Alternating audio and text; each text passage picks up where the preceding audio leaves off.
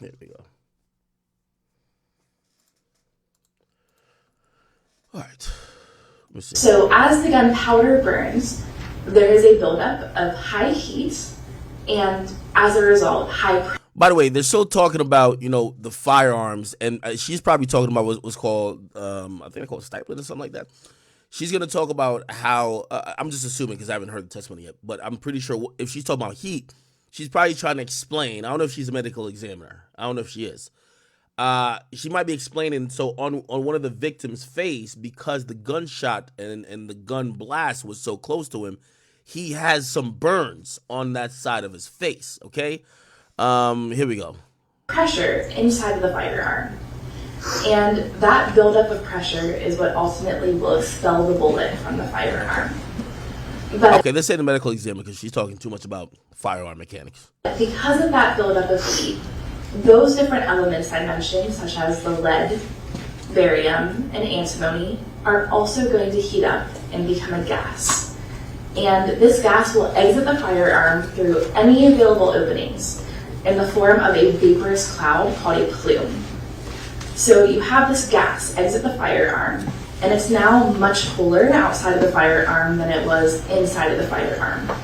So those different metals will cool down and combine together and form particles, and those particles will land on the area surrounding the discharge, and those are the particles that I am looking for in my analysis. And in general, how far is that gas traveling? It depends on the environmental conditions. Things like weather and airflow can play a role, but in static conditions, typically about 4 to 6 feet. Okay, and you mentioned the particles. What are the particles that are being produced by the discharge that you're looking for?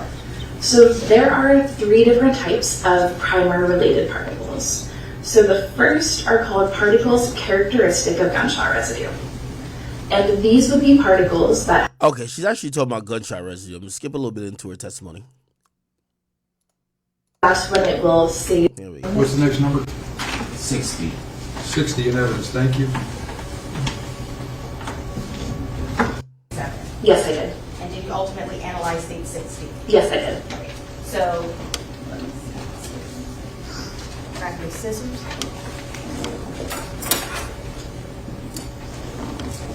Go ahead and open states 57. And I'm going to ask permission from the judge for you to step down.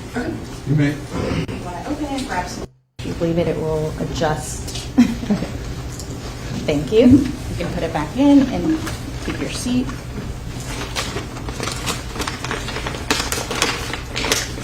Not too sure what that is. So while I still cannot call these particles gunshot residue, there was nothing about those particles. Okay, so they're arguing about was gunshot residue found on the hands of probably Bortland, and also was gunshot residue found on other people who were deceased in the car, clearly. Now, they didn't test Melly for that because Melly wasn't there. Also, here's the thing about gunshot residue. If anybody's been to the range, you probably know. If you go shoot a gun or you go to the shooting range, right? Somebody said, what's my record on guessing court cases? I don't know. You guys should know. But anyway, if you ever go to the range and shoot weapons, right? When you usually, if it's a shooting facility worth shit, when you go to the bathroom, they're going to have a different type of soap that they are going to tell you to wash your hands with. Now, you're not going to see really, most likely, visible things on your hands, but you do have these. It's kind of like almost an invisible powder of kind of. It's really the gunshot residue, which is a bunch of like powdery gas that kind of like your eyes probably don't pick up because it's kind of few and so small in between. Regardless, to get rid of it, you almost have to wash your hands with a different type of soap. If you don't, and you just wash your hands regularly, it'll stay on you, right? So that could stay on you. I don't know. I'm not an expert, even though I know a little bit. But I don't know how long it could possibly stay. But, for example, what Bortland did, he changed his shirt. He changed his clothes, right? He might have, I don't know if he had blood on him. Who knows? He changed his shirt, allegedly. Because he didn't use a specific product to get rid of the gunshot residue. Gunshot residue was found on him, right? So I guess they're questioning that. And also, you're probably going to see the prosecutor try to use this question to say, how does this gunpowder residue get emitted And if they were in a drive-by and a car is over there and a car shot at them, how far could that gunpowder go and get on the other guys, right? So it's going to create two scenarios. It's going to create, well, if y'all have gunpowder residue in this car, either the shooting only took place in this car or y'all shot back, but there's a gun fired in this car. Remember, this is where the two victims are, right? And I don't believe Bortland ever said to the police, we listened to the 40-minute interview recently, I don't think they said they fired any shots back. Also, you know, he pretty much clammed up and didn't say anything more. They didn't find any weapons, right? So they found no guns that could have done like say it was a shootout and they shot back. The gunpowder residue is going to prove that there is, you know what I mean? So that's why they have this expert on there to kind of give, you know, they got to bring experts in cases like this because it's such a technical case. They got to bring experts to give a crash course on all these things that you have to consider when making a decision. So the jury, they got to treat like little kids, like, right? So they're like, hey, listen, you know, experts would be like, well, if you have gunpowder residue in the car, y'all shot a gun in the car. However, they got to bring this expert in and literally break down what it means. Where does gunpowder residue come from? What's in it? Is it odorless? Is it colorless? You get what I mean? And that's why you have some of these experts who are trying to give a crash course to the jury, that the jury could make up an educated decision, right? That were unusual.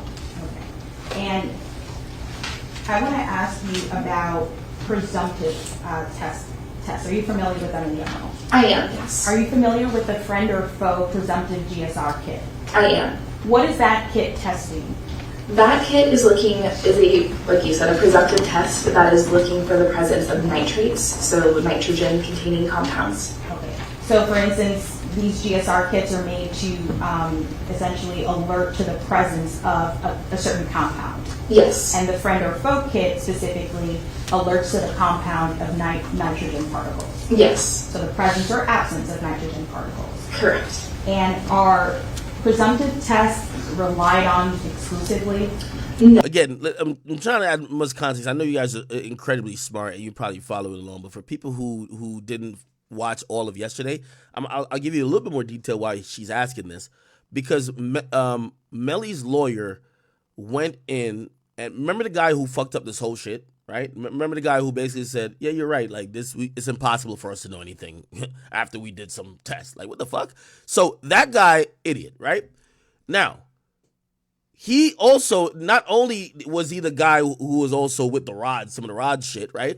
He also said he took a sample. He did an oral swab of Bortland's mouth, right? Which obviously could get DNA. And he said it wasn't a swab, but he went over the hands, which he did what's called a presumptive test for gunpowder residue, right? So basically, after Melly's lawyer just kind of made this nigga look like an idiot on one point, you have to almost like, this is like a chess game. You have to think the jury is saying that guy was an idiot on everything. So that's why this witness is to back up why a presumptive test on GSR is going to actually, you know, give a good reading, right? Give a good inclination that that person was around a weapon that got fired. So this is why this young woman is here, if you don't know. All right. No, they are just a screening. And by the way, I apologize if I'm like over explaining, because I know you guys are smart, and I'm just trying to make sure we're all on the same page, because like this isn't, you know, we care about this trial, but we're gonna see a lot of shit that's kind of boring. I'm gonna skip a little bit into it though. Let's see if we can get another topic. Here we go. You can only test what you're submitted, correct? Correct. Nothing further. One question. Yes. If I may. You were hired by the Miramar Police Department to perform this test then, correct? Yes, they're the ones that submitted the samples. Thank you. Anything else? No, Your Honor, nothing further. Is this witness excused? Yes, Your Honor. Thank you very much, madam. Can you step down your excuse? Okay, it looks like, let me see quickly. I got to point out some of the nuances I'm realizing. Yes, Your Honor. Is camera showing the Here we go. Also, if someone is in a hospital, residue. Okay, so it looked like the prosecutor basically gets the explanation out, right? What's GSR? What does it do? Blah, blah, blah. How could it get dispersed? How could you get rid of it? If it was found, how long before, or definitely before, Was that person around a gun being fired? What's the likelihood? They probably asked all that stuff. The defense attorney, like, again, you can't really argue, and this is why I think it's tough for Melly's defense team. You can't argue too much with science, right? Like, you're not going to reinvent the wheel to say the actual test of GSR is just bullshit. What you could get at, though, is how they administered it. Like, that's why they were talking about how many times you changed your glove. Did you do it right? Did you document it right? Did you, like, they're making sure that the police cross their T's, dot their I's. The last question, so it looked like, the defense did a really quick cross of this witness. But the last thing they asked them, which I don't know if you caught, he says, who hired you? He says, Miramar Police Department. Now, everything is building on each other, right? Again, this is like, it's kind of like poker a little bit, but it's like chess, right? Earlier in the case, they already put out that Miramar Police Department botched this entire investigation. Who cleaned it up and did another investigation was Broward Sheriff Office. So Broward Sheriff Office, they did a pretty good job. Miramar Police Department fucked it up. So the reason why, he's not going to argue about GSR and shit like that. He basically, like, he probably pointed out a few things. Is it normal that I would administer this with somebody in the hospital and then they might be a victim, blah, blah, blah. Then he said, who hired you again? You got hired by the people who fucked up this whole shit. You get what I mean? So it's just kind of creating that little seeds of doubt. You get what I mean? You're aware that GSR can be found on clothes, right? Yeah. Okay. The department is touching things. If it's laundered. If it's removed. Yes. Any activity can cause particles to be disrupted or removed. And you're an independent lab, correct? Yes, we are. You're not associated with Miramar Police Department. Correct, we are not. You're not associated with the Broward Sheriff's Office. We are not. So you can only test what you're submitted, correct? Correct. Nothing further. One question, if I may. You were hired by the Miramar Police Department to perform this test then, correct? Yes, they're the ones that submitted the samples. Thank you. Anything else? No, Your Honor, nothing further. Is this witness excused? Yes, Your Honor. Thank you very much, ma'am. Can you step down, you're excused.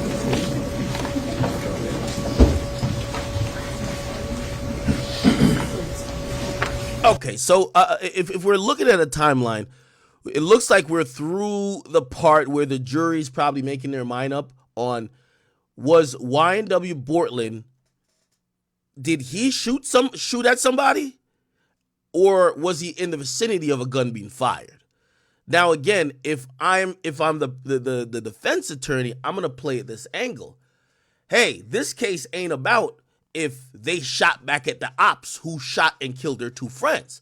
That's not what this case is about. So if you did find some gunpowder residue on it, maybe they shot back. It ain't my job to tell you if they did or not. You get what I mean? But I would assume he would try to play that angle, because otherwise the only other angle the jury's gonna take is, well, if there's two dead people in the car and there's guns fired in the car, somebody in the car killed the guy or killed the two guys, which at that point becomes either or. So, they want to keep it open, like this could be anything that happened, right? All right, let's move on to the next thing. All right, let's hear what this judge got to say. Record production from Snap Incorporated, which is... Ooh, okay, so here is the thing about Snapchat. Let's get into it. So now, by the way, I know some of y'all might be like, shut the fuck up. But again, this is I have to, the reason why I'm here is to fucking make this make a little sense, and that I'm not just skipping around.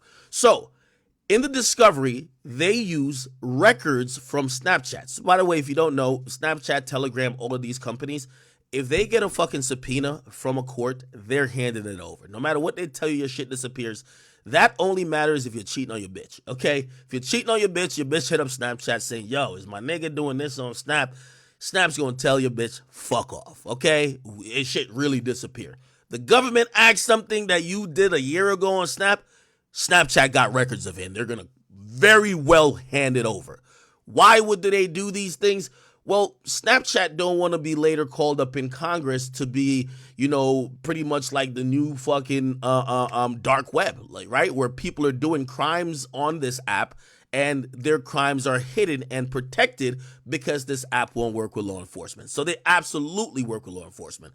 Facebook works with law enforcement within reason. I think one of these companies did notoriously go up against like the government or something about privacy, saying, hey, listen, if you don't have a legit if you don't have a legit reason or whatever to look at somebody's shit, we're not going to give you like unilateral access, which that's the thing in principle, right? If they don't have a warrant, the cop can't just walk in your house, right? Imagine the cop telling you that he should be able to be in your house all the time. So essentially, essentially, once they get a warrant, Snapchat's gonna fold. So this is like they're dealing with the judge about this evidence because they feel like Melly was running his mouth on Snapchat. That kind of made it look like he did it. Here we go. Which is the business that runs the social media app of Snapchat. The records are the records of Mr. Defendant Jamel Timmons. They are conversations. Oh, thank y'all for bringing that up. It was Apple. So the Apple thing was interesting. Apple, its company's proprietary thing is user encryption, device encryption, and yes, they do care about, people's private information. The reason why they really went to war a bit or put up a legal defense wasn't because they weren't trying to let the government into somebody's phone. The government basically said, you have to teach us how to get into your phones, or anytime we submit a thing, you got to be able to decrypt your phone, which, by the way, for them, that would be threatening their business, right? Because like they have a protected source code. They're not like Windows. Windows is more of an open source code. That's why you could do all type of shit. iOS, they don't do that, right? So they felt that, yeah, we don't give a fuck about this one person you're trying to get, but like if we allow this to happen, people gonna take everything that we think is proprietary and just rip it off because we're not opening up our shit. Now, these days, government don't like, they're not, by the way, Apple's, not net worth, but their valuation supersedes even what the current holdings of the U.S. Treasury is. Like, they're the fucking, like, they got money forever. So, essentially, the government gave up on that. And by the way, there's a historic case with it. Nowadays, if you get locked up, you get arrested, they have a subpoena for your phone, they no longer send it to Apple, okay? They don't need Apple anymore. They have these other companies that could extract data, right? There's a few of them. There's Cellbrite. There's they only work with law enforcement, though. So they work with law enforcement. But, and by the way, that's the same company that with that Young Thug case. Remember when they couldn't get a Young Thug phone at first? Later on they did. Anyway, let me get back to this. In statements that he makes, some of which reference this homicide and Portland Henry. And there's in specific comments from Mr. Timmons to an individual that's identified by a Snapchat name, and it's on there, DHAT is what it starts with, in which he says that Portland Henry did something very important for him. I'm paraphrasing from the language on that.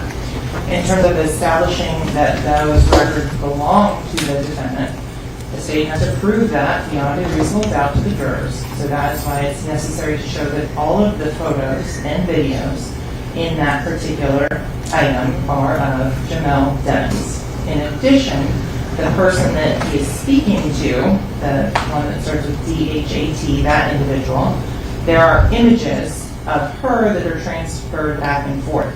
So that is identified as Mariah Hamilton. That is the defendant's girlfriend at the time. Oh, she was sending him some naked pictures, huh? She's also in some of the videos. And then there are videos that the defendant sends to her that in which he indicates you shouldn't be speaking on me, basically discouraging her from speaking with law enforcement. So regarding these videos, how long are they? How many? I mean, you sent me Yes, that's 3 pages listed. I don't know how long these take to take a look at. They're less than 30 seconds each, approximately. So let's Sure. put them in. The drive that is right there in here.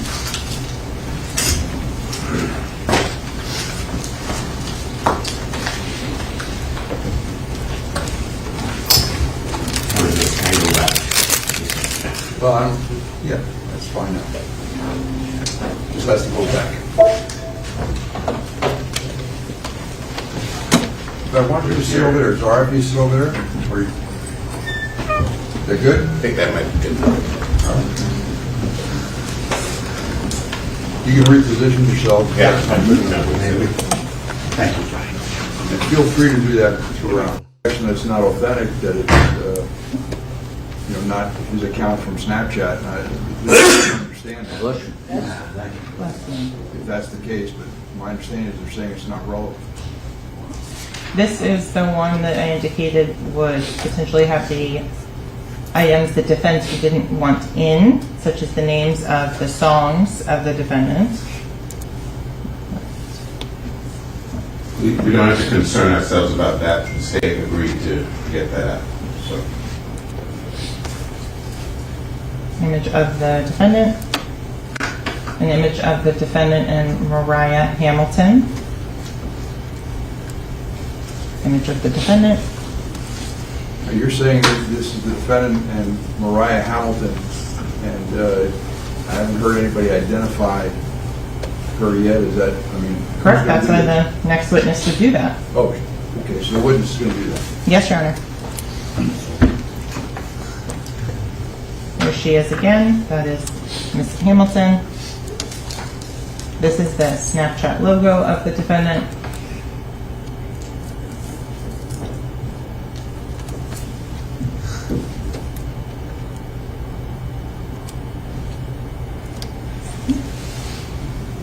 Moving on to the videos.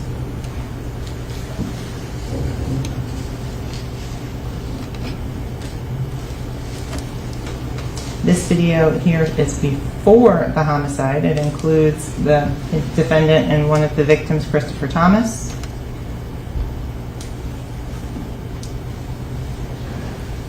So I see some people a little confused. They said, yo, what's the relevance of this? The relevance of this is they're trying to say this account belongs to Jamel Demons, aka YNW Melly. Why? I don't know if she made the point or y'all heard it, but she's gonna make a point to say she's again. You have to explain everything to the jury. Well, I don't think the jury's here at this point. I think that they're actually this might be a motion to see if this is admissible. I don't even know. Anyway, they're gonna make a point to say usually people when they have an account, they're going to have memories, and the memories are usually pictures of them that they put in their camera roll or they save. They're going to say in the memories or whatever, there's a bunch of pictures of YNW Melly. So it's Melly's account, right? They're also going to say there's messages between Melly and somebody else he was giving out the number to the phone that they were tracking on GPS positioning for the shooting, which they believe that was Melly's phone. So that's why they know when he called Fredo Bang to get picked up, where he got picked up from, where he went, and what time that was, right? So the Snapchat confirms a few things. They feel like it's a lightweight confession in what he's saying to his girlfriend, but also a guilty type of guy saying, don't speak on me to the cops, right? And then he essentially is saying, yo, Bortland, I owe this guy my life. Then it's the same phone number. So they're trying to connect dots. That's all this is.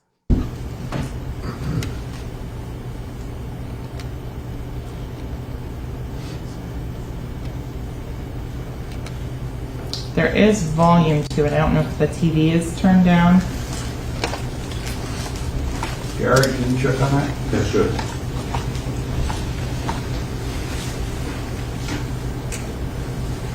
It's up. That's 63 or 62.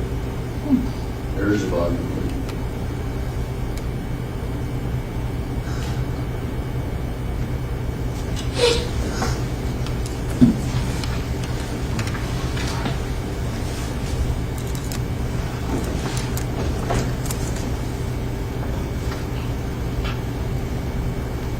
Okay, I'm gonna skip a little bit through it.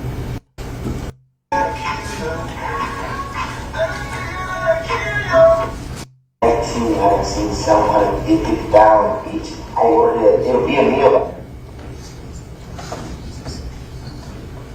Got me shit. It'll be a meal like that shit. You put said we'll get out. Dude. By the way, I don't know if you see the card that the defense attorney tried to play. The defense attorney say, why are y'all using the Snapchat stuff? It was already determined early on that they weren't going to use his lyrics. So some of the Snapchat shit, he's singing his own song. So basically, they can't really introduce Murder on My Mind at all, right? It was agreed upon that they're not going to do it, right? So because of that, anything, and obviously that's his hit song at the time, he's probably like, turning up to it, all type of shit. Anything with that, it's like, no go. You can't bring that shit in court. saying get off y'all ass, man. Okay. Fact. There was not a single video that you witnessed there that implicates in any way any fact and issue in this case. I want the court to be aware of what a Snapchat account is versus a video off of a phone. They're two different things. You can access that Snapchat account from your computer that's right before you. So a Snapchat account or any social media account is not particular to a device. This is contents from an account that exists in the cloud or on the platform of Snapchat and is not peculiar to a particular device. So it doesn't identify a device. It identifies a social media account. The notion that anything a defendant says can and will be used against him is an issue of hearsay. It's not a relevancy issue. None of those videos I haven't heard, and I think that probably we're putting cart before the horse by making me object to the relevance before she advances her theory of relevance. But the fact is, I ain't gonna lie, this black lawyer putting in his work. Nah, he putting in his work, gang. I'm gonna keep it a bean. You know, they got this white dude right here be like, yo, sit down, bro. Your turn ain't come yet. Let this man cook right now. Let him cook. unless I'm missing something, there is nothing there that concerns the events of October the 26th, 2018 in any way. As far as the messages are concerned, it's simple. Now we're talking about what's in writing, correct? What's in writing is essentially a dump from that account, a selective dump, I think from August the 3rd through some date in November. If the state is indicating that there are messages there that relate to the offense, then the state should isolate those messages and make its argument as to what the relevance of those statements is. But to suggest that you can just dump all statements that somebody makes since birth until the time of their trial, and because it's non-hearsay because it's a statement of the defendant. And by the way, these are exchanges, so a relevancy objection, a hearsay objection relates to the statements of the defendant, not the ones that are made back to him in any kind of conversational exchange. Those statements themselves are hearsay because they aren't statements of the defendant. And I'm making this argument assuming, because I'm dealing with relevancy now, assuming that those statements are indeed statements of the defendant. Cook. Which I'm not conceding. They have to have some relevance to this trial. And Basically clapping Shorty up, saying, hey, listen, man, we don't know, like, anybody could get on Snapchat, like anybody could use the app, not because there's pictures of him, he's popular anyway. How you know that was his account? Okay, even if it was his account, how you know it was his phone accessing it? Okay, even if that's the case, how do you know when he's saying something to a chick, they're talking about that instance? Because there's nothing, like, they're just trying to say, listen, admit everything. Be like, well, why y'all want to admit him just, like, looking at his girls? Like, why? There's nothing that's saying anything about the incident. I think he's cooking. facts and issue at this trial. There are some statements that I observed that seem to be some maybe terse or conversations between him and any person that might cast him in a poor light because of the manner in which he communicates. How is that relevant to this case. So relevance is number one. A statement has to be relevant. So each statement the state would have to establish the relevance of each statement in isolation prior to it being admitted into evidence. Saying these are all from his phone and therefore they're all his statements and this is a business record exception and therefore they get in doesn't cut it.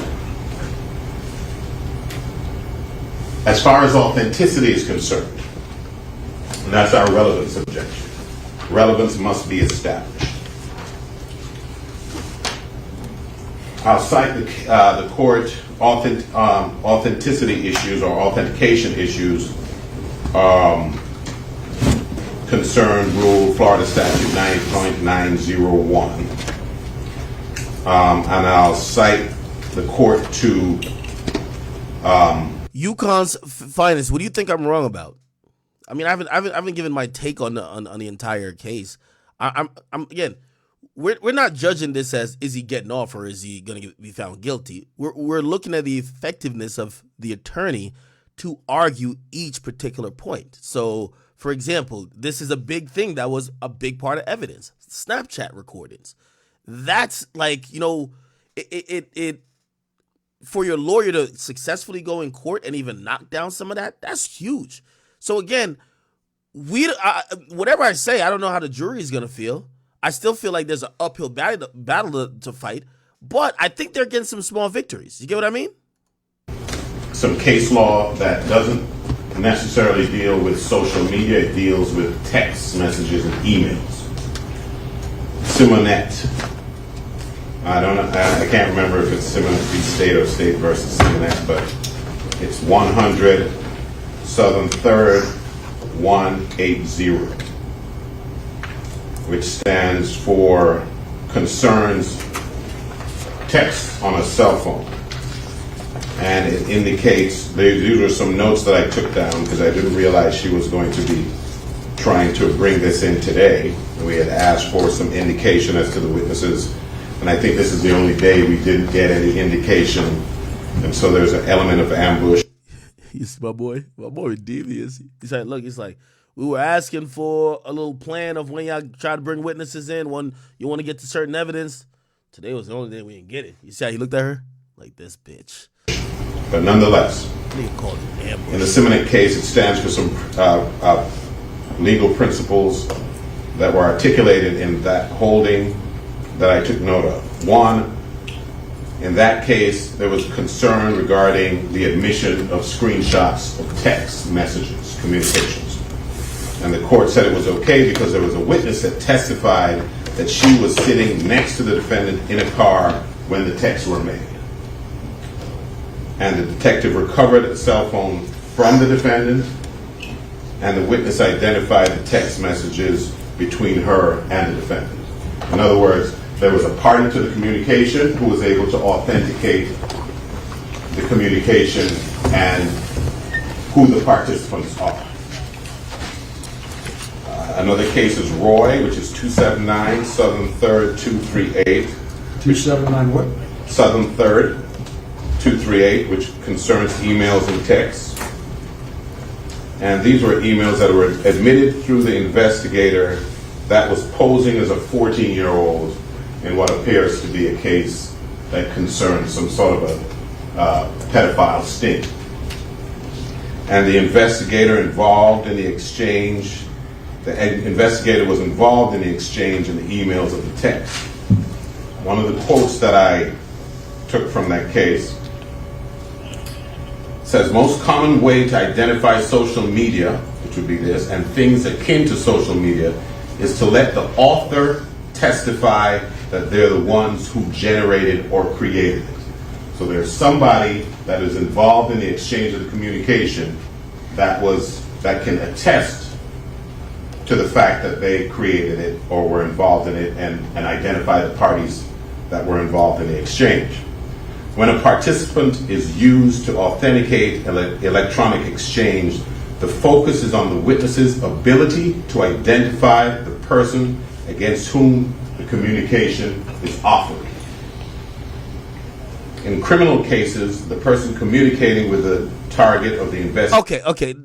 Yeah, I see some people trying to clarify because some people are confused. The reason he's bringing up old cases, so he's trying to say there's already a precedent. Law is basically, usually there are precedent cases that kind of usually set how other judges in the future will view the same event, right? So, for example, if I don't know, I don't want to make up some random shit, but if event A happened and got ruled on as inadmissible in a trial in 1970, if we're in 2023 and the law didn't change, the same ruling from 1970 about A, if A happens again, should be uniform. It should happen. You should rule the same way. So he's bringing up cases from the past to say, hey, when we have text messages and so forth, especially when y'all can't prove it was his phone, this and third, you never seen him send the message, usually you need the other person he's speaking to in these messages to try to authenticate some of the messages, this and third, and you need maybe somebody who could say they were whatever. So he's bringing these up from other cases, and he's trying to make his point because he's trying to get text messages and whatever communication Melly was doing thrown out. Investigation must be able to identify the target through some personal knowledge or experience. So this establishes that there has to be somebody who... Let me grab some water, by the way. ...who authenticates the participants in the exchange and must be able to identify the participants in the exchange. In the Roy case, the sergeant, who was posing as a 14-year-old, acknowledged that he had no idea who was on the other side of the emails and texts. Here we have nobody at all, let alone somebody whose knowledge is insufficient. This is just a PC affirm case. These opinions are, right? Am I reading this right? This is a PC affirm. That's in the concurring opinions or... The Roy versus case. I can print it out if you I'm reading it right now. I'm not sure what the court is... It's a PCA affirm. Meaning the language that I'm reading doesn't exist? It exists. I'm sure it's there. I didn't read the whole concurrence. It's okay, there, but it's a PCA affirm. Well, maybe I cited it incorrectly. I have. No, you cited it right. 279, Southern 3rd, 238. All right, go ahead. Okay, this is language I took from the cases themselves. I don't doubt it. It seems like it's all here. Okay. I'm not sure the significance of a PCA affirm meaning. That's not the opinion of the court. It's the opinion of one judge. That's what his concurrence was. His or her opinion, and there's another judge has a different concurring opinion. There's no specific majority opinion. I don't see one. The other concurring opinion says he'd reverse, but it's a PCA affirm. I'm not quite sure of the significance of that, but I'm sure the court has a message that's communicated. No evidence that the texts were recovered from a phone, A, belonging to, in the possession of, the appellant pursuant to a search warrant, is another quote. Further, in that case, the sergeant could not identify appellant as a person on the side of the emails or on the other side of the emails or texts. Lamb versus State, 246 Southern 2nd 400, a 4th DCA case in 2018. A quote that I took from that says, a case involving authentication of a Facebook video, or videos here, is also instructive. In that case, the 4th District recognized a distinction between authentication of a video recording and an audio recording. An audio recording would be more akin to a communication that you can't tell the identity of the communicators visually. The 4th District acknowledged its prior holding that authentication of an audio recording, quote, should be made by the technician who operated the recording device or a person with knowledge of the conversation that was recorded. Quoting Santana versus State 191 Southern 3rd 946, which is another 4th District case. So as far as authentication is concerned, Your Honor, and the PCA affirmed component, notwithstanding the articulation that is being made repeatedly by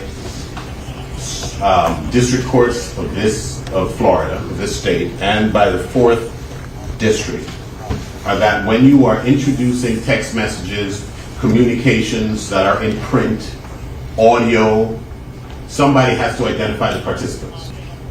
You can't just put them in and say, this is the guy who said it. You have to lay a predicate of authentication, which the state is not attempting to do. So as far as relevance is concerned, they have to establish relevance of each statement. They can't just say, here are all the communications he ever made, and notwithstanding who he's making them with, whose statements are themselves hearsay, because his statements are statements of the defendant and therefore not hearsay, non-hearsay by definition, they come in. They have to establish the relevance. So we object. One second.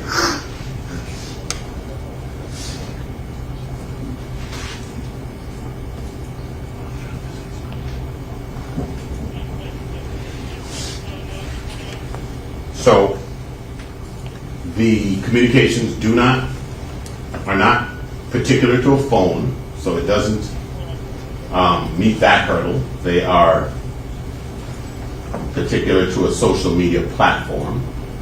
A social media platform that they have to establish belongs to the defendant, and I don't think they have said how they purport to do that. Even if they do that, the statements of anybody else in those exchanges is hearsay. Statements of the defendant are irrelevant, and the photographs and videos are also irrelevant and prejudicial pursuant to 90.403. Thank you, and I misspoke. There was one opinion, it's a PC affirmed on Benjamin v. State, or Benjamin D. Roy v. State, that you cited, 279 Southern 3rd, 238. It's a PC affirmed. There is a concurrence, and he would concur in part and would reverse in part. I misspoke. Oh, yeah, it's water. All right, so yes, counsel, you want to be heard? Yes, Your Honor. With regards to, and defense counsel already has the Lamb case, so I'll just provide a printed copy to Your Honor. Specifically, authentication for the purpose of admission is a relatively low threshold that only requires a prima facie showing that the proper evidence is authentic. I'm reading on the 9th page of notes 5 and 6. Your Honor. Lamb case goes on to state that authentication for the purpose of admission is the ultimate determination of authenticity of the evidence. Is a question for the fact finder. Evidence may be authenticated by appearance, content, substance, internal patterns, or other distinctive characteristics taken in conjunction with the circumstances. In addition, the evidence may be authenticated either by using extrinsic evidence or by showing that it meets the requirements for self-authentication. With regards to the evidence that's before Your Honor, the defense is not agreeing that it's his account. So then the burden is on the state to prove that it's his account. As such, the evidence itself shows that it's authentic as it is. By the way, if you guys are tuned in, we are going to take intermissions from time to time because this is very long and exhaustive, right? So at time when there's some relevant shit that pops up, we'll go to it for like less than 5 minutes. Then we'll come back here. Oh, I wanted to just touch on real quick.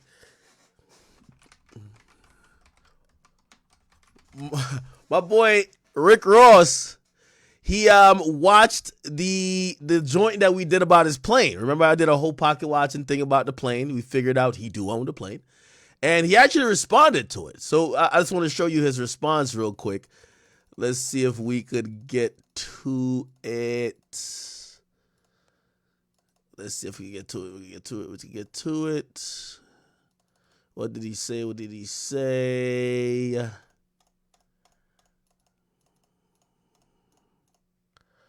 Is it here? No. Here we go. Damn, this nigga posts a lot of stories. Jesus Christ. Okay. One, and that's how you better move, and that's how you... Here we go.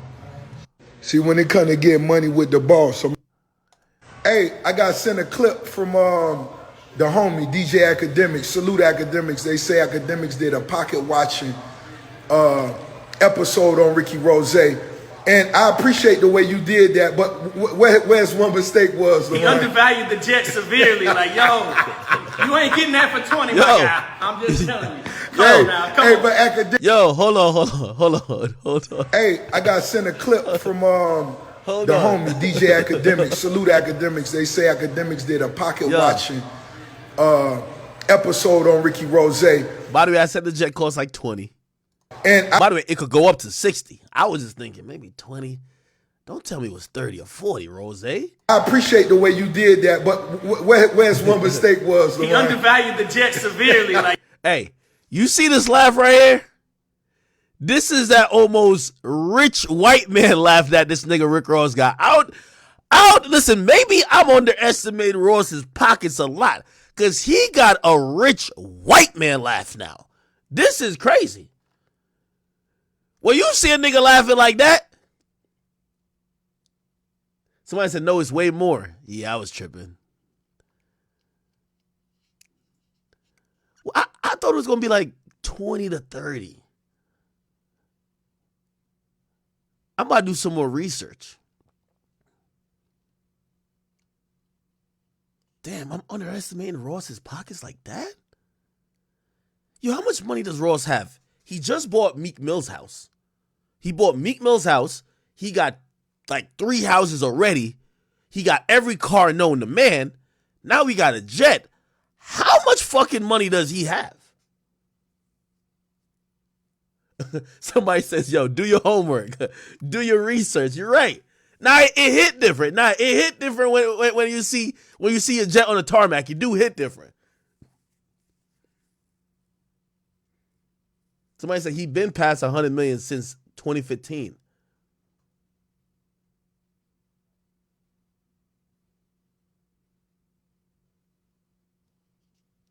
I think 30 million might be it. The jet costs like, look, so it's a G550. Let's get into that real quick. Gulfstream G550 jet cost. Now, look. No. Well, yeah, I think it advertised between, look, by the way, these are all pre-owned, right? Like, usually people don't buy new ones. You get what I mean? Like, okay, this is a good one.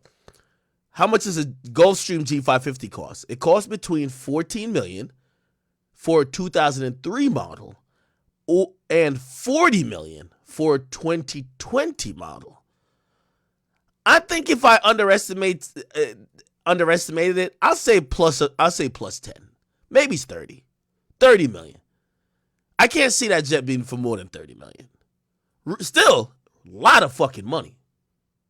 $30 million is a lot of fucking money.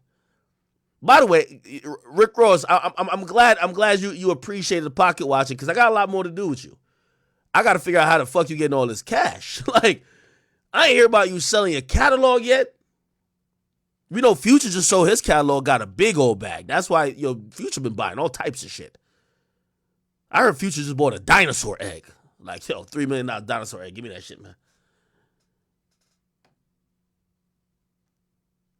I know Ross getting a lot of money from Slippery Slope, from Bel Air, from Wingstop, this and third, but damn, this is a lot of fucking cash. Maybe that's a Meek Mill checks. Meek Mill was going crazy at a point. $30 million? All right, anyway, let's get back to these. Yo, look at this laugh, man. Look at this laugh. Yo, Ross, I got to come to one of your car shows, gang. Yo, you ain't getting that for 20, my guy. I'm just telling you. Come on now. Come on. But Akademiks, I fuck with you. The streets fuck with you. And not only that, you use your platform to show youngsters how it really go down. And then you show my vibes love. So keep doing your thing. That's my boy right there. Love Rick Ross. I've grown to appreciate Rick Ross like so much over time, and I'm gonna tell you why. Like, again, I see like the ultimate hustler and entrepreneur, and there's a lot of hustlers and entrepreneurs in hip hop, but Rick Ross, every time I look at this nigga, he's always like, he's showing what, like, the word boss for him ain't just something that somebody call themselves. Like, he comes across like a true fucking boss. So, hope y'all don't think that's like dick sucking, but shit, I fuck with him. All right, anyway, back to the Melly case. Defendant in every single one of those videos. In terms of the contents of the defendant's statements, they are relevant. They go to the issue and fact of whether or not he committed these 2 homicides. The contents of the questions are important for giving context. An answer without any context doesn't give the fact finder, the jury, any way to meaningfully evaluate the statements. So based on the standard, which is low for authentication, the state has done that by the business record certification and the fact that the email address and everything else will be linked up in other witnesses as well, showing that that was the defendant's particular iCloud account that is the username. It's also important to note, Your Honor, that while the individual, that doesn't tie it to a specific device, it ties it to a specific individual because it's a unique logon and username and password, just like an email account, that it was used by this defendant. Thank you. Anything else, counsel? Yes, Your Honor. There are statements there that, in the conversations, that started on October 3rd. October 3rd, this incident occurred on the 26th. The state is making a blanket assertion that these statements go to demonstrate his complicity in these homicides. Each statement has to be identified and the argument has to be made as to each such statement by itself so the court can have a way of evaluating the purported relevance. They can't just say they're relevant to the homicide. That is insufficient.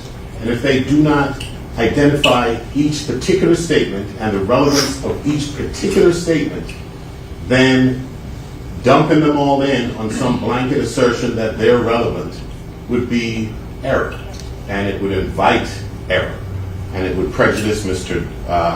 Demons irreparably. So, context for what? He's having an argument, a discussion with somebody on October 3rd. If they're saying that that constitutes some plan that establishes premeditation, then let them advance that argument. They have not referenced a single one of those conversations with specificity and advanced some argument that ties it to a fact and issue in this case. So I would say that on the relevance alone, the state fails to make a showing that would allow the court to even properly analyze the question and issue. Thank you. I'm going to defer ruling out.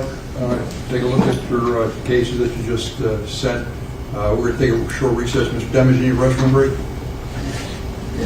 Yes? Can you arrange for a restroom break? All right, they take a break. Let's see when they come back. By the way, this is already passed, so we're kind of catching up, but we can skip all the breaks. I think this is where the judge is going to make his ruling on the Snapchat. I actually posted already, so I don't want to give away the spoiler, but... Firearm, 6 days before the homicide. Right. I don't see how that is relevant to anything, and I think... Okay, so here's the prosecutor trying to make that case. All right. So I'm not allowing that weapon. It's not. Oh, here we go. Read over a little bit more about Snapchat, and my thought is this: I understand this defense objection, not be admitting it, allowing the evidence to come in. However, there's a couple caveats. Number one is one of the videos I saw has a gun in it. This is all. Shows access to the murder of firearm 6 days before the homicide. Right. I don't see how that is relevant to anything, and I think it's more prejudicial and probative, and it shouldn't be there. All right? So I'm not allowing that weapon. Wow, that's kind of big. By the way, Melly got to thank God in certain respects. Well, it's kind of weird, right? Because being in Florida, when you commit a crime, they try to go for the neck. That's why the death penalty don't exist in many states, but it does in Florida. But certain type of evidences, like for example, if you're in New Jersey, New York, and you were posting up guns, like for example, K Flock posting guns, that's absolutely in his case file. That's absolutely used as evidence. In Florida, guns are legal. Like, you know what I mean? It's like, yo, so what, he had a gun? That's basically what the judge is saying. Yeah, why would I allow, is that the gun that killed the nigga? If it ain't the gun that killed the dude, why does it matter if he had a gun in his hand? You get what I mean? If he want to get his John Morant on, he could get his John Morant on. This is Florida, baby. You feel me? It's not like you had something, 15 minutes or a half hour before the incident in question. I'm not letting somebody in with a gun, days before. That's number one. Number two, I know there's been no argument that 403 analysis, but I don't see how any of the pictures and the videos with all the flash and the cash and all that really has anything to do with anything. I want all those out. I'm not admitting those. All right? So the videos of him in the bathroom with the stack of cash. Anything where he's flashing all the cash, I don't see how any of those things are relevant. They're more prejudicial and probative. Yo, look at his face. He's like, got you, bitch. Probative. I'm not letting it. Let that nigga flex if he want, man. Permission is I will pull them up here and verify them, because then I'd be changing the business records on that. So, but that's important with your honors roll.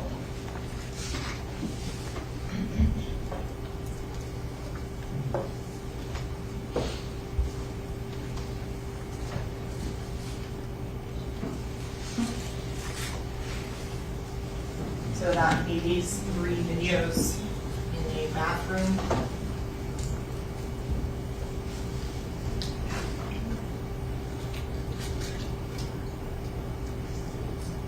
Just with regards to this particular video,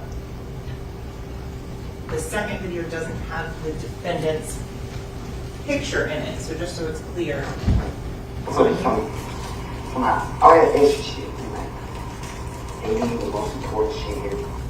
and so, Your Honor, what I would suggest is that I can modify that video to take out the part where the gun is there, and then, so it would just go from there and then excise the portion where the gun is shown, because that is showing who is speaking. Bitch, take the whole thing out. Showing who is then showing the driver's license. It's fine.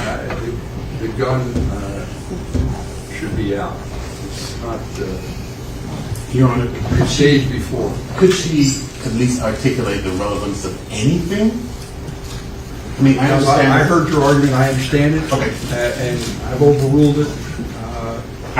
It is overruled. Overruled. The only thing I'm doing is on 403 analysis saying that you can't, I don't see the relevance, I don't see the probative value of the gun and the cash being outweighed. Okay, so nothing with guns and cash gonna be showed. Let's keep hearing some more. Then that statement should come in, and if those statements are isolated, then the defense would be in a position to determine whether or not they're going to take the position that it is not his Snapchat account, and do a 403 analysis of our own. So if they're saying there are 3 statements in there that constitute admissions, fine.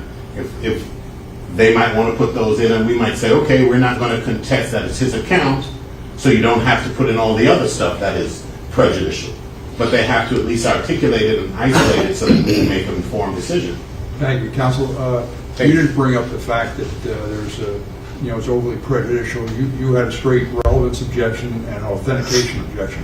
I've overruled those objections. When I looked at the video, I said, nobody else, I said, I think that's too prejudicial, not probative of anything, the picture of him with the gun, and I want it out of there.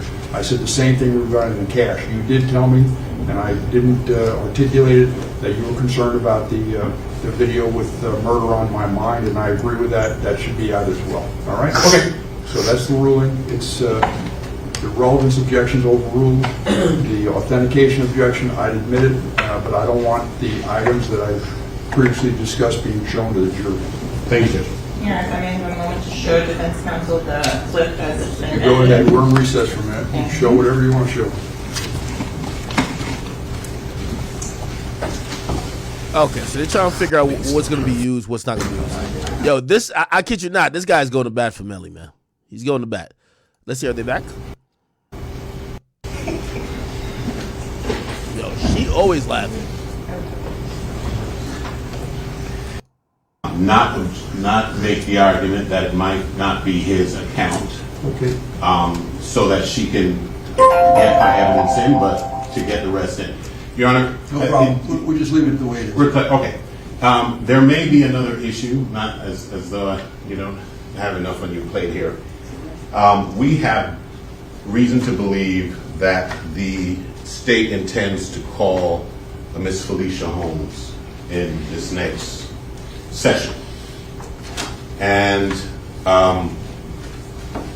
there is the law in this jurisdiction and in this state is that a witness shall not be called merely to be impeached.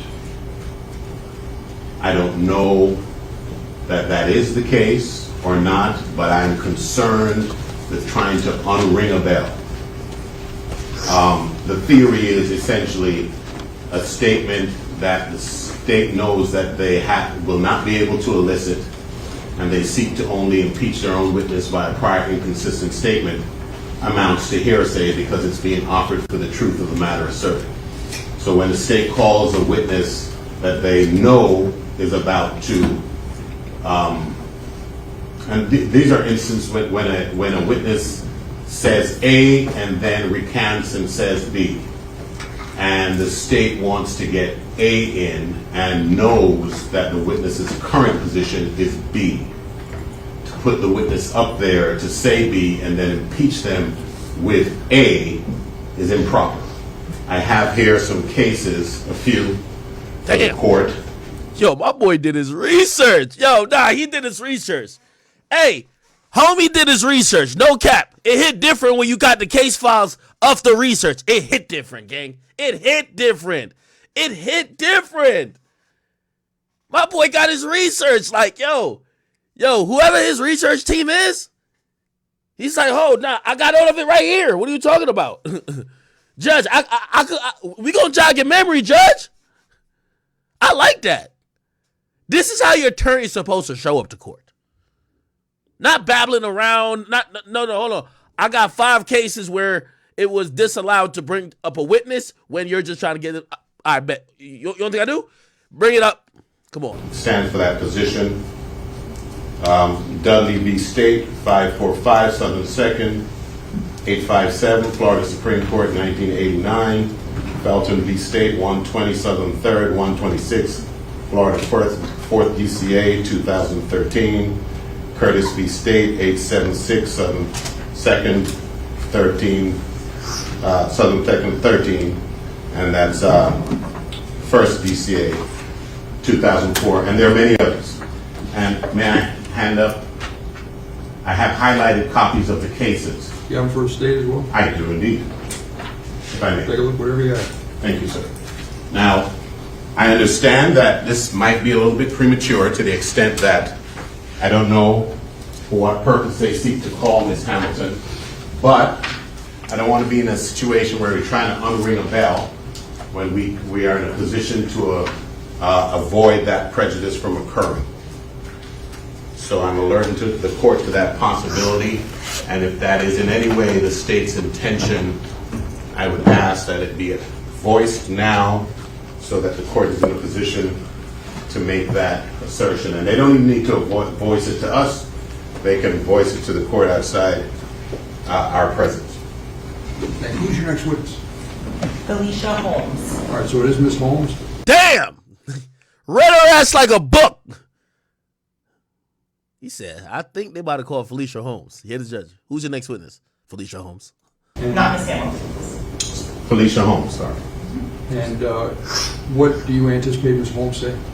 Judge, I believe she will testify consistently with her previous statement that she gave in 2018.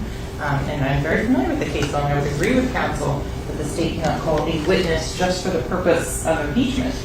However, I'd also direct Your Honor's attention to 90-803 subsection 5, past recollection reported, in which a witness who no longer has a memory of an event but has previously given a memorandum or record as to what happened, they may testify as to lay a predicate as to that, and then that memorandum or record could be read into the record in support thereof.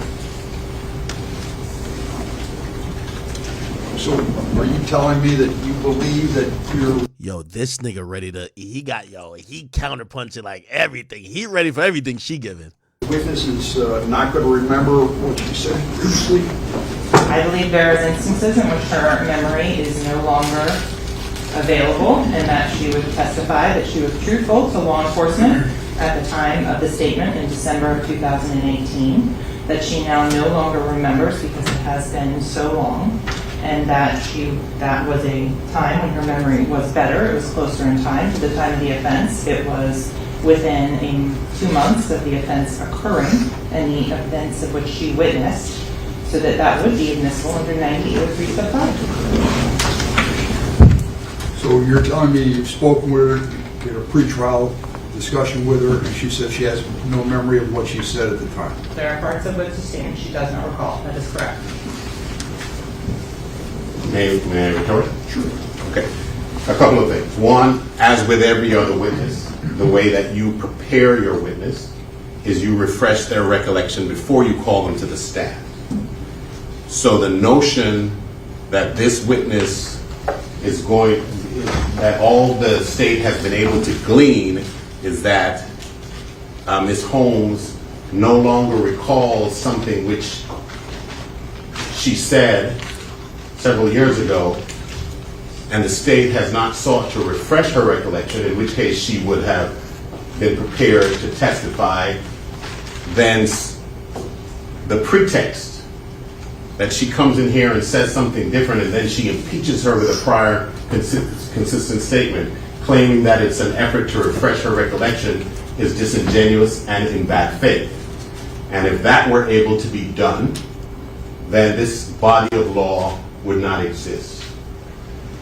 We also took her deposition, Ms. Holmes, on December 14th of 2022. No, that's not it. Much more recent than that, no? 22. Yeah. December 2022, in which Ms. Holmes receded from the statements to which the state refers firmly and unequivocally. And the state is therefore, I think the language used in a lot of the cases that I have cited and in a lot of cases on the subject is the state needs to be surprised during the course of its examination at the contents of the statement in order to thereafter impeach their own witness. This notion that, oh yeah, well, she forgot, and while we talked to her, we learned that she forgot, and instead of refreshing her recollection, as we did with every other witness that we put forth prior to in preparation for her testimony, we're going to wait and do it on the stand by impeaching her with a prior and consistent statement it's a pretext, it's in bad faith, and it's improper. It's prejudicial, and it should not be permitted. Essentially, it amounts to hearsay because it's a prior and consistent statement. I ain't gonna lie.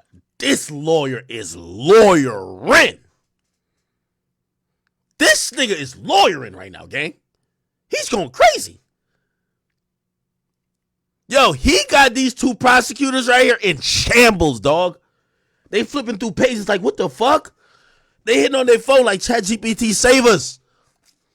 Or an out-of-court statement that is going to be used to prove the truth of the matter asserted, which is different from impeachment, where it's not used to prove the matter asserted, it's just introduced to prove that you said something different at a different time. I think these cases are clear.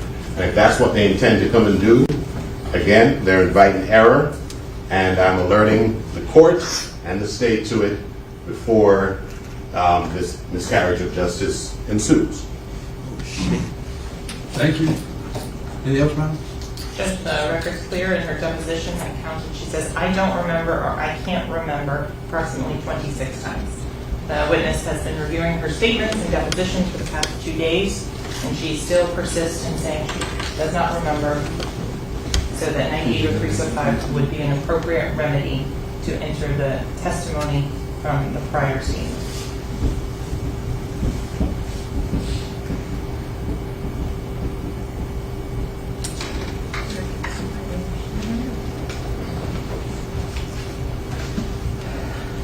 By the way, Your Honor, I've highlighted those cases for ease of reference.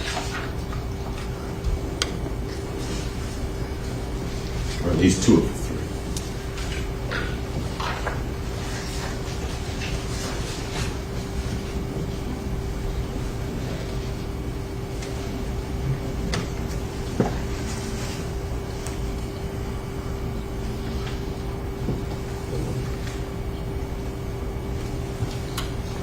And what's her statement, counsel?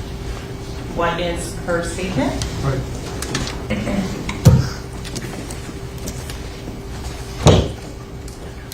This was previously provided to defense counsel. Oh, just give me a synopsis. Yes, What is it that you want, or what you believe she's going to testify to, or if she doesn't remember, what you are going to try to refresh her recollection with?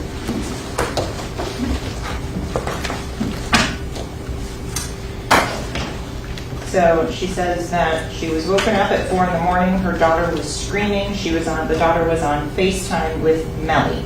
Mr. Dimmons then says he was saying that he, meaning Mr. Dimmons, was saying that someone just shot the car up and was trying to shoot them. He then said there's like a car coming behind them and he's hiding. So then she asks Mr. Dimmons, "Are you okay?" His response was, "I'm okay." She then asks him where are Sack and Juvie, the common nicknames of the 2 victims, and he said, "I don't know if they're in the car. I think they're dead." So she then says, "You think they're dead?" She then goes through and describes her actions and conduct. She said that she called his mother, Jamie. Oh, I wouldn't go into the contents of that conversation because that would be hearsay. She then describes what she sees, which was her daughter on the phone on FaceTime with Mr. Dimmons. She then says that she's going to come down, and then she describes her actions, that she hopped in the car and came down to South Florida. She said that at that point she asked and called Mr. Dimmons again, spoke with him and said I'm at my friend Fredo's house. Fredo picked me up, so we went to Fredo's house. Then she describes that Fredo lives over in the same neighborhood that Melly lives in, and that she went in through another gate from the same neighborhood on that one. She then says later, shortly thereafter in her statement, when they get to Fredo's house, that Melly comes out and he takes Mariah and they go upstairs at Fredo's house. Then she also goes through and indicates that after this incident, that Mariah, her daughter, Mr. Dimmons, Cortland Henry, and Cortland Henry's girlfriend are living together in a condo in Miami. She's going to testify that she didn't, and the statement also says that she didn't see any blood or anything on his clothes or anything like that. The question is asked then about her being FaceTimed, meaning Mariah Hamilton, the daughter of Felicia Holmes, FaceTimed, and her answer at that point was, he FaceTimed my daughter from the 772 number. So then she continues on, unless he got rid of that phone. He FaceTimed my daughter that morning at 4 in the morning, yeah. Then she's asked, what's her daughter's number? And she gives her daughter's phone number at that time, 321-506-1313. Then it continues on, and so the law enforcement officer asks and says, I have his phone records, meaning that of Mr. Dimmons, and he never called, there was never. Then she identifies the phone number as, you have the 772-713-9807 number. She then continues on, he called and FaceTimed with, I talked to him on FaceTime. Then there's another incident. I don't know if potentially this could be possibly admissible, depending on the testimony. She says that they told me there were other guys in the studio, and he was saying that the other guys got mad, but they never said who was at the studio. But you're telling me, counsel, that you spoke with the witness prior to, and the witness is not saying she didn't say X, Y, and Z. She's saying she doesn't remember. Correct. The incident. In the presence of the witness and her attorney. Thank you. Your Honor, before I address the specifics there, I just want to put into the record some of the language that I think is most pertinent in the Curtis case, 876 Southern 2nd 113, which is a First District case in 2004. This is the language. It says, Florida allows litigants to impeach their own witnesses, but that does not necessarily resolve the constitutional problem identified in Chambers, which is another case that's referenced. Although a witness may be impeached in Florida by any party, including the party calling the witness pursuant to Section 90.608 Florida statute, it is still improper under Florida law for a party to call a witness merely as a device to place the impeaching testimony before the jury. That is Curtis. In the Florida Supreme Court of Dudley, the language that we're relying on, the case says, one major issue requiring our consideration concerns the calling of Robert Bennett as a court witness and the presentation by the state of his prior inconsistent statement as substantive evidence. There's language further down. It says, in a similar situation, the First District Court of Appeals in Austin v. State, 461 Southern 2nd 1380, Florida, 1st District, 1984, found that although a witness's hostility towards the parties may... So people are telling me that this lawyer is Jamaican. You know, as Jamaican, we be handling everything, huh? Fastest runner, best streamer, best lawyer. Come on, man. Best musicians. Come on, man. Justify the trial court's exercise of discretion in calling the witness as a court witness, to call a witness only to elicit prior unsworn statements for the purpose of proving the truth of the prior statement is error. The district court stated, under the circumstances of this case, it was impermissible to use the expedient of calling the witness as a court witness under Section 90.615 for the purpose of eliciting his prior inconsistent statement, either for impeachment purposes or as substantive evidence. To conclude otherwise would... Yo, look at Melly's face the whole time while he's watching this nigga read it. He's like, yo, this nigga right now, he's putting the work right now for me. Permit indirectly that which may not be done directly. Further language from that case says the fact that a witness may be hostile or unwilling does not mean that he is adverse. In order to be regarded as adverse under this section, the witness must give testimony prejudicial to the cause of the party calling it. So if you know that's what's coming in to begin with, there is no surprise.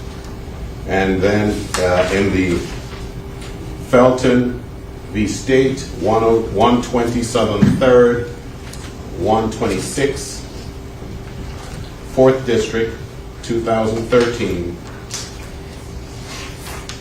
the language that we're relying on, it says, in Ruff v. State, 31, Southern 3rd, 833, Florida, 4th DCA, 2010, this court explained, our Supreme Court recognized that consistent with federal precedent, a risk of abuse occurs when a prosecutor calls a witness who has previously given a statement implicating the defendant, but who has since repudiated that statement.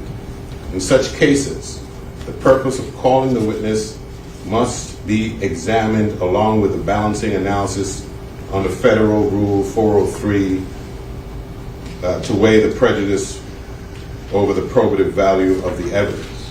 Generally, however, if a party, and that's citing to Morton v. State, 689, Southern 2nd, 259, Florida, 1997, that was receded from on other grounds. Generally, however, if a party knowingly calls a witness for the primary purpose of introducing a prior statement which otherwise would be inadmissible, impeachment should ordinarily be excluded. That is exactly what is taking place here. There's no failure of recollection. If the state, first of all, if somebody gets a call at 4 a.m. concerning a murder that occurred, you don't forget it. This notion that she forgot and she is now going to refresh her recollection by reading a statement into evidence that is impermissible, hearsay, is a pretext, and it is a 403 violation, and it is a violation of well-established law in this state that I've just articulated. And if the state was unable to refresh her recollection of such a significant event during preparation, the notion that she is now just going to read the statement into evidence on some pretext is a miscarriage of justice. If she has a witness, she has a witness. If she doesn't, then she knows. Hey, let me tell you this. Yo, Tory, I hope your lawyer taking note. This is how you're supposed to fight tooth and nail, not to get contradicting statements happening in court. You feel me? There's no fucking way on planet Earth y'all should have let Kelsey's 1 hour, actually 80-minute interview play after she took the stand saying, they coerced me, I didn't mean none of that shit, and really I don't remember what happened. Y'all should have fought like how this nigga's fighting. And by the way, the evidence that he's fighting to make sure, or the person that's about to take the stand that he's fighting to make sure don't say nothing crazy, don't even know nothing crazy. But fuck it. This is a trial, nigga. You get yo, listen, this is what you got. I fuck with this defense attorney because he's not, you get him an inch, they take a mile. You can't let him get nothing. Oh, whoa. Nah. You're just bringing her up there. She already said she don't remember. Now you're trying to get her impeached. No, we ain't gonna do that. I like how he's fighting with everything. This nigga is the petty king. We Jamaicans, we are petty. You feel me? I like this. She doesn't. Calling the witness to impeach them by essentially introducing hearsay testimony is improper. The deposition that we took made clear that she she was receding from the statements that she made, and she gave explanations for why she made statements that she made. This is not a situation of failing recollection. This is a situation where they're trying to put in impermissible evidence under a pretext. And we object. All right, anything else? Madam State? No, Your Honor. So we're going to bring the party in. We're going to see where it goes. All right, I understand what the objection is. God bless. I understand what the objection is. We'll see where it goes. All right. All right, let's bring the jury in. Jury's come back in. Self, who is a party to Authenticated. Now, I understand the state is saying that there are certain conversations which were a group conversation between Mr. Demons, Ms. Holmes, and Ms. Hamilton. correct. Are all of those, do all of the conversations in that exhibit fit that description? No, she's also identifying her daughter's phone number in this other one. Identifying her daughter's phone number, Your Honor, doesn't identify the participants of a conversation. And so here are the other ones in which, for example, there is other participants in which her daughter's phone number is included with the defendant, the 9807 phone number, the manager's phone number, the little brother's phone number, the phone number of Miss Janie King is out there. Then there's the phone number down here as part of the third part, where it is the defendant's phone number, Miss Hamilton, and Miss Holmes that are all listed on there. And the state has not articulated a relevance of even establishing Ms. Holmes or Ms. Hamilton's phone number. For what purpose? I think I heard the state indicate a little while ago that there was no record, according to the detective, of this alleged phone call So it's not as though they're going to say, see, here's a phone call between this number and that, because they don't have a record of it. So establishing the phone number, for what purpose? They might as well establish my phone number. What does it matter? If it can't be tied up, or if it's not going to be tied up to some other record that they have. Saying that we want to put it in to show her phone number. Show her phone number for what? What does Ms. Hamilton's phone number have to do with anything? They can proffer it, but they have not yet articulated it. And there's several phone conversations there that do not involve the witness they're about to call, and for those phone conversations to come in through that witness is just improper. How does she even lay the predicate to that? Yes, ma'am. I don't know what you're trying to do. So in terms of authenticating the phone numbers and Damn, this nigga cooking, bro. This nigga cooking oxtail, cold foot, ackee sawfish. Oh man, this nigga's cooking, bro. laying the foundation for when these come in later on. I don't intend to publish these at this point. This is a predicate question that has to be established by this witness to show the phone numbers, the participants, the identity of those individuals, and some of the items in them. When you say participants, Correct. does she know who the participants are? She's a party to this? She is. She is one of the parties. For example, one of the specific items that's talked about is the defendant killed a pet. It was a snake that died. She knows and knows who had that snake, the circumstances of how it was killed, so she can authenticate based on the content who was on. Yo, this nigga gets up every 20 seconds, man. I like this lawyer, man. Yo, when you fight for your life, you want a nigga like this, man. I need my lawyer up there, objection to everything. This bitch is crazy. Fuck what she saying, all right? He be saying it in a nice, eloquent way. And he takes his time with his words. But he basically said, fuck what this hoe talking about. This what we finna talk about right now. On the other side, who was using that phone. The point of contention is who had the 772-713-9807 phone number at the time of the homicide. Okay, thank you. All right, so we're going to just see where it goes. You make whatever. He basically said, I ain't got that number. Objection, you think are appropriate, counsel. Okay, sir. Thank I'm you. sorry, something funny? Pardon me? Something funny? Not at your ruling. Your Honor, I mean no disrespect to you. All right. And Let's bring the jury. I hope you don't get that impression. Let's bring the jury. Thank you. What was the rule? 713-9807 phone number at the time of the homicide. Okay, thank you. All right, so we're going to just see where it goes. You make whatever objection you think are appropriate, counsel. Okay, sir. Thank I'm you. sorry, something funny? Pardon me? Something funny? Not at your ruling. Your Honor, I mean no disrespect to you. All right. And Let's bring the jury. I hope you don't get that impression. Let's bring the jury. Thank you.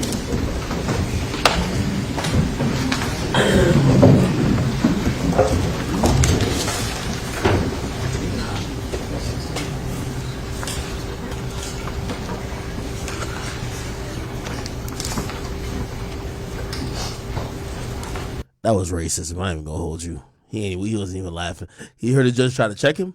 Nigga did something funny. The judge tried to check him real quick. You see that? I'm gonna call it racism. Yeah, racism.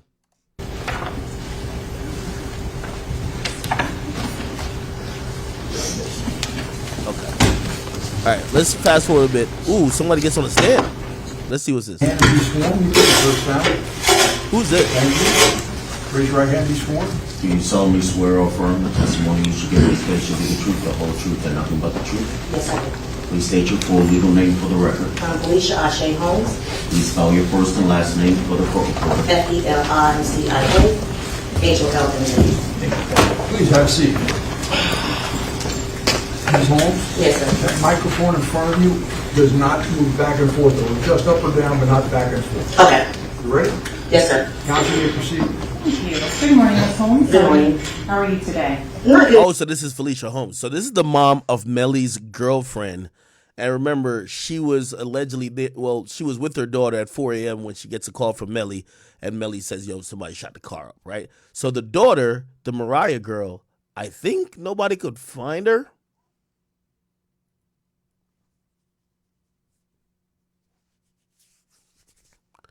But the mom is here, okay?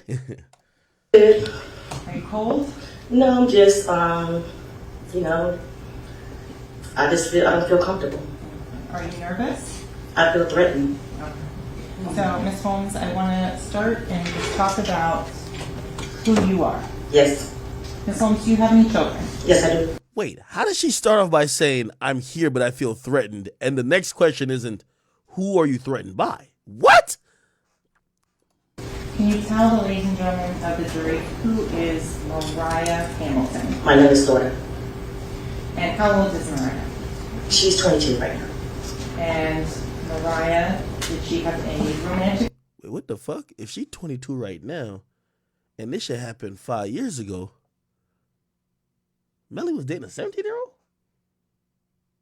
How old was Melly 5 years ago? Well, he's like 24 now. He was 5 years ago. He was 19. Let me just move the fuck on. Relationship with someone named Jamel Simmons, also known as YNW Melly. Yes, she did. When was she involved in that romantic relationship with Melly? I think it may be about 2016 or so till maybe 2019, 20. Okay. Did you have the opportunity to meet Mr. Simmons? Yes, I did. What did you refer to him as? I call him Jamel Melly. Do you see him here in the courtroom? Yes, I do. Where is he? He's right here.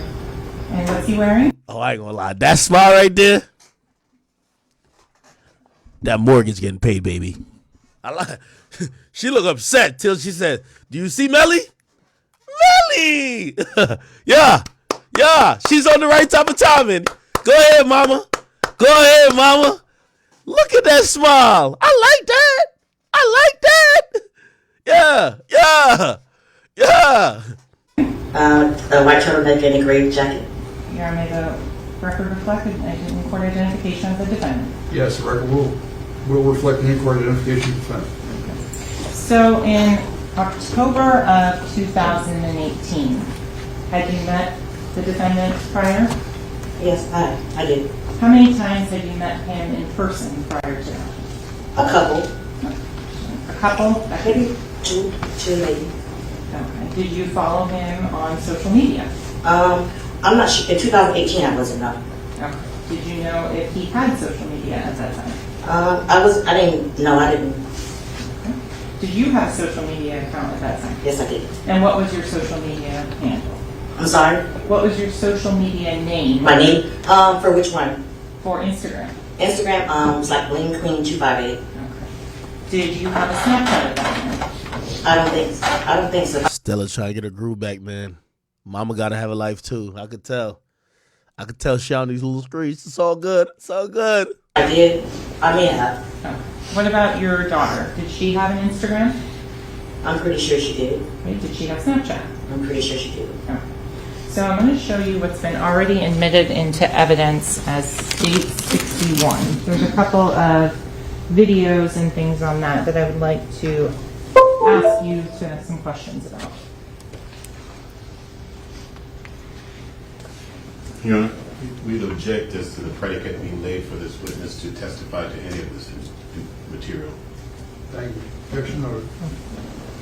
So I'm showing you what is titled Memories 2018 October 9th 4:58 UTC, Melly, Montana. Can you see that picture there on your screen? Yes, I can. Okay. Who is the female over there? That's my daughter. And which daughter is that? Mariah. Okay. Who else is in that photograph with her? That's Chanel. I want to go here to this image. This is 2018, November 11th, 23:50. She got some nice teeth. I like that. Some nice teeth. 23:26 UTC. Again, Melly. Hey, is this Drew filmed it in the back right here? That's Drew filmed it. If Drew didn't film it, then they filmed right. Montana. Who is pictured in this photograph? My daughter Mariah. Do you recognize the individual in the back? No. Prior to... Did I just identify it for the court? Holy, my bad. Coming into court yesterday, were you shown two photographs of the alleged victims in this case? Yes, I was. Were you able to identify them? No, I was not. In terms of your relationship with Anthony Williams and Chris Thomas, how many times have you met them? Maybe Stack maybe twice. Judy maybe once. And do you know them by their real names? No, I don't. How did you refer to them? Stack and Judy. Stack and Judy. So I want to go forward to some of the videos in this particular exhibit, specifically Memories 2018, October 18th to 1749 UTC. Start with this one. I'm going to... All that extra shit, and like, they leave the most important shit here. So the image that is shown there, do you recognize the person in that driver's license? It's blurry. Okay. I'm going to show you another video, the next one The most here. important shit here. Like, get right there, like, you know you come back. Whose driver's license is that? That's my daughter. The conversations and things that on there, do you recognize the voice? I didn't really listen. I mean, you have to play it again. Sure.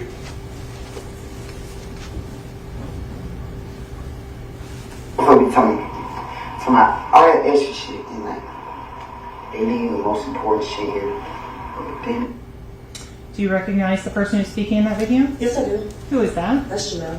Okay.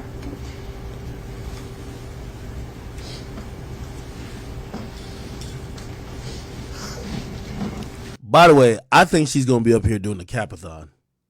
I ain't hear it start yet, so I'm wondering when it's going to start. So I want to go back to October 26th of 2018. Where were you living? I was living in Cocoa. And my geography is terrible, I think.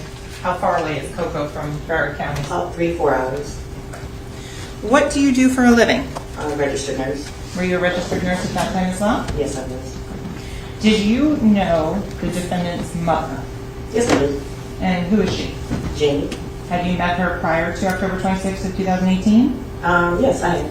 Have you communicated with her? Yes, I did. Did you have a phone number for her? I'm pretty sure I probably did. I'm not asking you to. I don't know if I did or not. I can't remember. Okay. So I want to go forward on October 26th of 2018 and talk about that early morning hours. Did you receive Time to cap. a phone call or FaceTime video call in which the defendant was a participant? I did overhear. I'm not quite sure exactly the context of the call, but I did overhear the phone call. Okay. Tell the ladies and gentlemen of the jury what woke you up that morning. Just hearing my daughter's voice. Okay. What was what was the tone of her voice without saying what she said? I don't remember. I don't remember. Okay. Do you remember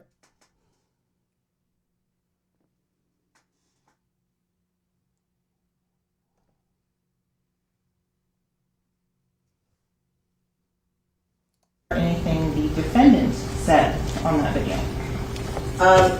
Not verbatim, no, I don't. Okay. Did you have an opportunity to read the statement you gave in 2018? I read the statement. Okay. Was it? I don't recall. I don't remember anything from that statement, but I do remember my deposition from December. That mortgage payment hitting. I don't remember nothing from back then that y'all try to use to put Melly in jail. But I do remember me trying to keep him out of jail when I gave that deposition to his defense team in December, nigga. So let's talk about what I said in December, not what I said back then. Let's talk about December, not back in 2018. The Capathon has started. Let's see how she plays. I think she's going to do a good job. You got to cap it out. 22. So the deposition, that would have been 6 months ago? Yes. Okay. I want to go, and when you spoke, you remember speaking with law enforcement in December of 2018? I remember speaking with them, but I don't remember what they look like. I don't remember their names, but I do remember talking to someone. Okay, so Ms. Holmes, I want to ask you, were you honest and truthful with law enforcement when you spoke with them? I would hope so. I mean, it was 2018. I went through a lot during that year, so I'm not sure where my mindset was at that time. Did you lie to law enforcement? I would hope not. I don't remember what I said back. It was like 5 years ago. Perfect. Hey, let me tell you how this probably played out, hypothetically.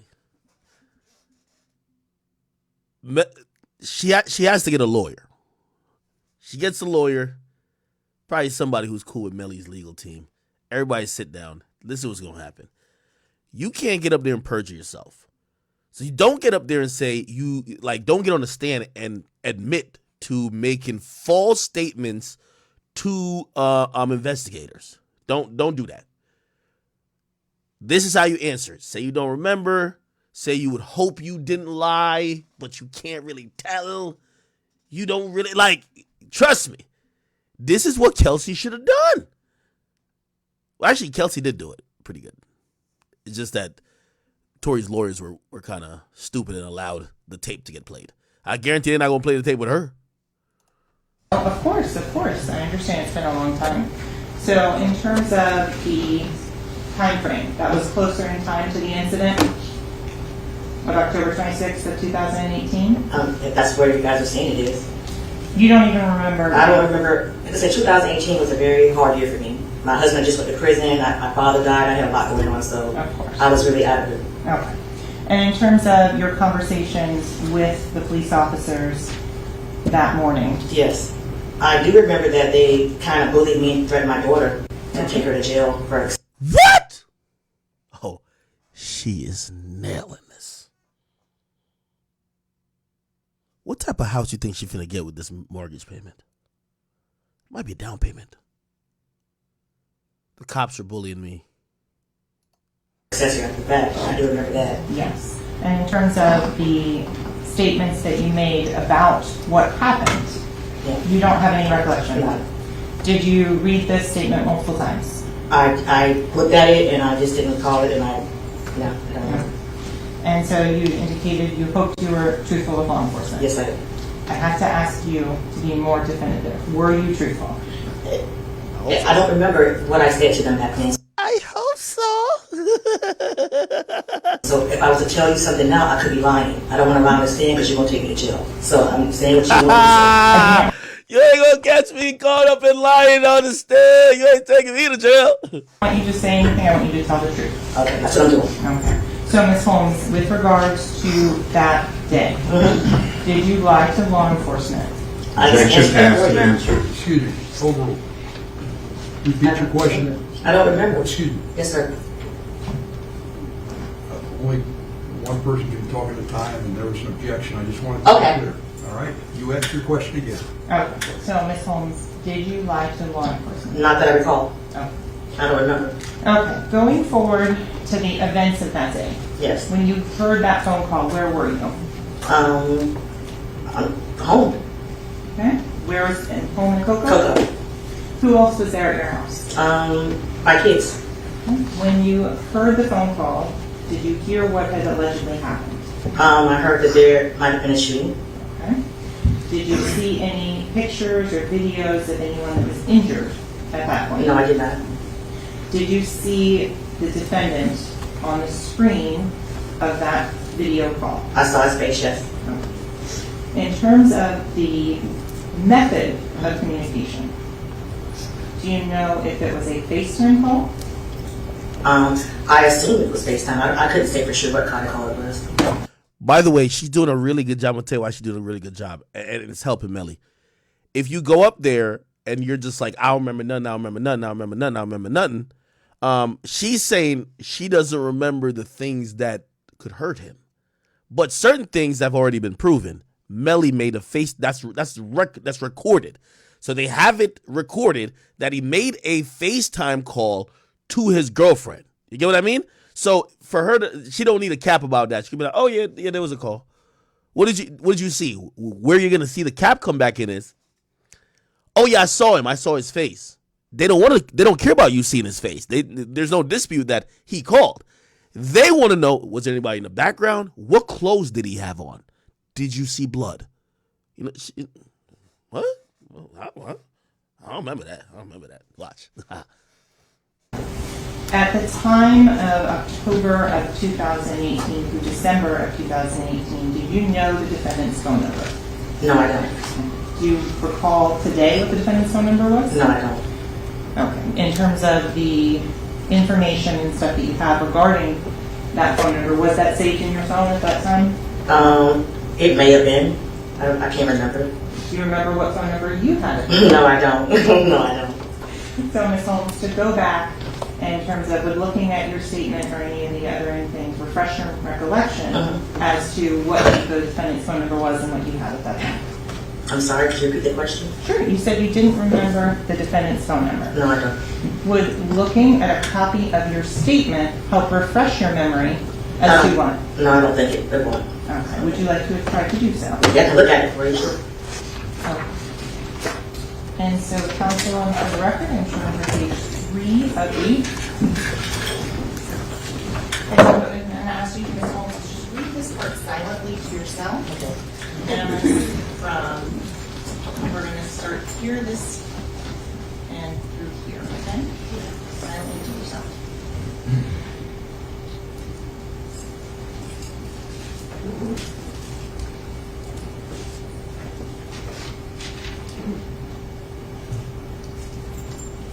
When reviewing that, does that refresh your recollection?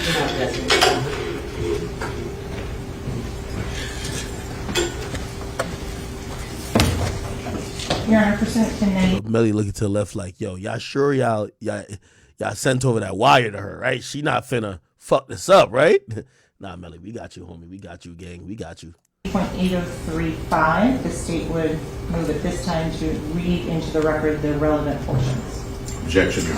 Can I see, please? Yes, sir. Ladies and gentlemen, it's 12 o'clock. Let's take our lunch and recess.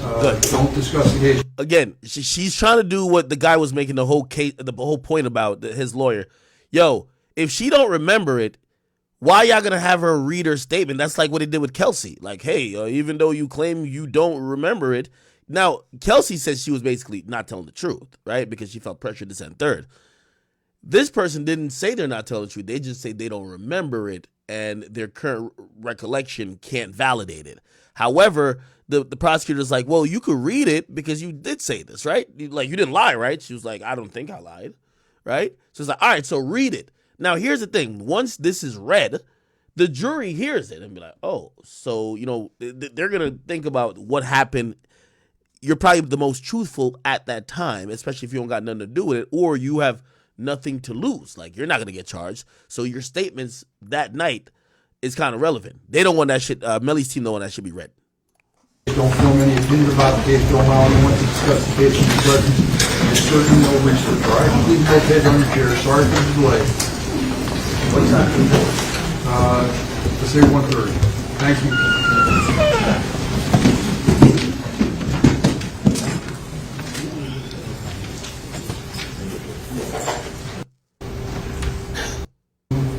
Convictions being reversed, and she's inviting error into this court, into this trial, and we'd ask the court to at least get a context of what is going on here, whether this is a failure of recollection, whether that's the way she's fashioning it, or whether or not what she said in her deposition does not comport with what she said in that statement that she's recanting, and whether the state is just using this rule as a pretext to get the statements that they're not committed to. Thank you. You have the statement of Ms. Holmes as well? I do, Your And that Honor. was taken under oath? It was, yes, it's a sworn statement from Ms. Oath, from Ms. Holmes in December of 2018. And Your Honor, I would also add that some of the time frame and the issues of that, those were actually clarified because defense provided the state with reciprocal discovery of Ms. Janie King's phone records, which authenticate the statements, for example, that Felicia Holmes said she immediately called Janie King. That is shown in Ms. King's phone records. Who's Jamie King? The defendant's mother. So there's outside sources that corroborate the sum and substance of her December 2018 statement. All right, so I'm going to take the statement. If there's no objection, I'll take the statement and the deposition. I'll read those over lunch and then see everybody back here at 1:15. I told the jury to be back at 1:30. We'll resolve those issues and we'll move forward. All right? Thank you, Judge. Thank you. Okay. Because demeanor of Melly after he was seen in the courtroom smiling and blowing a kiss, which the victim's family. All right, no disrespect to these people. Let me go to Lawyer for Workers, who's been giving updates. Lawyer for Workers, here we go. I know he got a couple updates. Let me see what he's saying right now.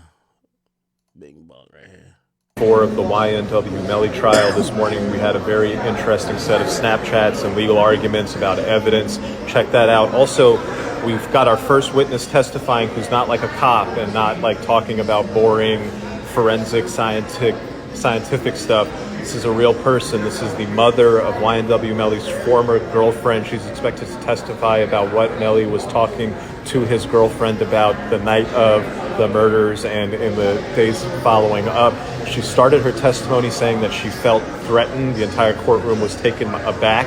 I think during the testimony it wasn't clear who she felt threatened by, and that it might have been the police who were sort of leaning on her and pressing her, and a couple of years ago... Nah, she made it clear it was cops. She literally said they were threatening my daughter too with an arrest. ...threatened to charge her daughter with accessory to murder. Her testimony is going to continue in the afternoon. They're on lunch break right now. It's 12:45 Eastern Time. Should resume around 1:15, 1:30 Eastern Time. The full live stream link is available on the Lawyer for Workers YouTube. It's being provided to everyone free of charge with no advertisements by our new media outlet called Took It to Trial. Go to the link in bio to check it out on our YouTube. The Took It to Trial YouTube is going to be launching very soon. Thank you everybody for the support. Stay tuned. On lunch break, day 4 of the... Okay. Let me see. Day 4 of the YNW Melly trial. You'll see behind me pictures. I'm going to play for you videos from a Snapchat account that the state of Florida claims belongs to YNW Melly. Now, the defense objected, saying, look, you can't bring in evidence like this. He's snapping. Anybody could be snapping about YNW Melly and murder on my mind. What does that have to do with the evidence in this trial, the facts in this trial? And what the prosecution argued, well, we want to show you that this is his Snapchat account because there's some relevant stuff that... Yeah, I think we covered that. Let me see what these motherfuckers is saying over here. Called disrespectful. How could a jury be reacting to that? They're talking about YNW Melly doing all of this shit. What the fuck? Is this nigga blind? No disrespect if he is. Oh, never mind. Oh, he was blinking. I was like, oh shit.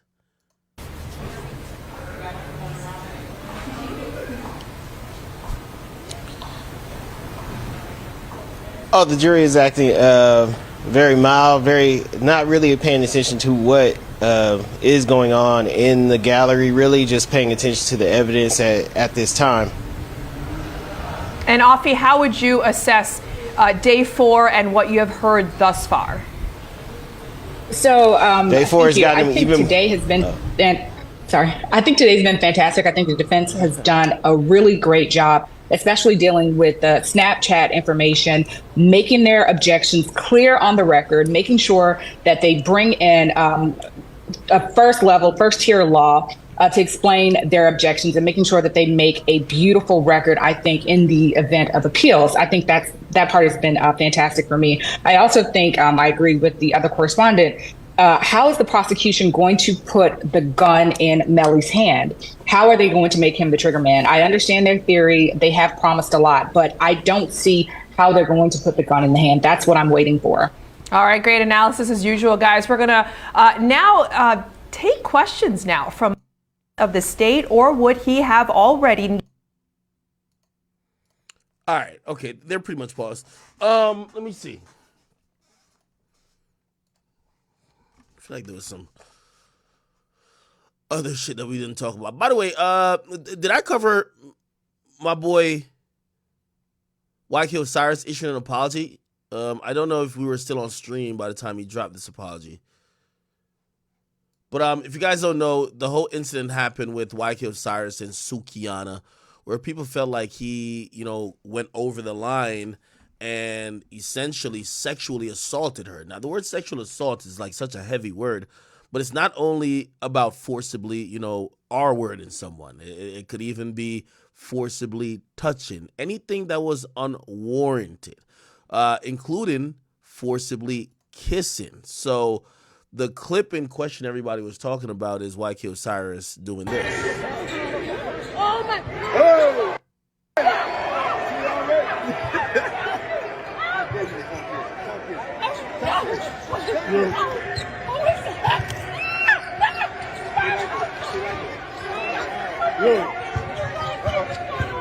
Now, I told you about this, like Sukiana, her whole, outward image of how she promotes herself is slutty, low down, just abhorrent behavior when it comes to women. Just really, she sexualizes herself. Now, here's the thing. Like, I know some of y'all might be like, well, if all she's doing, and by the way, she twerked on a kid before too. So some people will say, well, if that's what she's doing, shit. You know what I mean? People are just acting accordingly. Well, here's the truth and the reality. All these city girls got boyfriends or madly in love with a guy, right? Like they're talking about fuck a nigga, we don't care, we this and third. They all have boyfriends, right? So I would imagine Sukiana probably even has a boyfriend. They're not gonna promote that. They're gonna promote this like the degeneracy of young women and of just women in general. Like women, like the way the image they put out, women should be put on leashes. These women should sell their soul and their bodies just for money. You get what I mean? They should use their pussy as a marketing tool. That's what they tell young girls. But the majority of these people, and their thing is usually fuck her feelings, get a bag. But in reality, most of these girls have boyfriends. They're madly in love with someone. They're trying to get married. And we've seen whether it's the Cardi B getting married, whether it's, you see Sweetie talking about that icy girl shit she was with Quavo, right? Meg Thee Stallion is hot girl shit until you see her getting donkey fucked by allegedly Tory, right? Or it's a situation where you see like the city girls again. Young Miami, she's on Diddy's roster. She's just a chick on the roster. You know what I mean? So all that shit she's talking about, she's just like an option, right? And JT, madly in love with Uzi, right? So when you might say why is she reacting like that, she might have a man. She might, again, some of these chicks are capping, even though a lot of times I be believing the Sukiana girl, but still, a lot of these chicks, they're capping because being a whore or having an image as a whore sells. But that's not what these women are. And also, it doesn't mean that they're always down to be on some shit like that, right? So, okay, YK Osiris, who seems a little bit lit, I think the Casamigos got to him. Yeah, he did give some, more context with the new video saying, nah, we were flirting before. He sent this to me as well. The right one, nigga.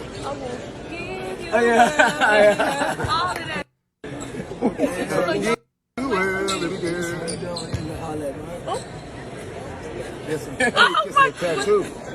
I need to kiss the tattoo. I know I done seen some neck grip right there before. Oh my God.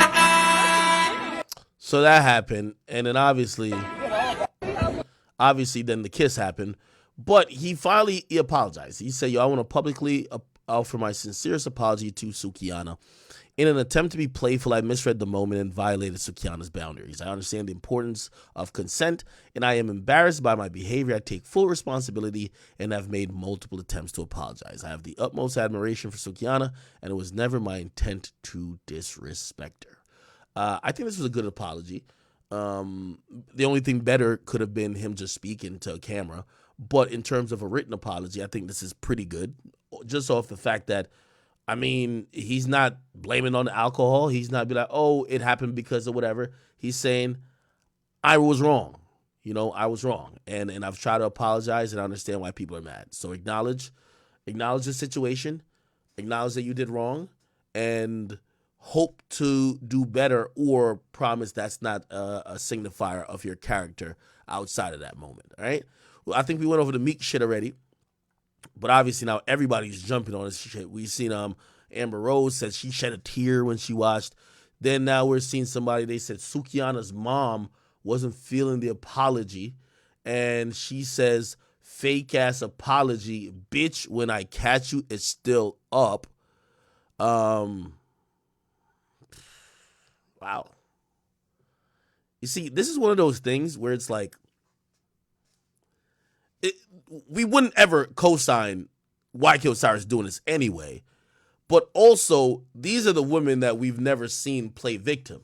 But there is some power in victimhood, because this is probably the most support Sukiana's ever gotten. So, I'm not saying she's disingenuous or not hurt, but everybody around her are going to ride this moment into the ground. Like, they're going to be like, yeah, fuck this nigga.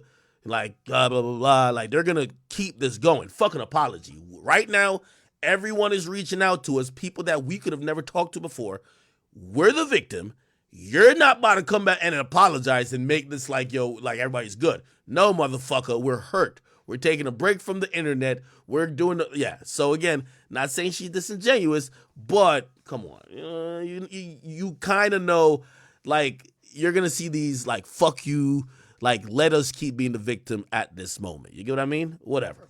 All right. By the way, I do look at this in an interesting way, because I believe, because of how Sukihana markets herself, I'm gonna be honest with you. Have you ever been around a girl who cried the R word on a dude, and let's say it was a false accusation, right? You got to be careful of that girl. Like, you don't even want to breathe too hard in her direction. You get what I mean? I'm wondering, obviously this is a male-dominated industry, and while I don't think no one agrees with what YK Osiris did, we all think he's tripping. I think people are like, oh, wow, this girl who, she might jump on your lap and twerk on you. Again, there's pictures of her twerking on kids. Maybe this ain't all fun and games, because if she twerks on a kid, whatever, if you kind of like think, you're misreading social cues and you do too much, you're a fucking creep. So I'm wondering how that plays out, because if I'm an artist, I don't know if I want to be on a song with her on talking some sexual shit, in case that maybe how I play it, she like, nah, that's not what it is. So I don't know. I'm wondering if that changes the nature of the relationship with certain men and Sukihana, given that her like, this is gonna sound kind of crazy, but like, kind of her art is like kind of quasi sex work. You know what I mean? Again, nobody's saying she definitely don't deserve for nobody to kiss her unwarrantedly. No, but there is a sexual openness that I think people enjoyed about her, and I'm wondering if this instance makes people look at her different and be like, or be like, yo, let me chill. You know what I'm saying? Reason? All right, whatever. Okay.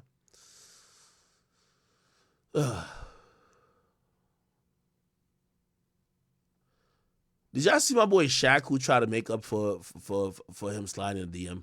So Shaq went to Home Depot, and y'all tell me if this is Shaq trying to make up for it or Shaq still in his Riz mode. Look at this.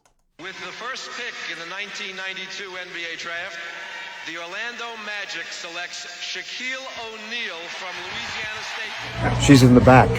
Should write a book about every step on my way up the ladder. I came out the mud, it was an ugly chapter. I don't even show up at your fancy parties. If you see me hanging out, it's off the rafters. Only baller to go platinum. If you count my points and rebounds, quadruple platinum. Got 2 retired jerseys in 2 different cities. I'm still waiting on that call from the Orlando Magic. Look, I feel overly blessed. Put 7 on the check. I cannot be quoted for less. Taking trips day to day. I get global respect. When I'm not with Kenny Smith, I'm still close to a jet. Can't believe my little brother Kobe gone. Thank you for the 3-peat. If I talked about that pain, you wouldn't believe me. Might go by the LA Sparks and change the name to the GGs. Get Chuck the coach and first ship gon' be a freebie. Broken records, broken backboards. Broke the records for broken backboards, I'm that raw. Turks and Caicos with a bad bra. She don't straight through my phone, she get distracted with the black cards. Cars jingle like the bells in a holiday song. Raise my kids and they proud of their home. Stock portfolio as thick as a Harry Potter novel. In my rings got philosopher's stones. Steezel.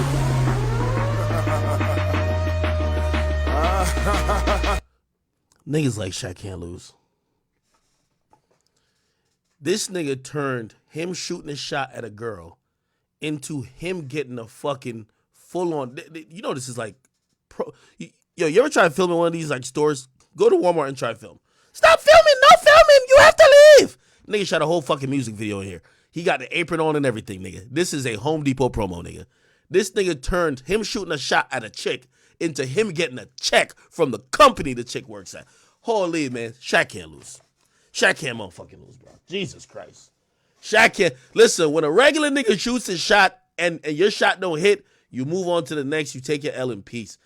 He shoot his shot. I don't know if his shot hit yet. Like, really, the ball's still in the air. But before the ball could even land, this nigga already did some shit with Home Depot. This looks good. It's a great brand deal. It's a great brand partnership. Shaq, Home Depot.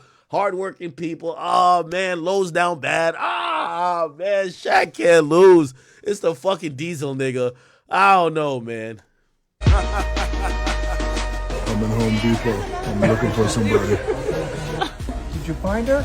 No, I didn't. Next time, JP.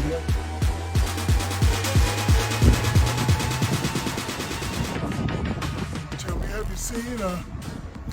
Tell me, have you seen her? Yo, Shaq got Home Depot lit right now. I'm done. Yo, it's for sure though. Thank you for the donation, brother. And Ryo with the Mayo, he says, I'm trying to pull up to the chat groups to have legitimate conversations since before the foam soundproof days. Want to join a position on the team coach. Yo, bro, you gotta get in the Discord, man. Everybody gotta get in the Discord. If you guys want to get your opinions in, like, you know, I talk about a bunch of topics solo, of course, usually at first. And then when I get on the Discord, shit, if like you had to chime in on something, this is your chance, your opportunity. For the most part, if you want to get moved in the call with me, I'm in usually a certain call. Listen, all you got to do, you go in there, you talk to the mods this and third, they see you now on some troll shit, whatever, they're going to move you in, right? Like, especially if you got something to say. So, you know, the Discord community is a community in itself, so you guys should fuck with the Discord, especially say we're all watching this trial together. This ain't just listen to Act talk. I'm reading what you say in the comment section, but also if you're like, yo, well, Act, I don't think you're thinking about this angle, shit, get in the Discord. When I get in the Discord later, come talk to me. Like, give me your opinion. Feel me? All right. Trey Thomas. He says, yo, I'm a big fan here in Haiti. So tell me this. I've heard people say YK Osiris should be charged for sexual assault.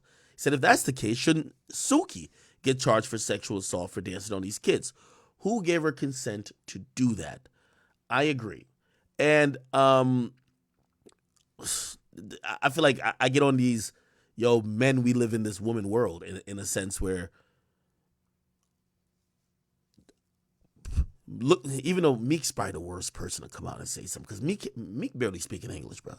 Meek is speaking some type of Hoodinese, like, it's not even the Ebonics, it's just like, this nigga is speaking South Philly lingo, like, we don't even know what he's saying. You get what I mean? Even when he got the best intentions. But you're going to see people kind of back up from YK Osiris for the next couple months. He's going to be put on ice. While when it comes to a woman, but such is the case.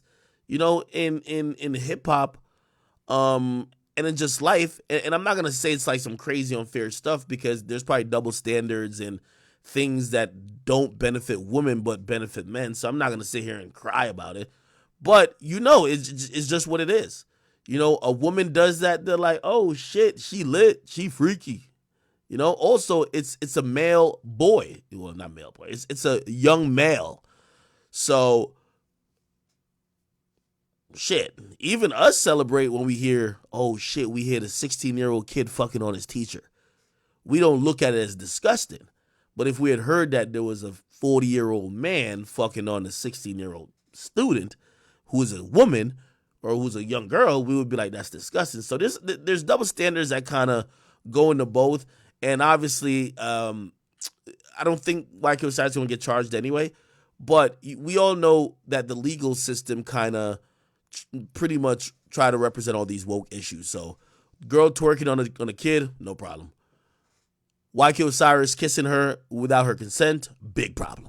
You get what I mean? So it just is what it is. You know what I mean? It's somebody said if we charging YK Osiris, that means Tiana Trump should be charged for kissing Speed without consent. Bro, listen, I can make these arguments all day long. Bro, women, again, I don't want to say it's a woman's world, but like, bro, it's just two different standards. Like, if a woman does it, nobody cares. If a man does it, you're going to jail, my nigga. You're fucking going to jail. Like, women could even talk about men in a sexual way and it's seen like, oh shit. Like, you know, not saying her flirting invited that at all. It didn't. But politeness. Flirting between men and women are very different, right? A woman could basically tell you like what she would do to you, this and third. If a guy says the same thing to the woman unwarranted, that's not flirting. That's harassment. That's sexual harassment, right? Imagine you be like, yo, yo, I would just fucking split your fucking legs, take my big dick out, and that's harassment if a guy says it. Now, if a girl says, oh, you don't even look like you got a big dick. Like, I'll probably just be, and she tells you what she does, that's considered cute. But like, oh, shit. Yeah. You got to have that big dick energy to deal with her. But if a guy says, like, it just don't sound good when a guy say, bro. Like, yo, I'm going to have your, bitch, I'm going to have your 2 foot at 10 o'clock and 3 o'clock. Then I'm going to take my dick. No, I'm like, whoa, you sound crazy perverted right now. You get what I mean? So again, like, you know, bruh, like, there ain't no fairness in this shit. You get what I mean? It's like when Kevin Gates say it, like, people be like, why doesn't he stop? If a woman said the same shit, it's on and popping, dog. Like, put it like this. Like, I'll tell you another little double. For example, I wouldn't get into it. Somebody said, definitely a difference between verbal and physical touch. I mean, okay, I get what you're saying, but put it like this: if a woman just kissed a dude, bro, I'm telling you, it wouldn't be that big of a deal.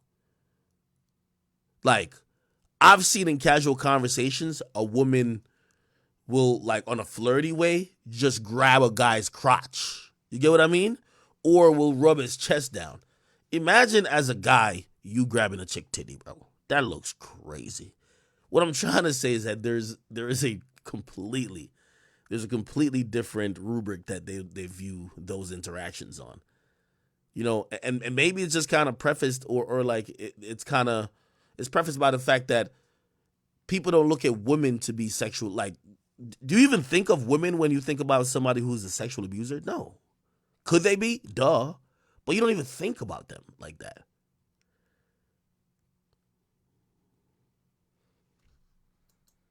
Somebody said charging is too much. Somebody said you can't even say double standard because majority of men are fine with girls doing stuff like that to them. Example, Boosie and his sons. Well, the Boosie and his son thing is a little different because Boosie pretty much puts his son up to do that shit. And I don't know if they have a full conversation. Somebody says, I agree with this. And this I just read the first few words. It says, women aren't seen as adults socially. By the way, they're 100% seen as adults. They're just treated as kids. Women are treated as kids, but they're seen as adults, right? It's a weird dichotomy, right? So women are adults in if they have preferences, if they want to make decisions, whether it's their body or what they want to do, that's an adult, right? So they're respected like that. However, for all their mistakes and all of the things that men would usually be held accountable, because as an adult, if you do things wrong, you get held accountable. For women, they get treated like kids. That's definitely true, right? So they're not seen as adults socially. I think only when it comes to consequences. Like, accountability is like kryptonite for women, right?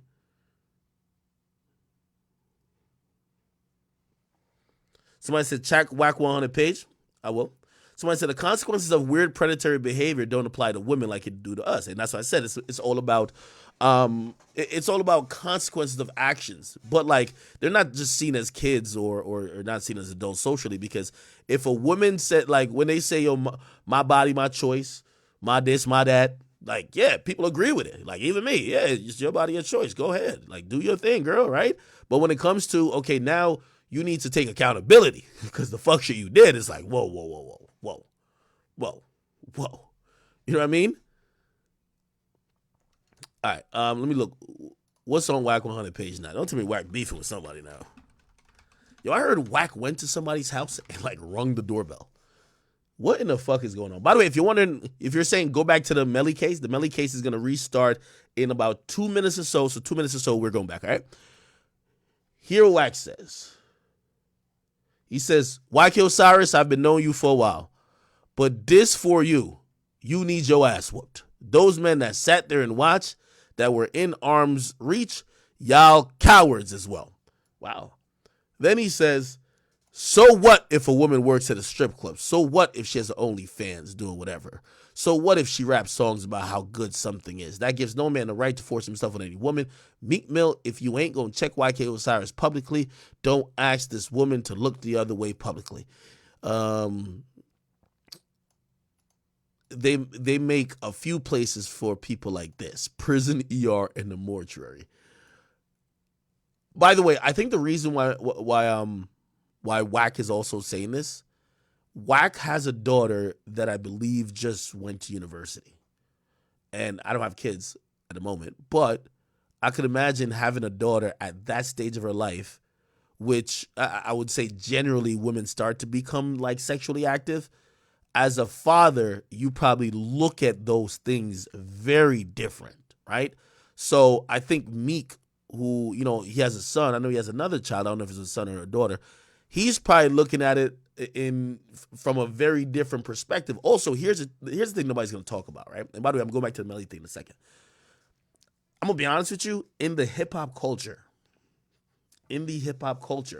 you see artists and you see people of position and power generally lead, I won't say on some aggressive force and shit, but they almost assume that a majority of women are down with their advances, if that makes sense.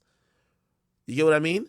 Like, a lot of times these celebrities, especially if they're R&B singers, like I've heard a bunch of stories about like Trey Songz, and not to like put him in anything, but those stories usually have one theme. Well, Trey Songz is seen as a very, at least women say he's handsome and desirable. So when Trey Songz is hearing that all the time and he's anywhere with women, he almost feels they're down with the program already. Like, all right, shit, these bitches want me. Like, all right, bet. I'm going to just bust a move. Of course you're going to be with it. So that is part of, I think, the music industry that nobody's really talking about. There's a bunch of people who are presumptive on how they move. Like, there's certain, if you hear some, like, that's why when that old shit kept, they were bugging back in the day. But like even now, some of these artists or some of these people in the industry, they'll invite 20 chicks over. Nigga, they'll just whip their dick out, my nigga, like straight up. Like, yo, what's good? What's poppin', nigga? You feel me?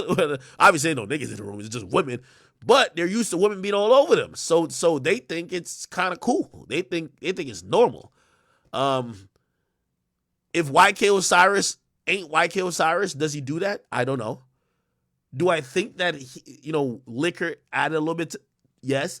And I think that YK was probably also looking at her like a fan. Didn't Drake kiss like some fan on stage or some shit? Like, YK's looking at her. Remember, she's singing this song before, so YK's like, oh shit, she a fan of mine. She know my only hit. I would give anything in this world as long as she worth it. So he think, all right, shit, I'm busting this move. She finna be with it. Not reading social cues, not seeing it. Shit's awkward as hell. This is what it is. All right? Cool. Somebody said he's not Drake. All right, let's not bring my nigga Drake into this. All right, cool. Let's get back to the trial, people. We are back, or we should be back, live. Here we go. Visibly show their upset, visibly show their anger, and consistently stare at Melly instead of paying attention to the trial at hand.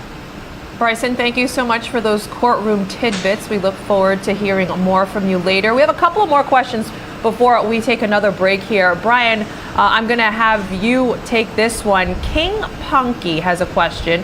He asked, do you think Felicia Holmes' memory loss behind her statement will work in Jamel Demon's favor? Well, King, I'll put it this way: it's definitely not gonna hurt him. And this is the way I think about it. You might not win every witness and from what they say as a defense attorney or as a defendant, but so long as it's not hurting you, in of itself, that's a win. I don't see them being able to take her testimony and use it to their advantage. I don't think it's really even going to come up on the defense's summation. But the fact that they put a witness on the stand that didn't really hurt the defendants, Mr. Demons, I think that can be pointed to as this is a botched investigation. Why did they bring this case? Why did they bring this witness? This is a waste of your time. This is a waste of my time. Go back there, come back in 5 minutes, and let's get a not guilty verdict and let's get out of here. So in that regard, I think it does help. All right, we have one more question before we take another break here. Afi, I'm going to let you handle this one. Alicia Richardson asked, do you think there's enough evidence for a death penalty? Thanks, Alicia. I think that at this point, no. And as I said earlier, you've got to show me that there was some sort of, for me, I would need to see some sort of conspiracy, some sort of cold-blooded, premeditated murder, and I don't think that the prosecution has done that yet. I do think motive is something that I'd want to see, and that's why I think it's interesting that Mr. Lyles is going to testify, because I had read and heard that a motive might have been money, and I do wonder what he was doing with the label, what kind of deal were they working out, how was money involved, and was there some type of confusion or disagreements between the artists with respect to dealing with the label and the money and the licensing of the name. So, but thus far, I do not think that they have proven or shown me any motive, and I don't think that there's been any proof to me of cold-blooded, premeditated murder, and they still have not put the gun in his hand for me.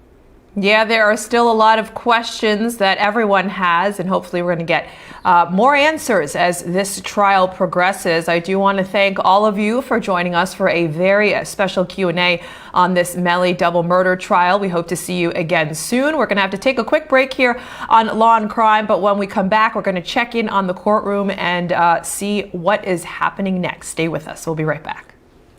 Thank you. Thank you, everyone.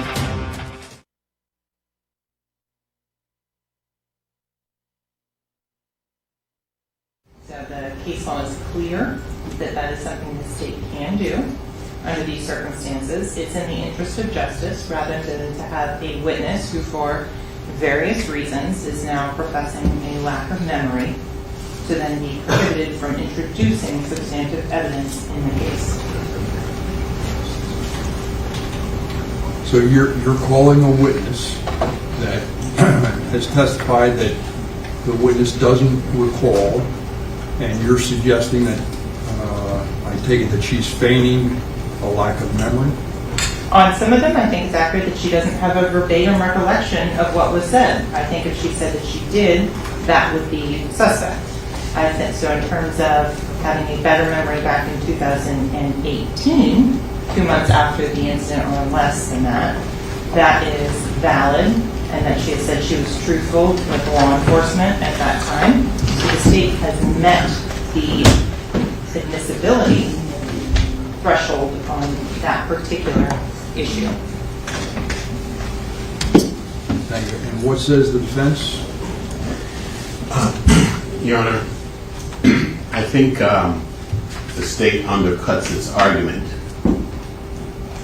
by admitting what she perceives to be the case, which is that concerning the gravamen of what she's trying to introduce, she believes that the witness is feigning a lack of recollection. In other words, she is recanting.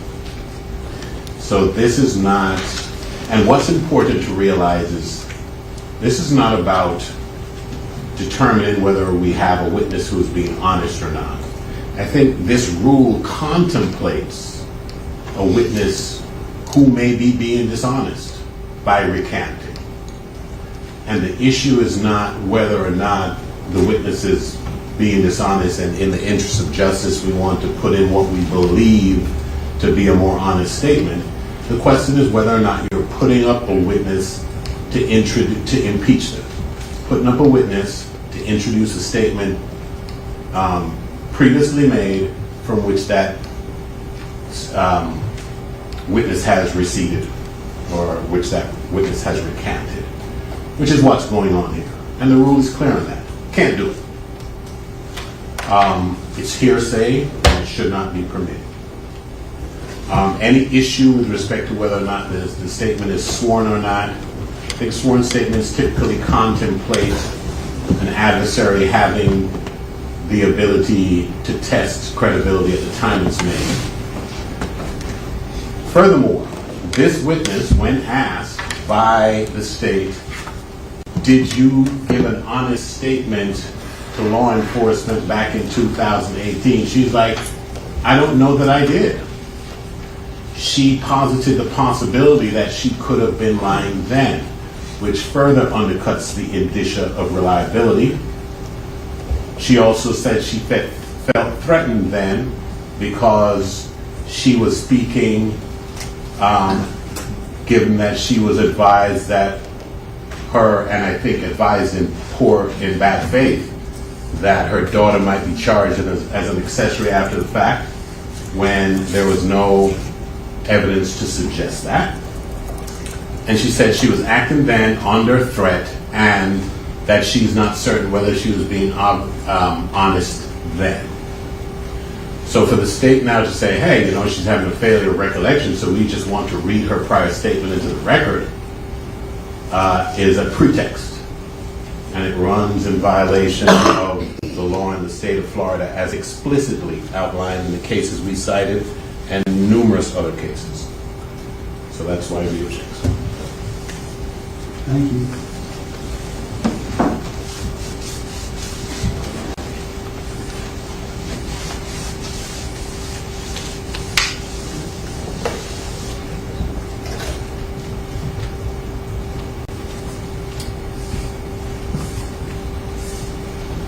So, counsel, I've looked at a couple of cases that came across.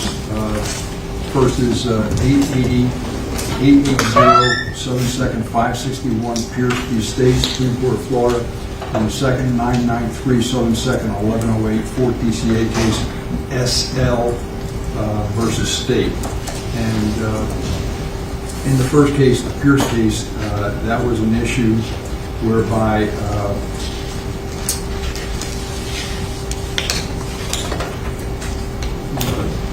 during cross-examination of a state witness, defense counsel had asked whether or not the witness had previously told detectives and that he made a statement and expressed surprise at some piece of evidence. And the state, his response was he didn't recall, don't remember, anything along those lines. And the end result was that the Supreme Court said in order to resolve this claim, and I'm reading from the 8th page of the opinion, it said in order to resolve this claim, we must examine the law relating to the admissibility of prior inconsistent statements. Prior inconsistent statements are not hearsay and can be admitted as substantive evidence. And quotes, if the declarant testifies at trial or hearing and is subject to cross-examination concerning the statement, and the statement is inconsistent with the declarant's testimony and was given under oath subject to the penalty of perjury at a trial, hearing, or other proceeding or in a deposition. Then it goes on and says this court has held that a statement given under oath during police investigation is not a statement given at an other proceeding and consequently is not admissible as substantive evidence. The second case I have is SL v. State, as I said, 993 Southern 2nd 1108, and that's a little more succinct. And at the second page of the opinion, it says, in order to resolve this appeal, we must determine whether the statement made by SL's mother to the deputy were admissible as substantive evidence. The Florida Rules of Evidence provide that prior inconsistent statements are admissible as substantive evidence if the declarant testifies at trial or hearing subject to cross-examination regarding the statement, and the statement is inconsistent with the declarant's testimony given under oath, subject to the penalty of perjury at a trial, hearing, or other proceeding or in a deposition. It goes on and says, interpreting this provision, the Florida Supreme Court recognized that a statement given during police investigation is not a statement given at an other proceeding, end quote. It doesn't appear to me that that statement is admissible as substantive evidence, counsel. So what the end result of all of this is, if you ask the witness denies remembering the statement and you want to read it to him, I don't see how a curative instruction telling a jury it's only for impeachment purposes and not as substantive evidence is going to resolve it. So my thought would be just to keep it out. So I sustain the objection. So just so it's clear, it is not a prior inconsistent statement. So the line of case law that you cited would not be applicable. It's a past recollection recorded, which is a very specific subset. So when I refer to Earhart on that specific issue, 9803 sub 5. Excuse me one second. Could you get my earphone? I left it on my desk.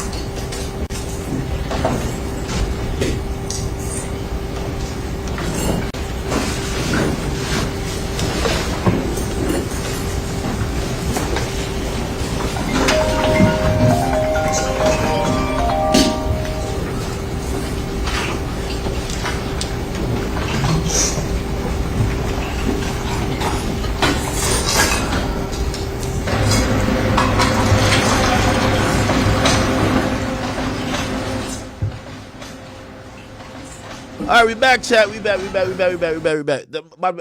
A funny Marco called me. We were just talking about that Why Kill Cyrus shit. Like, he was kind of giving me like an insight about the situation, which I didn't kind of really know.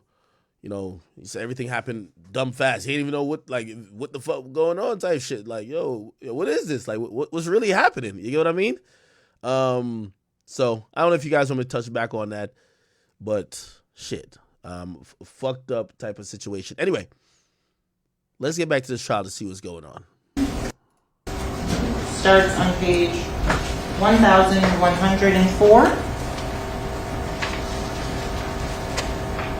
And I didn't know I was muted. I was just on the phone.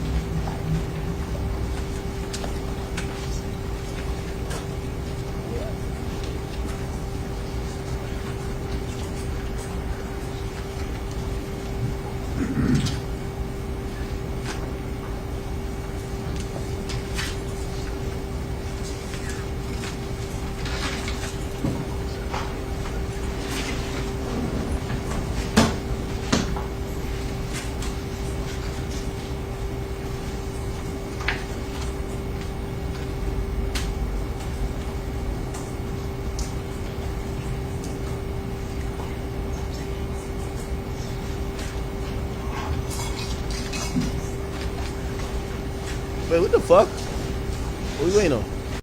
Earhart on bad faith that her daughter might be charged as an accessory after the fact when there was no evidence to suggest that. And she said she was acting then under threat and that she's not certain whether she was being honest then.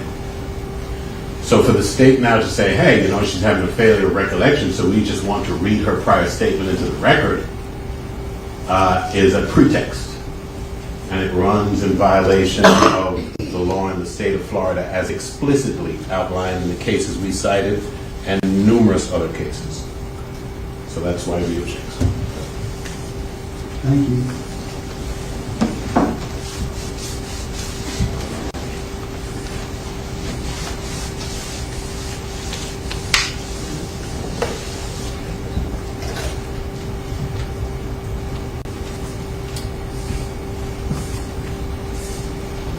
So, Counsel, I've looked at a couple of cases that came across. First is 880 7 561 Pierce v. State, Supreme Court of Florida. And the second, 993 Southern 2nd, 1108 4th DCA case, SL versus State. And in the first case, the Pierce case, that was an issue whereby... All right. This is kind of slow so far. We got another intermission real quick. Another intermission. Hey, yo, let me tell you this, man. One thing about that boy 6ix9ine, he know how to fuck and beat the break the internet somehow. Now, he's been in the Spanish world recently, and he's kind of have a new rebrand in that world. And in that world, he's making these songs. They're kind of positive. He's not talking gangster really at all in those songs, but they're doing good in the Spanish world. Now, again, people in hip-hop, they seem to be okay with it because they're like, at least 6ix9ine not fucking with us. But you know 6ix9ine couldn't be positive too long, okay? And that ass whooping at LA Fitness ain't stop a motherfucking thing. Somebody just told me 6ix9ine's new girlfriend, he has a new girlfriend. By the way, I've been telling you, he fucked every scammer and rap nigga's girl in New York. Like, he fucked all of them. If they work as starlets, he piped them out, all right? They got a BBL, he fucked them, okay? Gave them 3 honey packs, 1 Birkin, and trust me, they sucking his dick for a week. So he got a new girlfriend every week. Now his new girlfriend happens to be Anwell's ex-girlfriend. Now, if you don't know, he has a big song with Anwell, that Bebe song, right? They even did another song too. Huge songs, but they don't see eye to eye anymore for whatever reason. And 6ix9ine has now wifed up his ex, okay? Apparently his ex is really popular. She's like a Latin singer too. She got 9 million followers. She's lit in the Latin world. 6ix9ine wifed her up, and he's on the gram now. By the way, this is all in Spanish, so like in the English world, we might not understand. He showed himself buying her a Richard Millie and a motherfucking Richard Millie and a Birkin. Here we go. Just keep camera on me, remember. Oh, he's speaking English. Yo, 6ix9ine. Yo, I called 6ix9ine the other day, man. That nigga said, "Hola." I hung the fuck up, nigga. Click. Like, yo, this nigga been in the Spanish world for too long, gang. Like, yo, hola, ¿cómo estás? I'm like, get the fuck on out of here, nigga. Anyway. Okay. Esto es un regalo para ti. Somebody said, no, that's Anwell's baby mom. No, it's not baby mom. I think that's his ex-girl or something. I don't know. Nigga, I don't know these people, my nigga. This is like the Spanish world. Hey, where's the person I wanted to start the Akademiks Espanol channel? I need an Akademiks Espanol side to cover all the beef, bickering, and drama. I know there's some drama over there. That's not his baby mom's. Ain't no way that's his baby mom's. Yo, women will sell their soul. If that's his baby mom's, he did it to Chief Keef's baby mama. He had Trippie Red's girlfriend. Yo, the thing with 6ix9ine, whatever your price is, he's going to pay it. This chick price says, I need $500,000 for this shit. 6ix9ine is going to go in that safe and get the $500,000. So I said, Anwell gave, let me see, let me Google it. Annuel baby mama. What the fuck? That's not her. Is it this one? Where's the baby mama?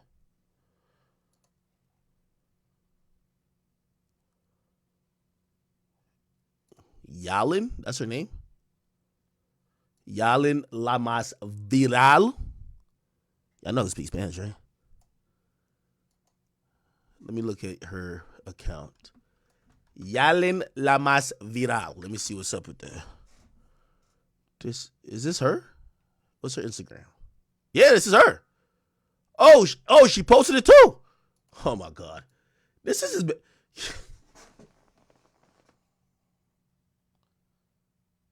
Bro,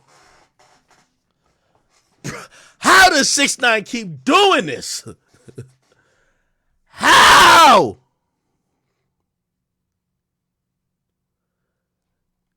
Nigga, I knew something was going on with this because I looked at it and I know he gets mad comments. Nigga, it's been 10 minutes. You know, in the Spanish world, shit goes. Yo, whatever viral is in the English world, in the Spanish world, it's 10 times more. You know, that's why Bad Bunny's bigger than Drake, right? Look. 17,000 comments in 22 minutes. What the fuck? And it's like he's comment farming saying, hey, comment here. I think he's not, right?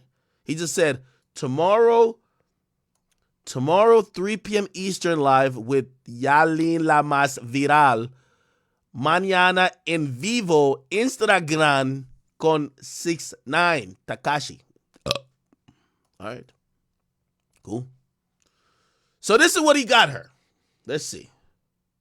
Sido en trabajar contigo, la oportunidad en sí.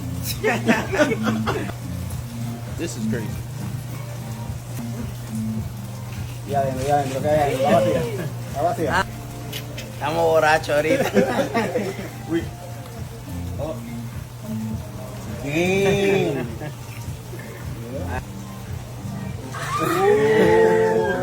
Hey, chat, enough is enough. I need Academic Espanol launched, and I need Academics Afro beats. It's gonna only cover music that come from the continent of Africa. We gotta get that launched immediately. Holy. I need somebody who can run it.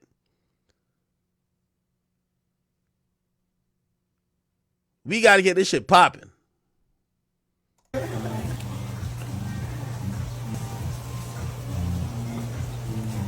Yo, this nigga bought her. Yo, let me tell you how 6ix9ine's petty.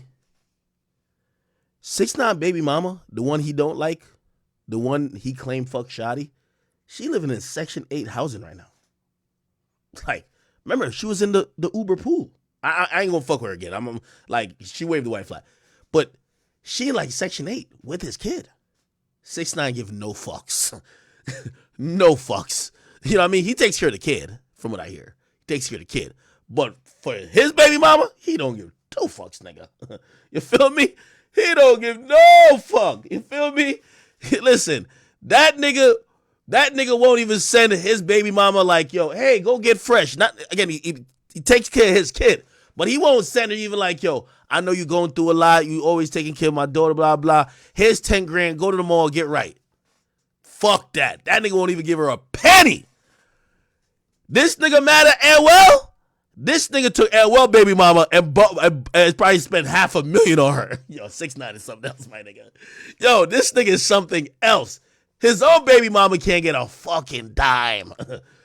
Because she betrayed him. She won't get that nigga a fucking dime. Or he won't give her a fucking dime. Just to be petty? Oh, he'll spend $500,000. He don't go fuck. I think he's smashing. I don't think she would let him smash. Yeah, nah. I spent $500,000. I'm in them guts. Somebody says spending money on someone else baby mama is cool. Well, you got to realize it's marketing for 6ix9ine. This is going to be the biggest story. By the way, there were some leaked pictures of him and her that was already like, I be seeing them Hispanic outlets hit me like, yo, this your man 6ix9ine. Like, is it this real? Is this picture real? So this was already like the biggest story. Him doing this is marketing for that. By the way, he's about to drop a Spanish album. So essentially, he's doing the same shit in hip hop, except he's not like doing the gangster beef shit or the blood stuff. He's not doing that. But he's still doing viral shit. It's just in the Latin world now. No, toma, espérate. A ver, espérate. para que sí, ya no quiere hablar conmigo y lo quiere vender. Just keep camera on me, remember. Oh shit. Damn. They matching and shit. Okay. All right. Damn. So this is a Birkin, I think. And then this is the watch. Holy shit.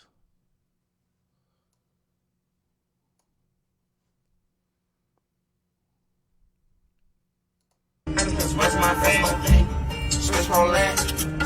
First out the hand. Another pair of red. Drink to the head. Got 2 cell phones. Yeah, I'm sipping these meds.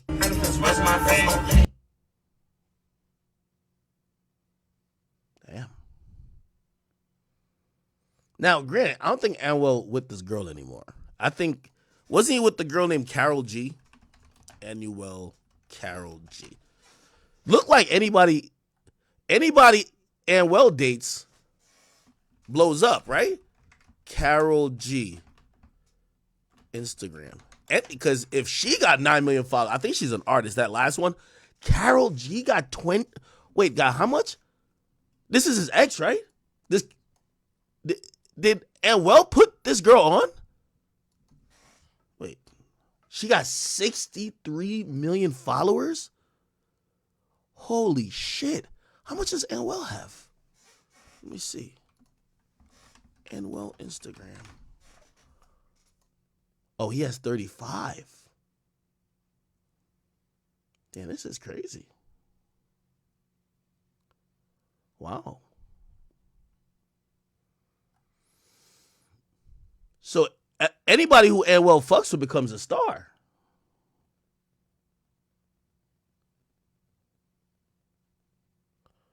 Oh, y'all saying Carol G put him on? Shit. Don't worry, man. We launching Akademiks Expandio soon, man. All right. Let me get back to YNW Melly. Let's get back to the shit, man. The jury should be back in the room, man. They keep arguing about this whole point about the testimony. Here we go.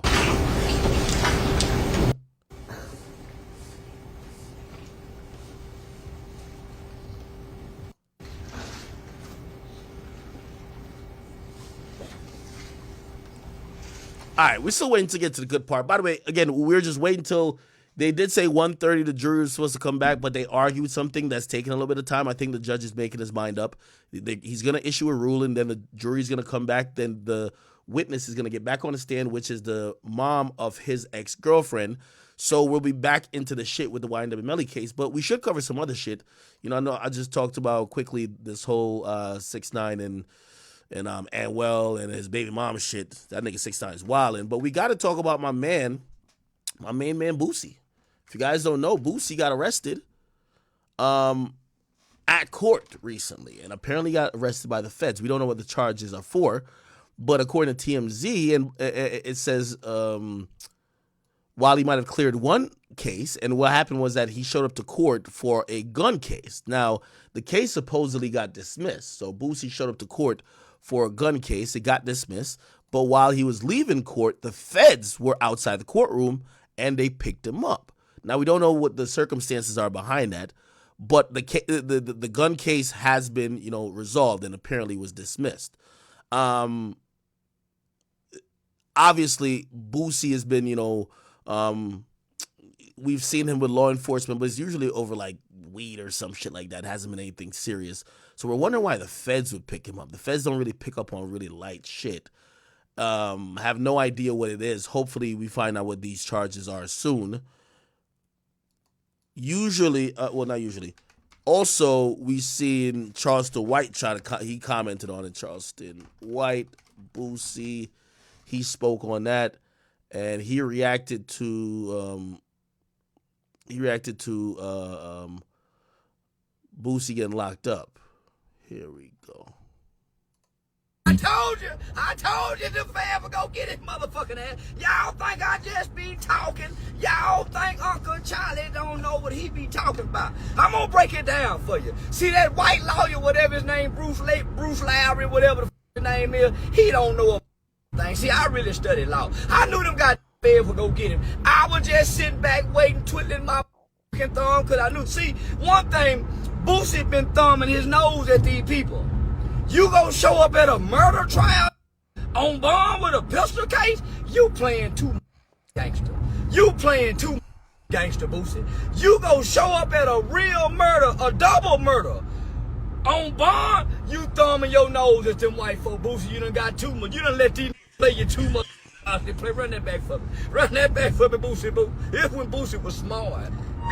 I just want to show. I want to take Boosie place for the fight. God, Boosie. Now, supposedly Charleston White claimed he was supposed to be fighting Boosie. He said him and Boosie was supposed to be in a boxing match. I don't know if that's all the way true because Boosie never spoke on it, but couldn't have happened to a better person. If don't nobody else deserve this, Boosie deserved it. Now he can go stand on all that gangster he talking. Now he can be gangster now. He ain't just got to talk it. He can walk it now, baby. Say, I'm waiting on Vlad to post it. I really made quite Vlad, where you at, Vlad? Say, listen, I'm a rotten. Y'all laugh when I went to jail. When I caught that DWI last year, and they were showing that picture of me smiling, drunk in the. Y'all was laughing like. Yeah, when I caught a pistol case. Back like what, October 22, I caught a DWI, a pistol case, and a weed case. Boy, the bloggers was posting it, they were laughing like a. Now I get to hee and caca and Boosie. Who much better go to jail than Boosie and be gangster? Gangster. Okay, now Boosie did post something on his social media. Boosie official, I believe. What, Twitter don't work no more? Twitter, Boosie. Let me see. Okay, here we go. Boosie says, I want to take this time to apologize to my kids. I'm sorry. I love y'all forever. Now, this was kind of a little bit ominous because if it was just a regular case that he's going to get out pretty soon for, why is he like apologizing to his kids and saying he loves them forever? Like that kind of was a little bit odd. Also, Boosie Instagram, what people seeing him post on Instagram, which also was like a little alarming as well. And I guess it's the timing of everything, because does he love his kids forever? Duh. But he also posted up his Rolls Royce. This is his Cullinan, if you don't know. This is his Cullinan, got 42,000 miles, and he said $240,000 cash, DM me and send me contact if interested. So I don't know if he just needs cash immediately to bond out. I don't know what the situation is. We don't know what the charges are. I don't know. Somebody say he's trying to sell his Rolls Royce on Instagram. What's the problem, nigga? Somebody in them comment sections. Everybody claim they get money, right? Somebody in them comment sections must know. Now, maybe he's just taking advantage of this moment, and there's nothing big going on, and he's just trying to sell it. I guess the timing is getting fans to think, what the fuck is going on? What makes me feel a little bit better is that, he also, this was 6 days ago. 6 days ago he posted, I couldn't see it. 6 days ago he posted open dates July 2nd to the 4th, which you have to be free to take dates, right? However, this was 6 days ago. It's pinned on his page, though. Yeah, his last post is this. Now, somebody did say he was on TMZ about last week, and while on TMZ, he talked about selling his cars, so this is just regular scheduled program. Let me see.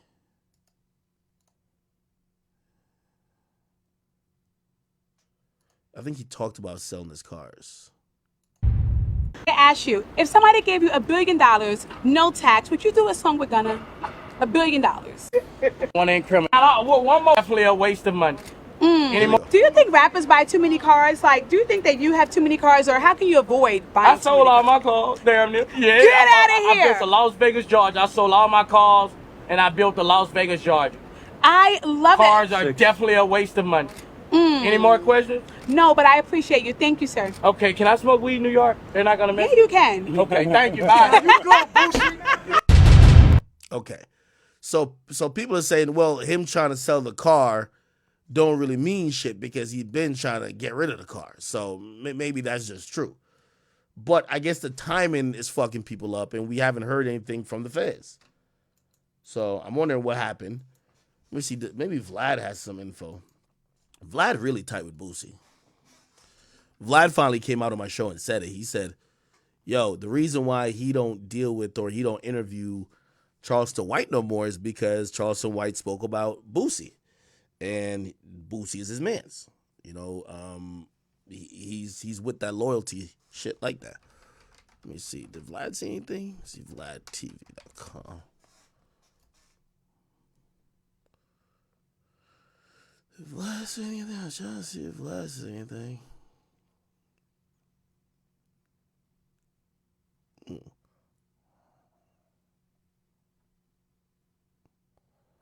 I don't think he said anything yet. All right. Okay, let's get back to the trial. Let's see what's going on. While we wait, can we go sidebar briefly? Yep. Other side.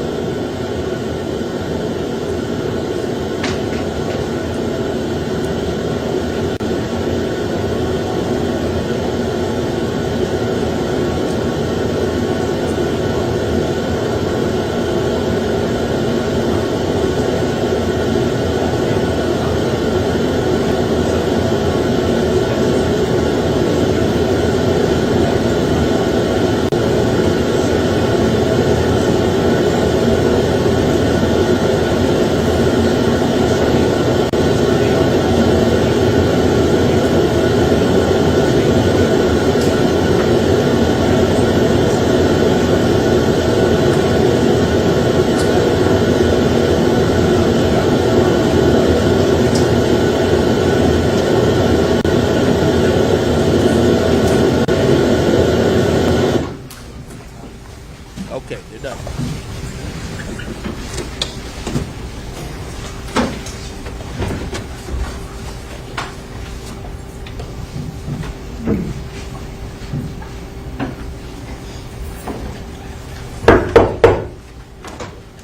Jury entry. All rise.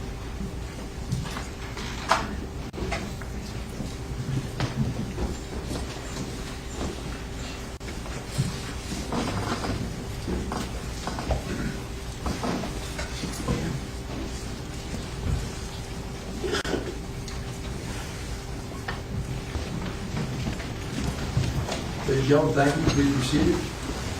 Let the record reflect the presence of the defendants, defendants, as counsel, the two state attorneys. Ladies and gentlemen, jury, our witness, Bishop Holmes, remains on the stand. Ladies and gentlemen, I apologize for the delay. It's my fault. In any event, I think we're ready to proceed now. Ms. Holmes, I just remind you, you're under oath. Thank you. Proceed, counsel. Okay, so I'm going to talk a little bit about your deposition. Yes. Do you recall, and you've been provided a copy of that deposition? Yes, I got, my lawyer got provided a copy. When you, in that deposition, were you asked if your prior Objection. statement... Improper impeachment. I heard it over. You can ask your question, counsel. Ms. Holmes, prior to that deposition starting, were you given your prior statement to review? What you mean? Were you? I understand. The deposition that I did on December 22nd? Yes, Yes. It was given to my lawyer yesterday, right before, briefly to look at, yes. So the deposition you that was It was provided given to my lawyer to yesterday, yes it was. Okay. So, do you remember coming into that deposition? Yes, I do. I was in jail, put me in jail. Yes, Correct. I remember. And So, so it's clear in terms of you don't want to be here. You're making me be here. Yes, I have Yes. a band on my leg. I'm a nurse. I can't even work properly. Yes. Yes. You were under house arrest because you failed to comply with the subpoena? No, you did not serve the Excuse me, subpoena. sustain. Listen, how we're going to do this is you ask your questions, counsel, ma'am, listen to her question, answer her question. Yes, I All right? am. Yes, sir. Thank you. Okay. So going back to the deposition. Yes. On December 14th of 2022. Yes. Do you remember coming to my office? Yes, I do. Okay. Do you remember being asked questions at that time? Yes, I do. Do you recall being given a copy of your prior statement of December 12th, 2018? No, I don't remember that. I don't remember anything, but I'm pretty sure. Okay, so what I'm going to do is permission to approach her on it? With what, counsel? Her deposition. Objection, Your Honor. I have to give her an opportunity to... I saw my... Excuse me. There's no question pending of you. All right, you can proceed, counsel. Okay. So, counsel, I'm showing her page 10, line 10 through 17. Okay, so just read them silently to yourself.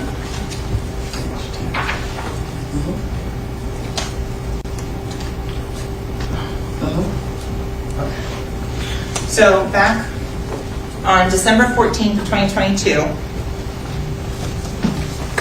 were you asked if you need to make any corrections or deletions to the statement of December of 2018? That's what the deposition said, judicially. And did you indicate that there was no corrections or deletions in those statements? I don't remember, but that's what's on the deposition. Okay. So December of 2022, you said that this was a correct statement. Objection. Sustained. So Ms. Holmes, is the December 2018 statement that you gave correct and honest? Objection. Asked and answered. Excuse me. You have to let, I understand you're trying to answer the question, Ms. Holmes, but when they raise an objection, you have to let me answer the objection first. Yes, all right? Objection notice overruled. Question is the statement, repeat your question. Is this December 2018 statement correct and honest? I don't remember the December 2018 statement. In December of 2022, Yes, ma'am. did you state that it was an honest and correct statement? That's what you put in the deposition. I don't remember saying it, so I can't remember verbatim what happened that day. I remember some parts of this deposition, but not all. Okay, is there anything that you need to refresh your recollection to determine whether or not I'm being truthful and accurate as to what the question was in your answer? I don't know to say that. Okay. Is that a question? I've asked if there's anything that Excuse was... me, one at a time. All right? Just one at a time. Let her finish her answer before you ask the next question. So, Ms. Holmes, is there anything that would help refresh your recollection? I don't think so. I don't know. Would the audio of the statement of December 2018 help you? Objection. What's the objection? It's irrelevant. She testified 3 times. Excuse me. Thank you. Not as to this. Go ahead. Overrule. I don't know. I don't. So, Ms. Holmes, with regards to the events of October 26th of 2018, Yes, ma'am. did you travel down here to Broward County? Yes, I did. Who did you come with? My daughter, Mariah. Okay, where did you go? We went to one of Janelle's friend's house. And whose house was that? Frida. And no approaching has been previously shown to defense counsel and marked as states NNN for identification purposes only. Ms. Holmes, do you recognize the 2 individuals in that photograph? Yes, I do. How do you recognize them? I know Frida from being on Instagram from rapping. He's a rapper. Okay. Any other individual in that photograph? My daughter's boyfriend. Okay. I'm sorry. I apologize. I didn't hear that. I'm sorry. I didn't hear your answer. Could you Which repeat? one? Do I recognize? Thank you. I do recognize Frida from Instagram for being a rapper, and I recognize Janelle from dating my daughter. Your Honor, this time state we request and states NNN in is the next numbered exhibit. Any objection? Relevance. Overruled. It'll be admitted. States NNN, be marked states 62.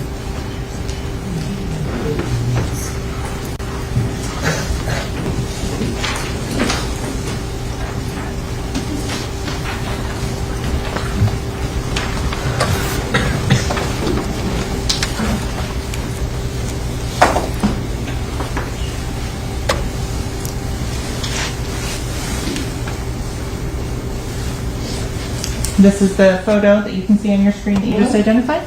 Okay. So when you said Frito, is this the individual's house you went to? Yeah. Okay.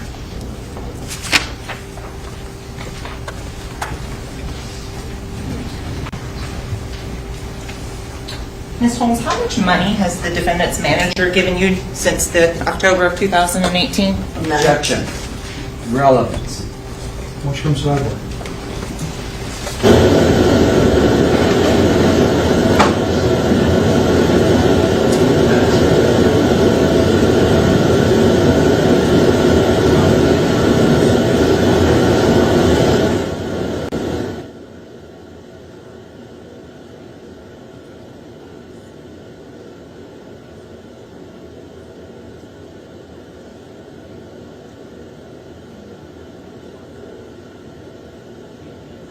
Yo, they are battling over this shit.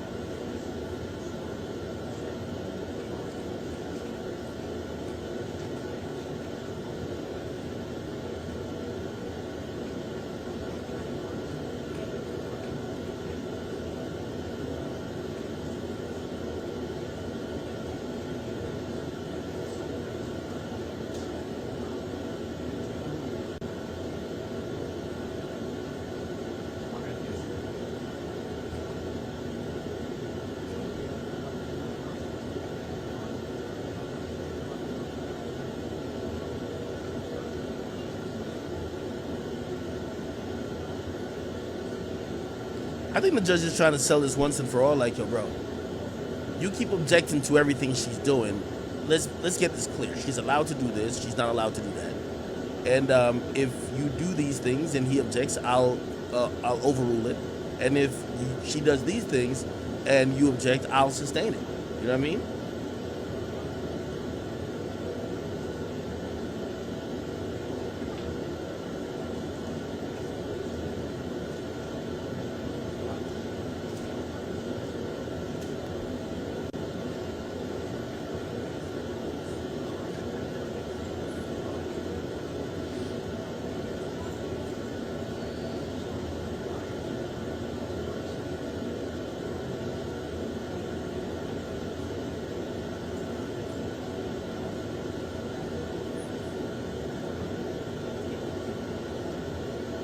Yo, Melly strikes me as 100% as a nigga who talks to himself.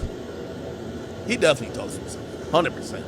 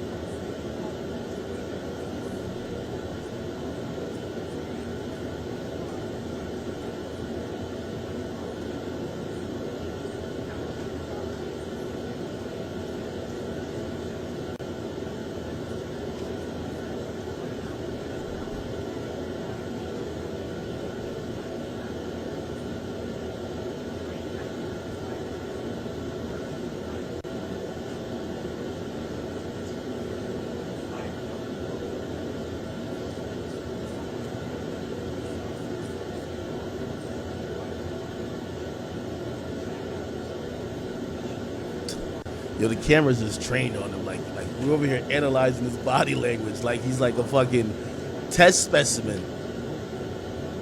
If he smiled, we like, wait, did he do it?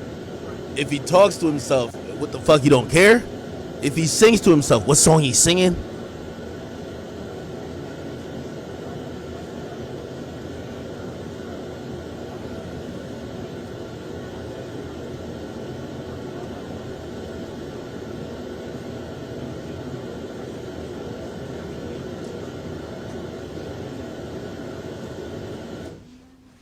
Here we go. Okay, so I'll ask again. Yes, ma'am. How much money have you gotten from the defendant development's manager? None.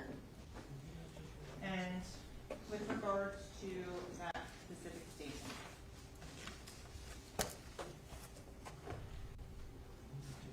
Ms. Holmes, you have. Turn the volume up. Hold on, you have a credit union account? Yes, I do launch credit union. Okay. And at Launch Credit Union, you've banked there for a number of years? Many years. The credit union that you've been at, it's been your account, and I won't put your account number on the record for that reason. Can I object to this line of questioning based on the court's ruling? Objection, no, it's overruled. Proceed. So your testimony is that you have never been given money whatsoever? I've never been given money for personal use. Okay. So the question is, how much money have you been given by the defendants? For a vacation for all of us, for him, his wife, and me to pay for it. As far as he gave me $5,000 for Airbnb, in which I gave him $1,000 to deposit that. So he did give you money? Not for personal use. Okay. Excuse me, can we clarify who he is, Jameson Francois? Objection, no, just clarify, counsel. Sure. So it's clear, who is Jameson Francois? He's trapped, he's Melly's manager. And you mentioned his wife as well. Who's his wife? I used to go by AA. So AA and his wife. We're all good friends. Okay. So I'm going to go now what's been previously shown to defense counsel and marked as states triple M. It's a composite of 17 pages. Did you have an opportunity to review that prior to coming into court today? Yes, I did.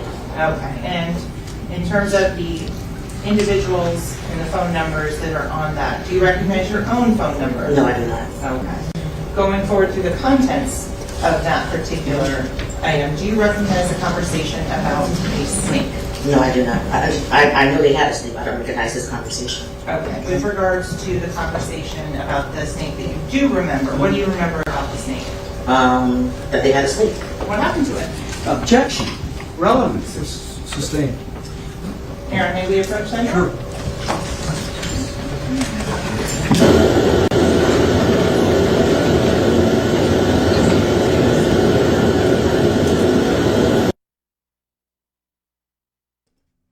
I ain't gonna lie to you, man. This is how a defense lawyer should go, man. Every 20 seconds, objection, objection, objection. What the fuck? No, like yeah.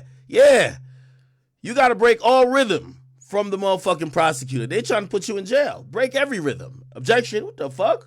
We'll approach a bench, but you ain't finna keep asking. Fuck a snake got to do with anything. Were the victims killed by a snake bite? Fuck out of here. Nigga, they blurt out objection every 20 seconds.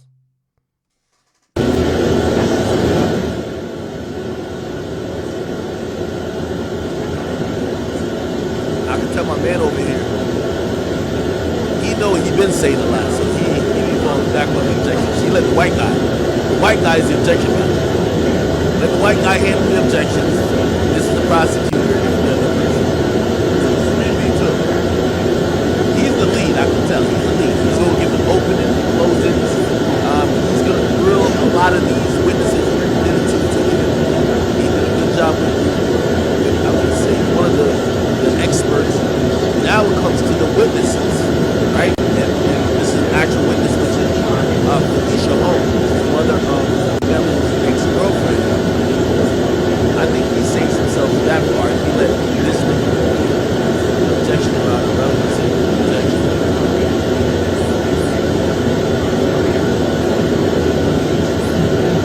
I just think she there to just keep Melly's person. She cracked me.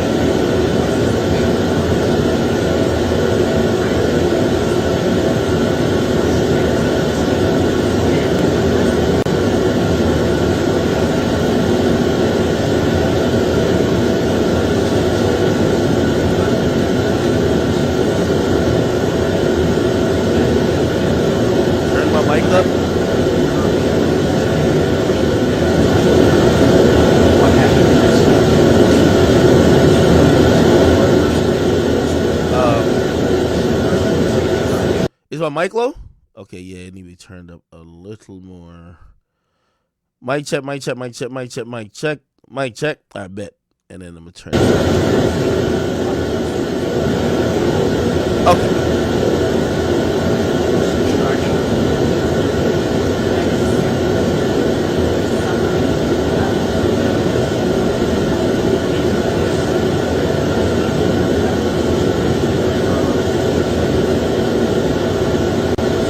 There's 83,000 people watching this video. We got about maybe 20,000 on all platforms. Other people are probably sharing too. It's probably safe to say at least 250,000 people are watching this.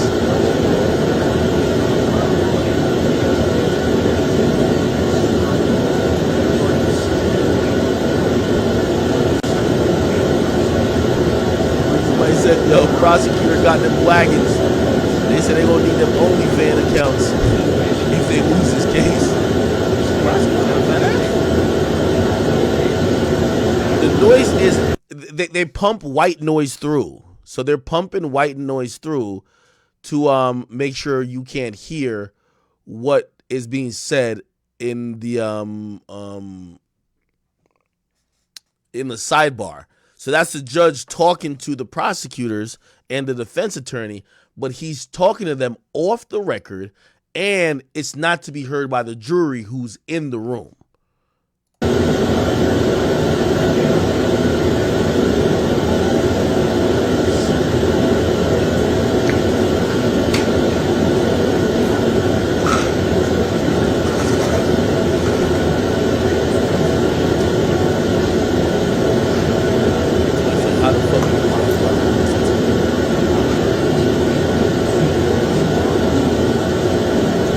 As soon as the sidebar is done, that goes.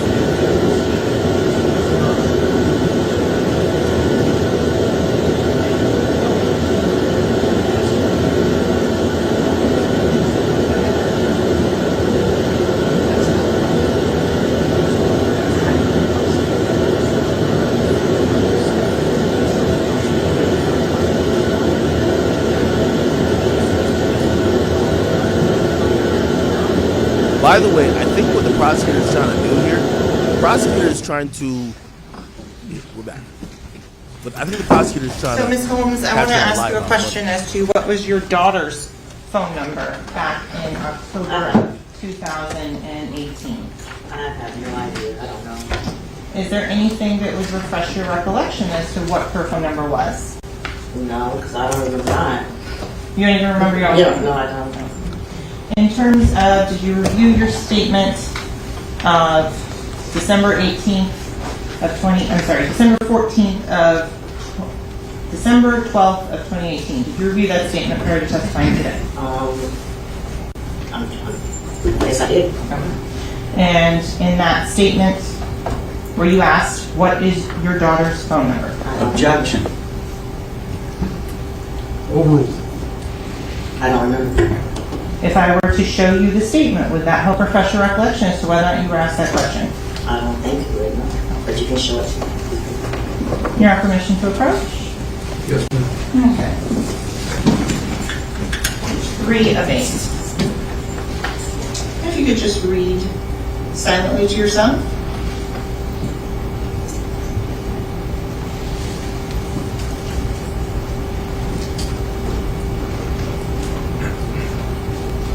Okay. Looking at that, does that refresh your recollection as to what your daughter's phone number was? I still don't recognize the number. It doesn't for me, but I don't know if that's her number. I don't recognize the number. Okay, so you don't recognize the number? Yeah, I got 3 daughters, so I don't know. Understood on that one. So, Judge, permission to treat the witness as hostile? Objection. What's your sidebar, please?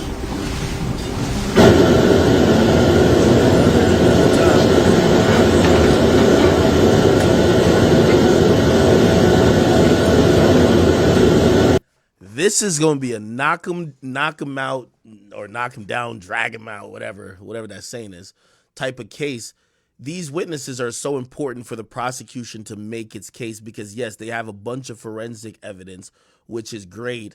And I think that the evidence that they have is solid. But if everybody who takes a stand just gets up there and don't know what you're talking about and basically saying, yo, you're making this shit up, or saying like, yo, you're putting words in our mouth, it's easier to make this thing look like a witch hunt. It's easier to try to get Melly off. So what's going to happen is, really there isn't anyone that's going to testify saying he did anything wrong. By the way, the family of YNW, Sack Chaser, and Juvie, they have nothing to do with the case. So, they wouldn't be really even in the possibility of testifying unless they knew some information about why they were beefing, but they don't have any concrete evidence on that. So, unless he gets convicted and they're going to testify like at sentencing, it looks like it's all going to be people who are going to be probably favorable to Melly, and the prosecutor's trying her best to try to get them to, kind of corroborate little pieces of evidence that could make it seem like, hey, the reason you're not telling the truth is because Melly paid you. And also, this is a cover-up. This is all about trying to get Melly off for financial reasons. Obviously, Melly's lawyers are going to be like, we don't know what you're talking about, and that's not true. You know what I mean? Yo, who said the prosecutors had like a wagon, man? They don't got no fat ass like that, bro. Just chill.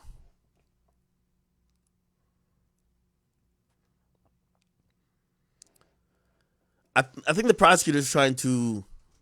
I've seen some people talk about money. If they could establish that, oh, in the recent months you went on a lavish vacation, in the recent months you bought a new car, in the recent months you bought a new condo, those things could be taken to mean, well, maybe this new money that you just got came from or got routed through Melly, and because it got routed through Melly, maybe that's why you're not being as truthful. This would help the jury to some extent. You know what I mean? I'm going to assume that she's going to spend the rest of the time on the stand. So today is all going to be her. So today is her day. There's nobody else that people are going to be really care about listening to other than her. And with how it's getting dragged out with all these like objections, I can imagine objections by the defense, of course. I could imagine the prosecutor doing the same whenever when it's the defense turn to cross-examine, right? Because that cross-exam is going to look like this.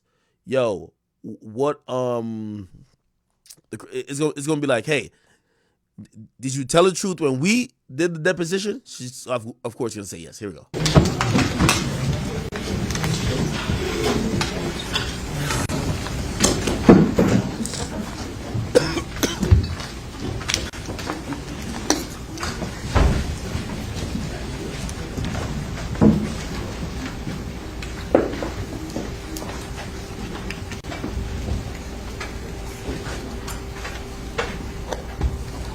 Thank you. Let the record reflect the jury stepped out. Counsel remain along with the defendant. Witnesses on stand.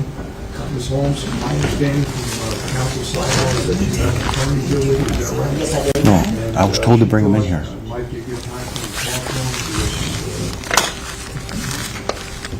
So if you want to speak to your attorney, any objection to that? by the way? Yes, What's yes, the Your Honor. objection? The witness is on the stand, and for the state to suggest to a witness who has already been sworn and is in the middle of testimony that she goes and talks to her lawyer, it's type of intimidation and coercion.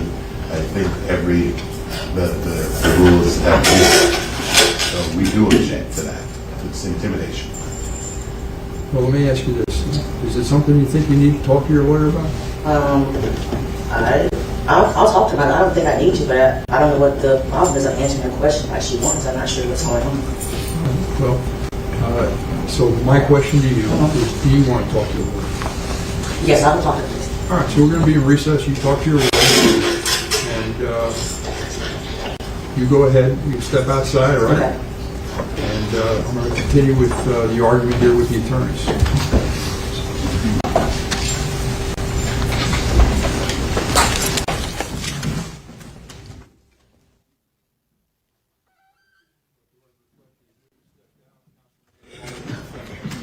So I guess this is the concern I had. you're asking me to declare her a hostile witness. It appears to me she is. I don't know what your position on it. She's at, that would allow her to ask these legal questions as she suggested at sidebar. The problem with any of the questions, though, I don't want you to be asking specific questions that things that she said previously she doesn't remember, and that you're just going to go ahead and put testimony before the jury. I mean, that's, you know, it's not the attorney's questions that are in evidence. I mean, if she doesn't acknowledge it, or even after asking leading questions, she's basically saying, you know, she doesn't know, or that's the end of it. I mean, you can't go much further than that. You can't put in evidence. Didn't you say X, Y, and Z? The police officer, she's not acknowledging she said it. I can't see, you know, how you do that. You can't. So, Your Honor, I think I can ask the questions because what question? In terms of, did you provide this phone number as the number for your daughter? Did you provide this number for the phone number regarding Mr. Dennis? Did you provide this information? What information? Whatever the particular statement may be that we're at that point in the questioning. For example, did you provide the phone and say that previously that you talked on FaceTime with the defendant?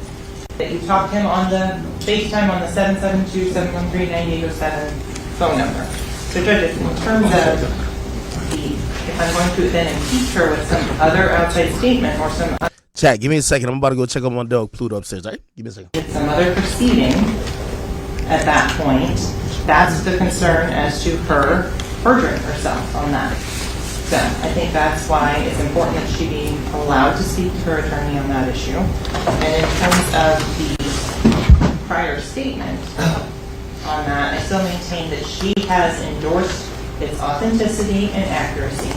Your Honor was provided with a copy of that deposition that the state referenced when we were talking about, and she indicated she was honest and truthful in that deposition, and she then endorsed the prior statement. So the prior statement should be allowed in on that, and if there's no concern as to any improper or anything on the jurors, because they will be instructed, as they always are, that no statements by the attorneys are evidence.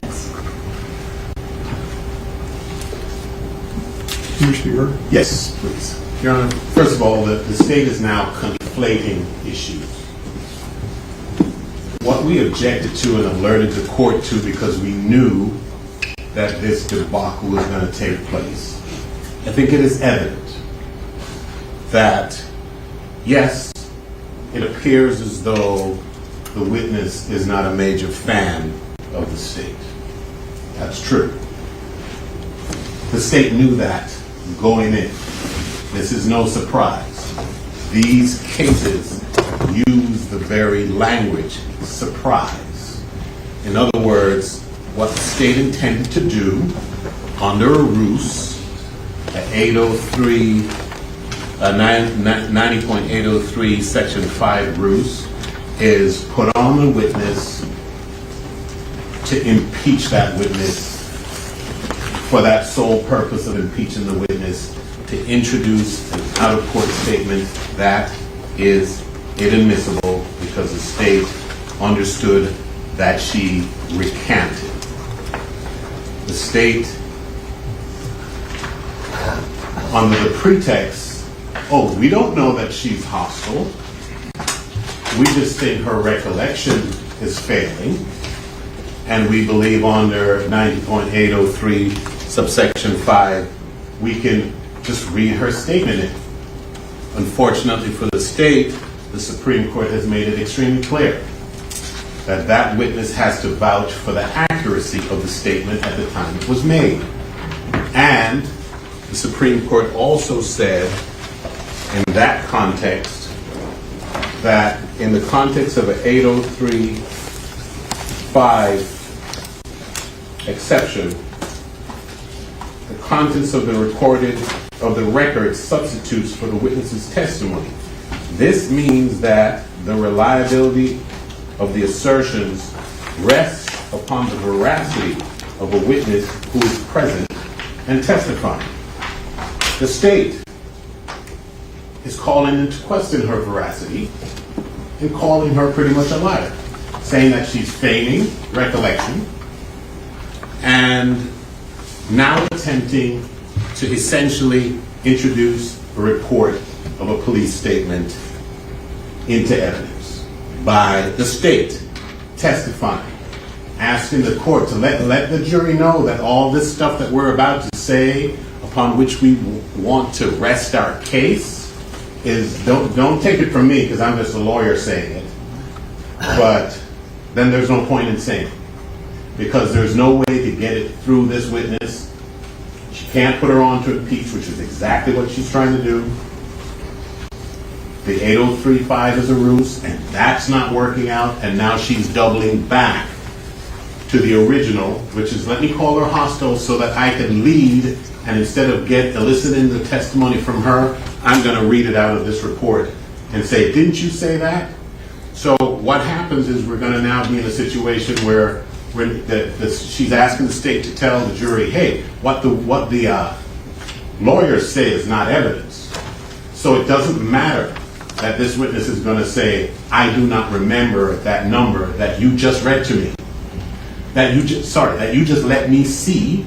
I told you I don't remember it. So I now now the state wants to come back to the podium and blurt that number out.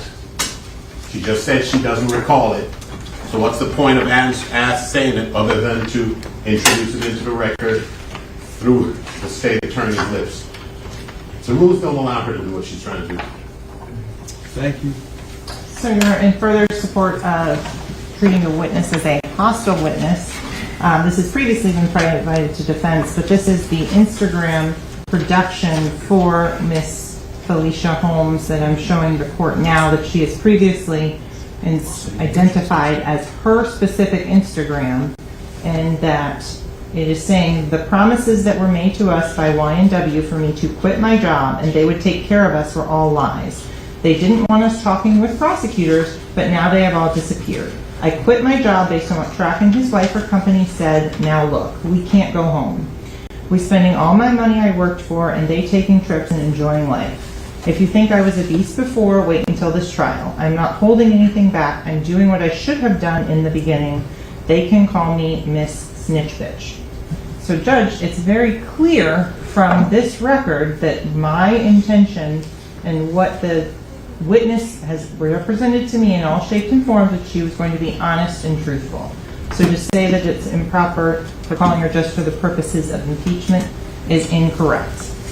So to continue on in that same Instagram production, and this is in June of 2022, Felicia Holmes is saying, they made me quit, told me that they would take care of us until trial was over. But guess what? Lies as usual. I was making $9,000 weekly. I didn't need shit from them, but everyone begging and pleading. Now they all ghost. I got something for Track though. He lied to me and my child for the last time. Again, saying you're going to air him out to the prosecutor. So Judge, in terms of, so that's in defense of the representation of counsel that is just being called for impeachment. It's also clear that this witness has received multiple benefits from the defendant based on her own statements there, that she has endorsed that that was her Instagram on that. So, counsel, there's a couple things going on here. Number one is you indicated that it was the testimony was going to be admitted because it was in essence I forget the statute number.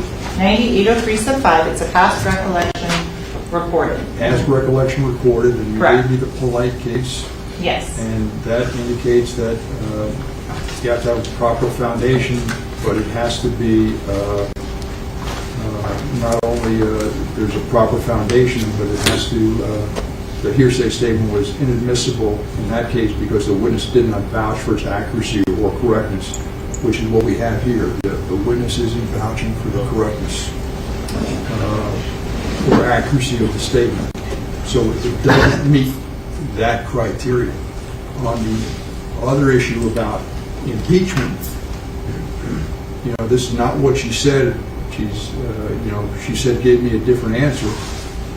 What I tried to read before was something from a couple of cases, and again, the synopsis at the end of it, this is, I'm just reading again from the SL, a child case, the state 993 Southern 2nd 1108.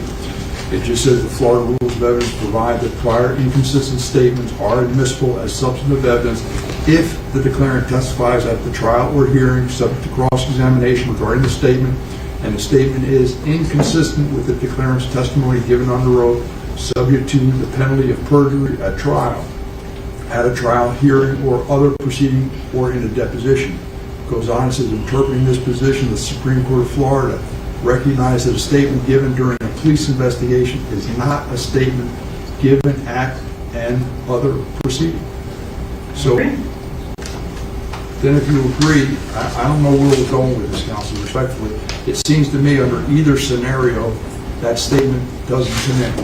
Now, I do have a message from Mr. Bears, B-E-R-E-S. He says he's Ms. Holmes' attorney. He would like to speak with me. I don't know what he wants to talk with me about. To be candid with you, I'm assuming it's his testimony.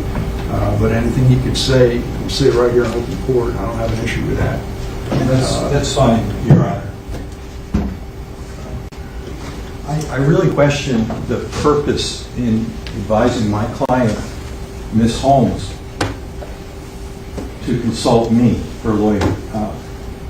I take it as an implicit threat to Ms. Holmes. We have an agreement that she comes in here today to testify. She's done that. She's honored her agreement. And, she's answered all the questions put to her. She may not be answering the questions to the satisfaction of the state, but she has fulfilled her agreement. And now Ms. Holmes is again placed in fear. And that's all I have to say. Thank you. All right, let's, anybody need a restroom break or anything? You ready to go? Yes, sir. Pardon me? Judge, I think someone on the defense. I need to go to the... Sure. We'll take a short recess.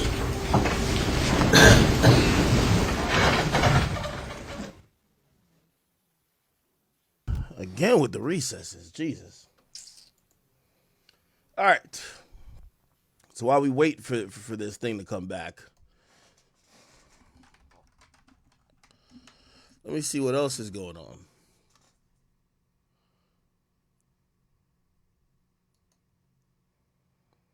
Oh, did I ever play this? Give me 1 second.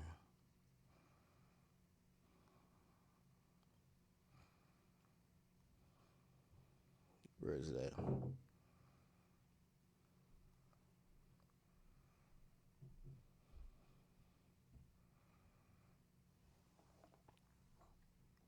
By the way, it's a break again for the Melly trial.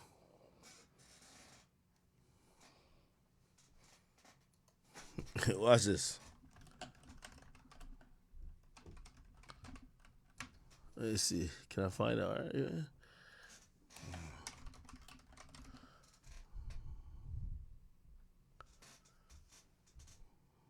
I think this is it.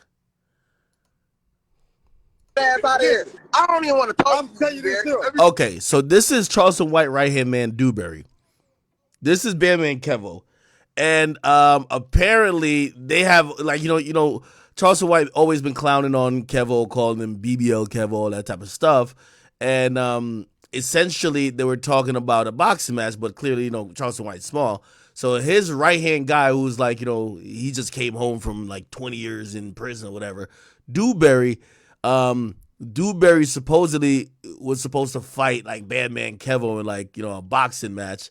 But I think there's another guy who's his big homie and his right-hand man, which is Big Folks. So Bandman Kevo's big homie that he tags in. Apparently they were all on an Instagram live recently and the argument went crazy. You talk to Dewberry. Listen. You going straight knockout? Straight knockout. Because you know why? You know why you got to go straight knockout? Because you can't last no round, nigga. That one swing, but that slow ass swing, motherfucker go jailhouse your ass. Beat your old ass all in the back of your head. Homie, I'm gonna knock you out with a body shot. Somebody said go back. It's only 21 seconds. Somebody said rewind the case. Wait, the trial's back? Bro, this shit not back yet. Oh, you want me to rewind? Oh, the parts I missed? Here we go. So what's the point of saying it? Of it? 90.803 Section 5 Bruce is put on the witness to impeach that witness for that sole purpose of impeaching the witness. Look at y'all bullying me, man. Damn. To introduce an out-of-court statement that is inadmissible because the state understood that she recanted.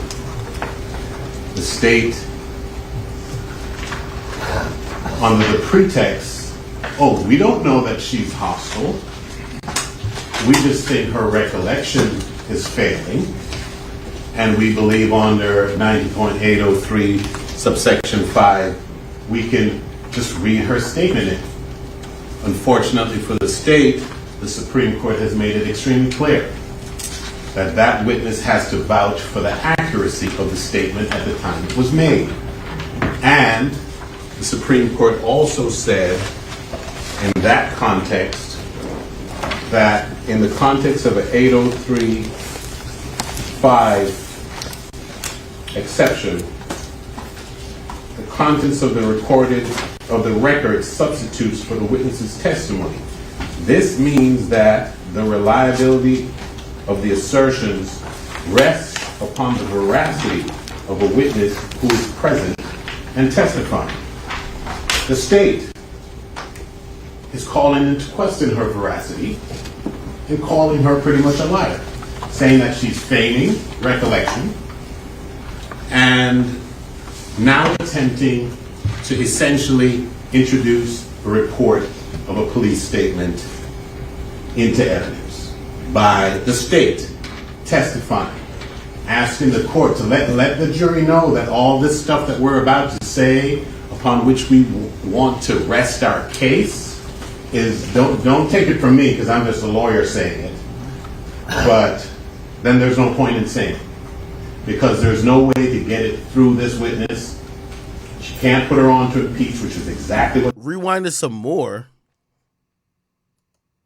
Information. What information? Whatever the particular statement may be that we're at that point in the questioning. For example, did you provide and say that previously that you talked on FaceTime with the defendant? That you talked to him on the FaceTime on the 772-713-9807 phone number. So judges, in terms of if I'm going to then impeach her with some other outside statement or some other prior consistent statement that she has made at some other proceeding at that point, that's the concern as to her perjuring herself on that. So I think that's why it's important that she be allowed to speak to her attorney on that issue. And in terms of the prior statement on that, I still maintain that she has endorsed its authenticity and accuracy. Your Honor was provided with a copy of that deposition that the state referenced when we were talking about, and she indicated she was honest and truthful in that deposition, and she then endorsed the prior statement. So the prior statement should be allowed in on that, and if there's no concern as to any improper or anything on the jurors, because they will be instructed, as they always are, that no statements by the attorneys are evidence. Can you speak her? Yes, please. Your Honor, first of all, the state is now conflating issues. What we objected to and alerted the court to because we knew that this debacle was going to take place, I think it is evident that, yes, it appears as though the witness is not a major fan of the state. That's true. The state knew that going in. This is no surprise. These cases use the very language, surprise. In other words, what the state intended to do under a ruse at 803, 90.803 section 5 ruse is put on the witness to impeach that witness for that sole purpose of impeaching the witness, to introduce an out-of-court statement that is inadmissible because the state understood that she recanted. The state, under the pretext, oh, we don't know that she's hostile, we just think her recollection is failing, and we believe under 90.80 1120. 9803 sub 5, it's a past recollection reported. As recollection recorded, and you Correct. gave me the polite case. Yes. And that indicates that you have to have a proper foundation, but it has to be not only there's a proper foundation, but it has to, the hearsay statement was inadmissible in that case because the witness did not vouch for its accuracy or correctness, which is what we have here. The witness isn't vouching for the correctness or accuracy of the statement. So it doesn't meet that criteria.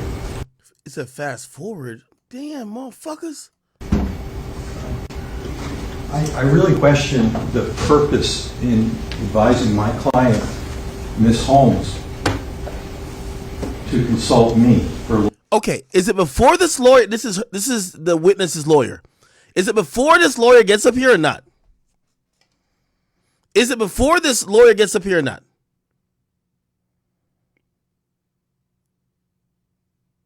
Before she got off the stand?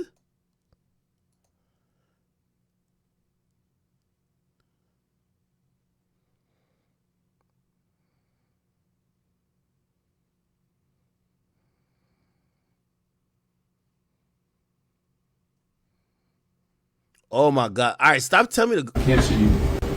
Is it what? It's not while she's on this. It's when. It's.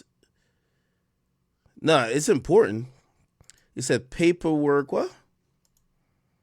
Go to the prosecutor talking. Paperwork in screen. Oh, right here.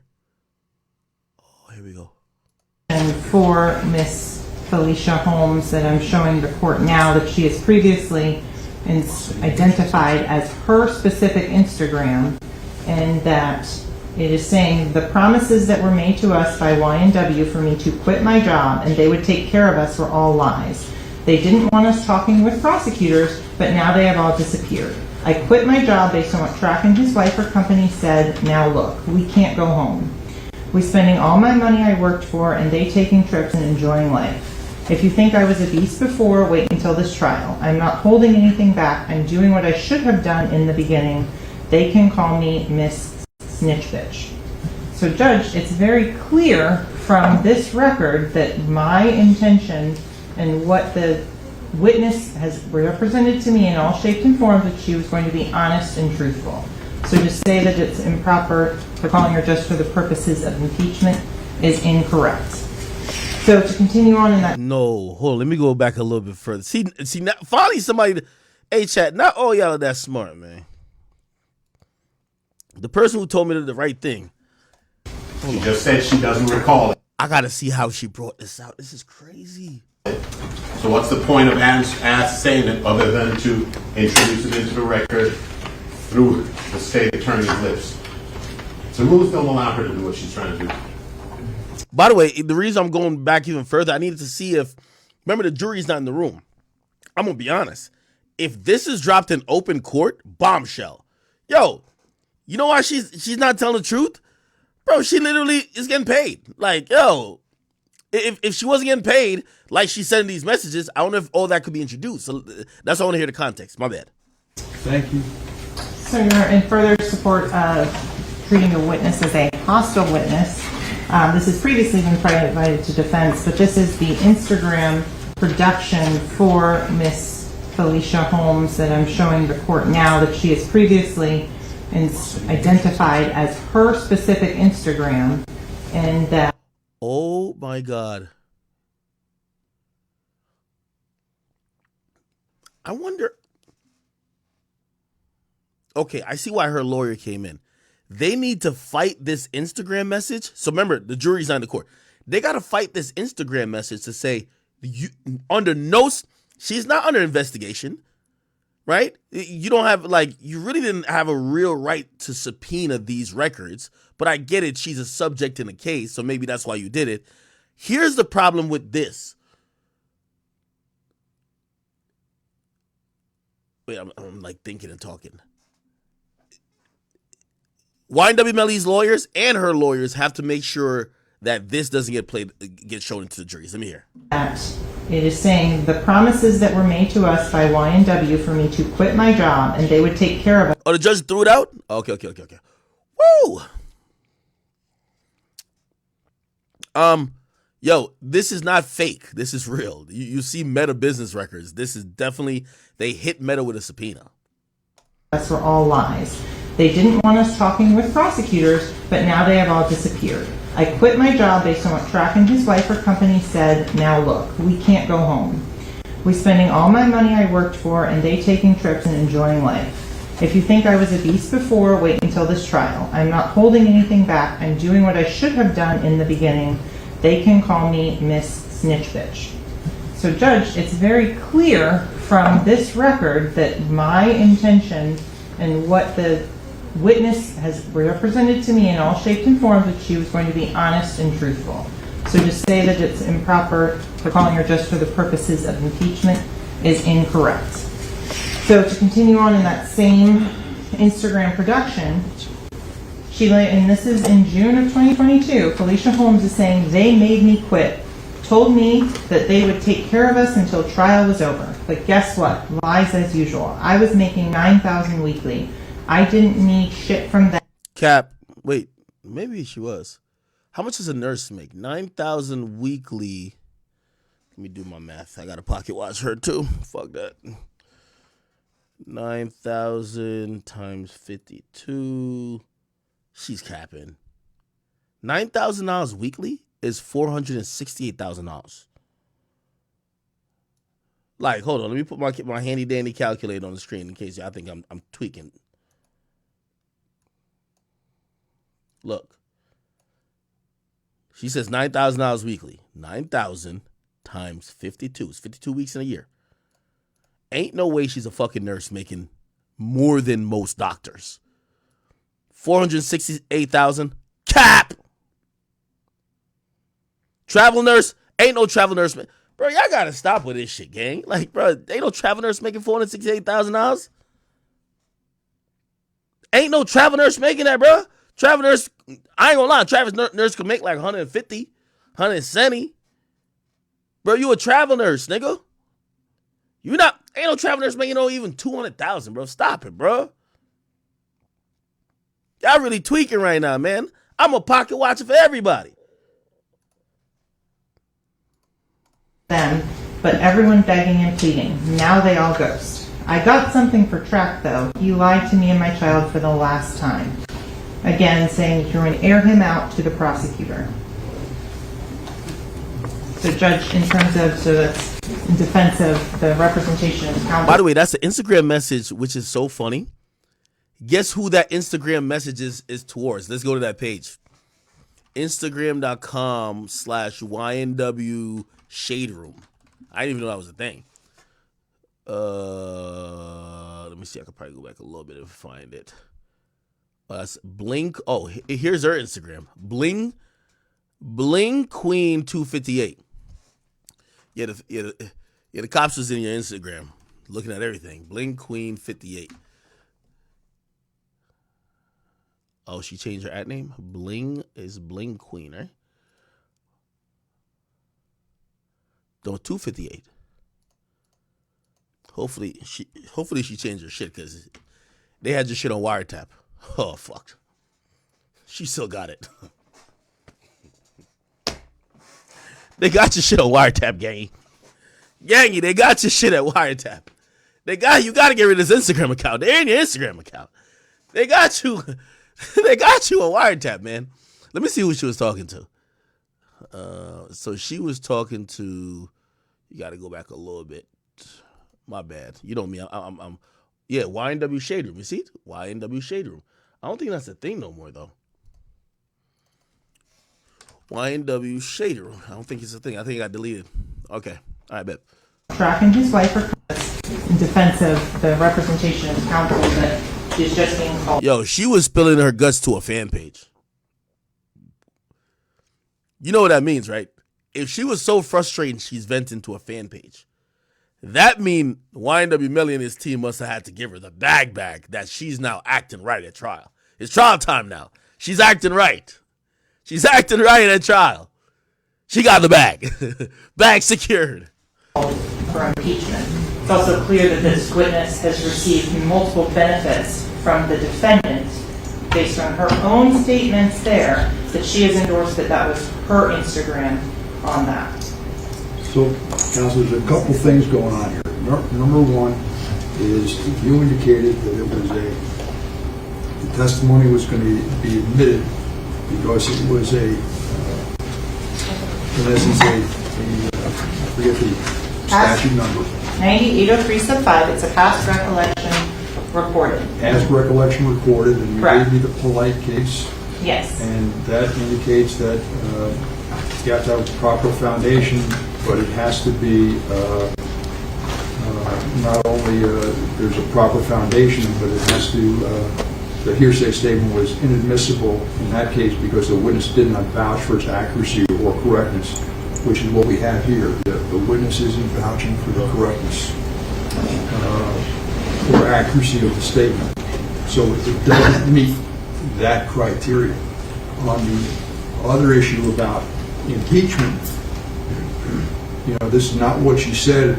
She said gave me a different answer. What I tried to read before was something from a couple of cases. And again, the synopsis at the end of it, I'm just reading again from the SL, a child case, v. State, 993 Southern 2nd, 1108. It just says the Florida Rules of Evidence provide that prior inconsistent statements are admissible as substantive evidence if the declarant testifies at the trial or hearing subject to cross-examination regarding the statement, and the statement is inconsistent with the declarant's testimony given under oath, subject to the penalty of perjury at a trial, hearing, or other proceeding, or in a deposition. Goes on and says, interpreting this position, the Supreme Court of Florida recognized that a statement given during a police investigation is not a statement given at an other proceeding. So, then if you agree, I don't know where we're going with this, counsel, respectfully. It seems to me under either scenario, that statement doesn't come in. Now, I do have a message from Mr. Bears, B-E-R-E-S. He says he's Ms. Holmes' attorney. He would like to speak with me. Okay, so let me just recap what I think I heard right there.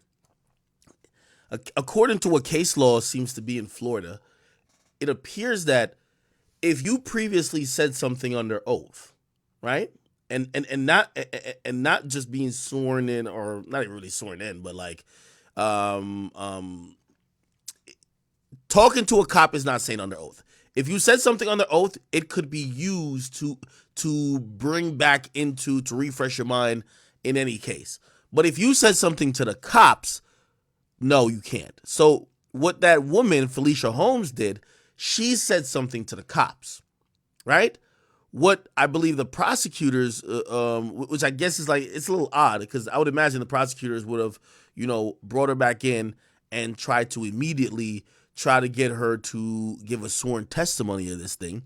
But they didn't, or maybe she changed her mind back by then. Remember, she probably gave it in the heat of the moment. After that, she changed her mind. Now the prosecutor is saying, yo, she's switching up her story. We want to go back to like the original statement she gave. And according to the case law, which this nigga, he's just kind of cracking his knuckles like, bitch, you're getting owned. And he's doing that because this shit is inadmissible. So the judge is telling her like, hey, if she's not going to say anything she said to the cops, and she's saying that what she said to the cops she either don't remember or is false, why do you keep trying to introduce this in court? Like, you can't do that. All right, let me just kind of get through this part, then we're going to skip. Because we got to get back up to current shit. I don't know what he wants to talk with me about. To be candidly, I'm assuming it's this testimony. But anything he could say, he can say right here in open court. I don't have an issue with that. That's fine, Your Honor. I really question the This purpose is the lawyer. This is her lawyer. Advising my client, Ms. Holmes, to consult me for a lawyer. I take that as an implicit threat to Ms. Holmes. We have an agreement that she comes in here today to testify. She's done that. She's honored her agreement. And, she's answered all the questions put to her.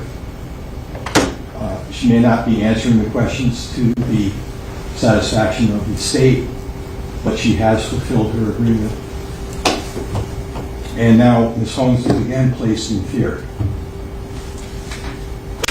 And that's all I have to say. Thank you. All right, let's,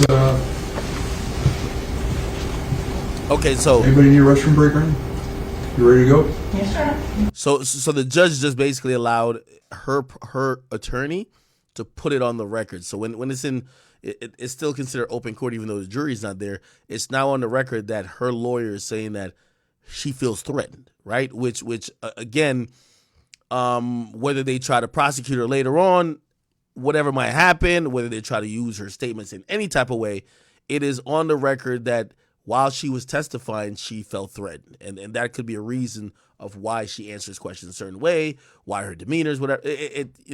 Again, I think the judge allowed her to put it on the record. Okay, cool. Let me skip now quickly. Let's try to find when it's back. I know we're back. Here we go. Should be. She'll ask whatever questions she thinks is appropriate. You make your objections, but I don't think it's appropriate to be asking, didn't you say this? X, Y, and Z. I don't think that's appropriate because she's not subscribing that this is what she that statement is truthful. So I don't want you to just be regurgitating the statement and asking her that. I don't want that done, and I don't want you to do anyway. That we'll see where it goes. Yeah, just one thing, Your Honor. I'm sorry to belabor the point, but I want to make sure that the state doesn't confuse the court's ruling to be one of form over substance, and instead of saying, didn't you say this, say, isn't it true that? Okay. Or anything where... Skip a little further. She's back on. Okay, here we go.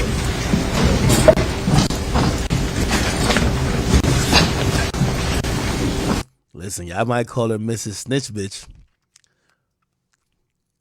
Or y'all had a chance, but clearly she got what she needed. She's Mrs. Secure the fucking bag. But the votes for jury, the partners, the numbers, the counsel, the assistant attorneys, ladies and gentlemen, jury, and our witnesses home for his understanding. Apologize for the delay. Counsel, you ready to proceed? Yes, sir. Please. Okay, Ms. Holmes, when we left off, we were talking about a pet snake. Yes. Do you remember there being a pet snake? I remember you talking to me about it yesterday. Okay. And with regards to that snake, you recall it unfortunately passed away. I'm pretty sure probably, I'm not sure, it's not here, I'm pretty sure. Okay. Do you remember the name of that pet snake? No, I don't. And in terms of the owners of that snake, do you remember who owned it? I just know it was, I know who the owner was. It was in the house with Mariah lived. Okay. Where did Mariah live at that time? She lived in BMR. And do you know the address? No, I don't. Who did she live with? She lived with a boyfriend, but you know. Okay.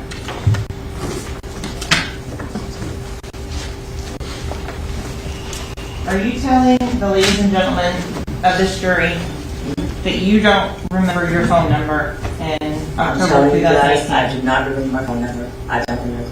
And are you telling the ladies and gentlemen of this jury that you don't remember your daughter's phone number? No, I do not remember my daughter's phone number. And there's nothing that would refresh your memory or recollection whatsoever? Objection, asked and answered. Overruled. That was 4 years ago. I've had so much trauma in my life since then. Of course. So, is it fair to say that you were worried about Melly when you came down here to Fort Lauderdale on October 26, 2018? Was I worried about him? Yes, I was. You were worried about him because he had just been involved in a drive-by? No, because they said his friends had been in a drive-by. Okay. And you were worried about him because he was hiding in some bushes. Objection. I don't. Okay, I hate to pause it here because I know we're behind and we're going to catch up pretty soon. I think the way the defense is positioning this to say, hey, we get all the cell phone evidence you had, but they're all on the same family plan. Who knows if you have no proof Melly was in the car? Now, what they keep trying to say, that's why she's important. Hey, didn't Melly tell you he was in the car when the drive-by happened? She basically saying, nah, I never heard that. So essentially, the witnesses are saying, we don't know if Melly was in the car when the shooting happened, period. So even if it was a staged drive-by, don't seem like Melly was there. So that's why they keep asking her, oh, you were worried about Melly because he was involved in a shootout. Nah, I'm not worried about him because of that. Only thing I knew was that two guys died. That's the only thing I know. What do you remember? I sustain the objection. What do you remember? I just remember him saying for us to come get him. When you made contact with him later that same day at Frito's house, yeah. Is it fair to say he had no blood on him? No, he didn't have any blood. And is it fair to say that he left Frito's house and went up to a video shoot that afternoon evening? Yes, I did. Did you go to that video shoot? No, I didn't.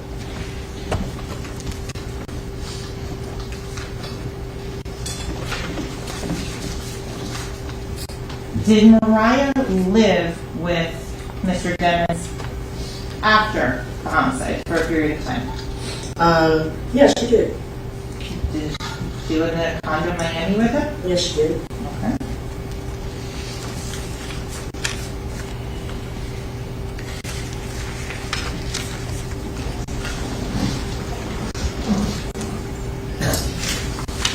Have you made other statements about the events of October 26th of 2018? I don't remember making any other statements. Do you recall a Instagram conversation with the co-defendant Cortland Henry? I don't remember it. Okay, if I may approach, I'll see if this refreshes your recollection as to that conversation. It's 3 pages. Except for Mark, counsel. Not yet, Your Honor.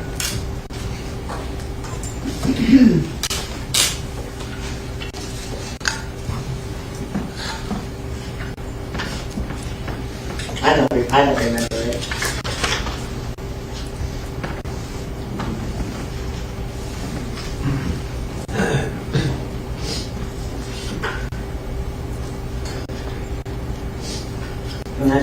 I don't remember it. You don't have any recollection of that? I don't remember it. Is that your Instagram, Bling Queen 258? Yes, it is. Okay, and the conversation that you don't recall on that whatsoever? Yeah, I don't remember it. Okay. Is your testimony here today that you lied in those statements? That I lied in my statements. The allegations that you made to Mr. Henry? I don't make those allegations, so I don't. Do you remember sending screenshots of those allegations to a detective? I remember sending a detective something stating that I didn't threaten Portland. No. That's I remember that. You remember sending screenshots of conversations? I remember telling him that I did, because he reached out to me and asked me that I threatened to kill Portland. And I said, no, I did not threaten Portland. Okay. I remember that. Was there any threats made to you by the defendant? No, not at all. In terms of your daughter, Mariah, where is she? I don't know. After this incident, did she... Yo, her daughter been dipped. They've been trying to find her daughter, allegedly, for 3 years. I shouldn't be laughing. They said Shorty been on vacation for 3 years. Booling. So that check hit. Shorty been on vacation for 3 years. I'm going to give y'all a tip. I heard she's in Bermuda. She lived with the family of the defendant? She's always lived down there. before this incident. She never lived there. And it's your testimony to the ladies and gentlemen of the jury here today that you saw Jamel Demons on October 26th of 2018. I think I saw him. That you spoke with him and heard him on the FaceTime conversation. I did speak to him, yes. And it's your testimony that he indicated that it was some sort of shooting that occurred. Yes, I did, yes. Okay, and it's your testimony that you saw him on your daughter's cell phone as a video call. I saw him. Is it your testimony today that after that you called Jamie King? Yes, I did call Jamie. And in terms of the conversation with Jamie King, that occurred immediately after the FaceTime? Probably not immediately, but sometime after. I'm not quite sure the time. I don't remember what time it was. Okay. And it's your testimony to the ladies and gentlemen of the jury today that you were dishonest in your first statement? I don't remember my first statement. Okay. Is it your testimony to the ladies and gentlemen of the jury that you would lie? I don't remember my first statement. I have no reason to lie to you. Yes or no? Did you lie to police? I did not lie to you. No. Yes or no? Did you lie to police? No. I didn't lie to you. I don't remember my first statement. You're trying to make me say I remember my first statement. I didn't. For me to say no, I didn't lie would mean I remember my first statement. I don't remember it, so I don't remember. Well, if you need more time to look it over, I have a copy of it. I don't remember it, bitch. I don't remember it. Okay. Well, I did over 100 times. I don't remember. Well, if you'd be so kind as to do it one more time. Yeah, sure. You can say that to this jury that this is not truthful. Yes. Please. Objection. Yo, chat, sometimes you gotta let the daughter go on vacation and let mama handle it. See, mama handling it on the stand. That daughter would have been flustering like a motherfucker. Mama gonna get that cash. Mama gonna get that. Bitch, I don't remember this shit. Didn't you say? No, I don't remember talking to the motherfuckers. Matter of fact, I had a lot of trauma in my life that year. I honestly, God, did not remember any of this on here. Like, I don't remember. I don't know that man. I had a hard time that year, so it's a lot that I don't remember about that year. Is it your practice to lie to law enforcement? Objection. Excuse me, can I see side quiet, please. To say it, I hope I don't sound ridiculous. I don't know who this man is.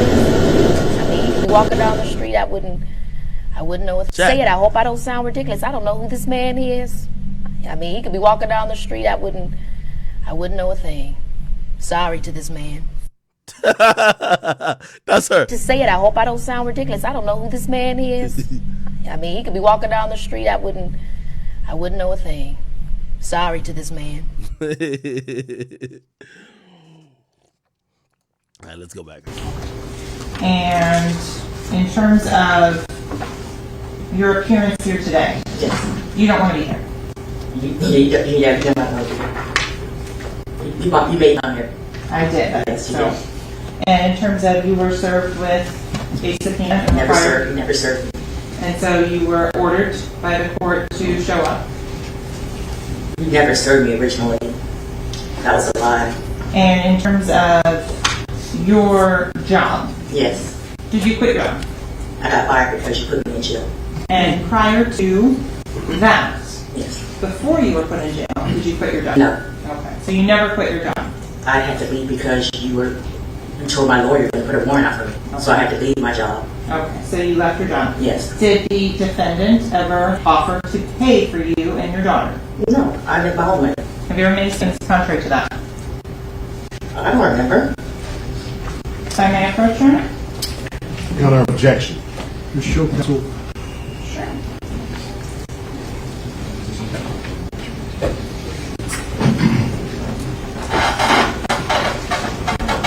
To say it, I hope I don't sound ridiculous. I don't know who this man is. I mean, he could be walking down the street. I wouldn't know a thing. Sorry. Can we approach? Sure.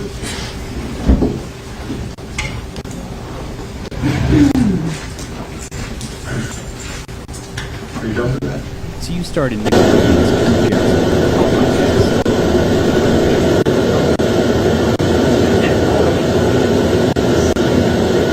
There we go, back live. Oh, it's still on sidebar. God damn, man.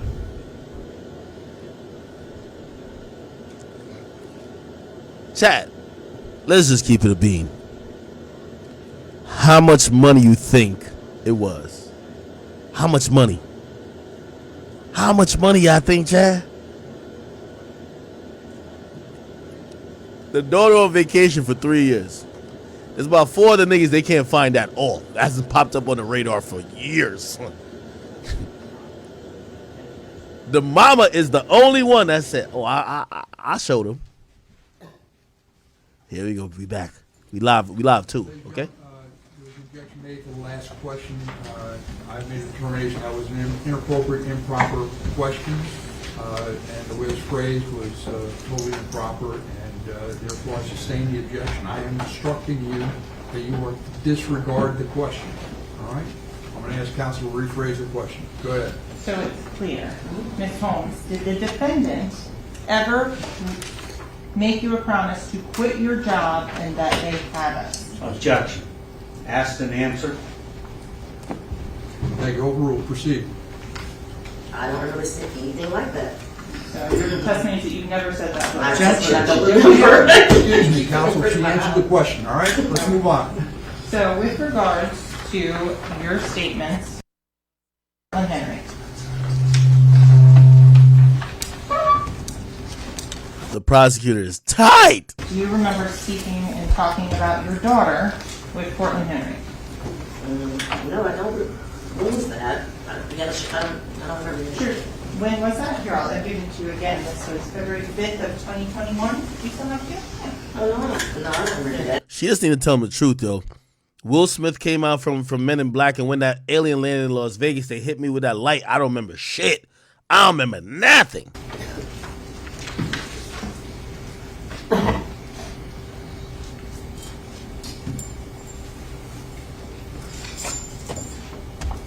Ms. Holmes,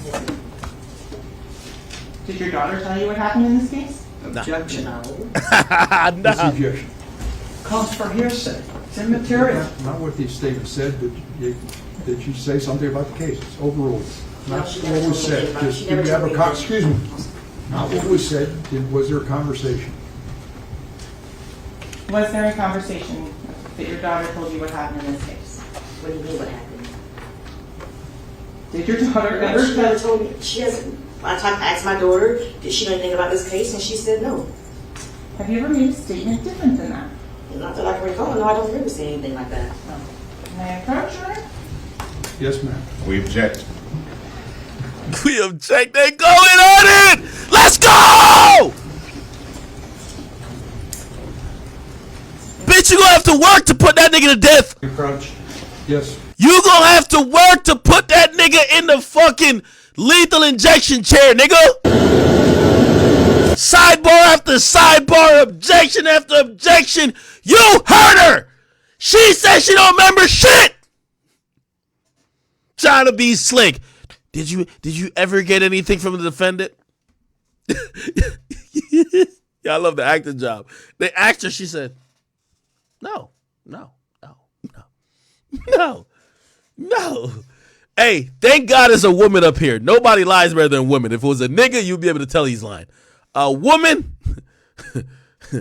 listen, nobody lies better than a woman. Holy. I don't recall. I don't know what you're talking about. Where's your daughter? I don't know. Yo, this shit is lit. Where's your daughter? I don't know.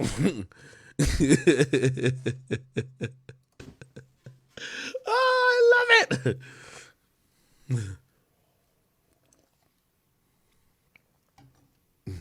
We back? Come on now.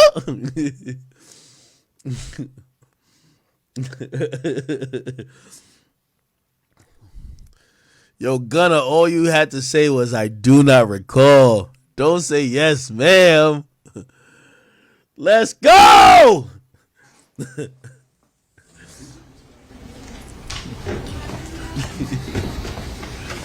This is good. Another sidebar. They're in shambles. Yo, you know, it's so of all the witnesses, remember, the prosecutor can't find nobody. Yo, oh, we think we found some evidence on the camera.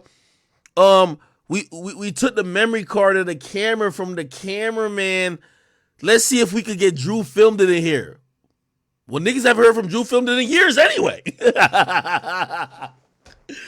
Oh my God. Wasn't he on the Off the Record podcast? I don't recall. Yo! Nah, this shit crazy, chat. This shit is crazy. They can't get nobody in court, period. Everybody's ghost. Yo, I looked at if you look at the case files for this, they've been sending subpoenas for the longest. From what I heard, niggas been on vacation for years.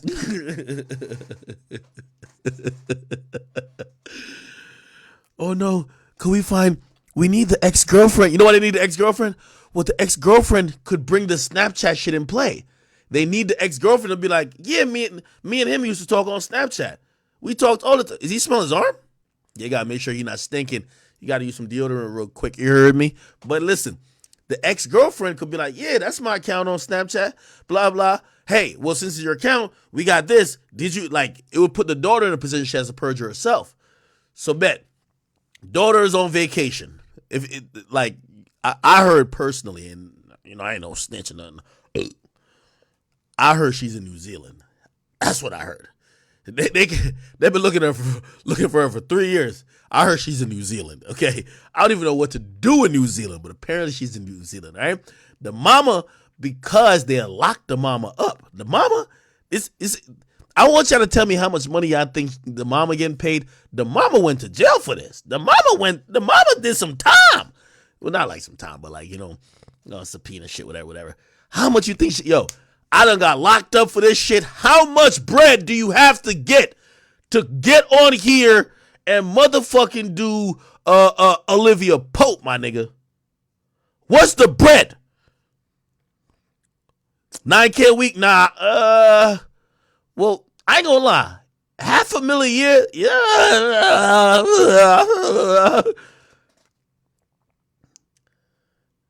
$500,000 a year. Remember, they can't, but it's for you and your daughter. They can't find a daughter since 3 years ago. Can't find her. Remember, whatever money is going to be for you and the daughter. $500K a year. So it's been 3 years. Y'all got 1.5 mil. Y'all been on vacation. Don't have to work. Y'all cooling. That's straight, right? $500K. Nah. Yeah. Okay for both y'all per year. Let's get it. Now, you got to remember, you got to go win the Oscar. And by the way, here's the thing. Out of the money you getting, you got to hire your own lawyer because we can't hire your lawyer. So you got to hire your lawyer. But then your lawyer got to tap it with us. You feel me? But it's attorney-client privilege. So that ain't none of their business after that. Yeah, that's okay. $500K? Yeah, $500K. Yeah. Yeah, nah. Yo, stream YW Melly music. Somebody said, you think Tory or Big Slime wish they could switch lawyers and witnesses with Melly? The biggest thing here is Florida, I'm going to tell you though. In LA, bro, LA is obviously in California. California is such a pro-woman, pro-trans, whatever state. Or California is that type of state, but LA is doubled down on it, that most of their laws don't help you. You get what I mean? Someone mentioned in California, if you call the police, right? So if you call the police on someone in California and it's a domestic violence situation, one person has to go to jail. Why? Because people were outraged that O.J. Simpson got off of his murder trial. They believe that when police was called days before, the police didn't make an arrest, and that led to the eventual killing. So California has this law that says once the police shows up for a domestic violence, or not California, LA specifically, shows up for a domestic violence incident, somebody getting locked up. So it depends on where you're at. Florida, like, put like this, it's a little bit favorable in certain senses because they threw out any evidence of the gun. People wanted to, like, they wanted to show, because they want to put a picture of Melly with the gun, right? The judge says no. You know why? First of all, fuck what Melly got going on. The NRA would be up in like just arms of saying, yo, if you have a gun, a very gun-friendly state, what the fuck is this? Who do these things? Is this a performance? Oh, that's probably his family gun. I'm like, what the fuck? I thought a nigga was performing. I'm like, what the fuck? Color dreads? The hell? So the judge was smart to say you can't use the fact that he has a weapon to prejudice the jury, because our state is all about being free with weapons. That is good in Florida. If it was in LA and Tory ever got, like, I mean, they didn't show the Tory with guns because he has whatever, but if Tory had a gun even in a couple of months before, like how he had it, remember, the judge in this case says if it was Melly moments after or moments before with the gun, he'll let it in. But Melly, oh, they're laughing. But Melly with the gun months before or weeks before, he feels it has no relevance because guns are allowed in Florida.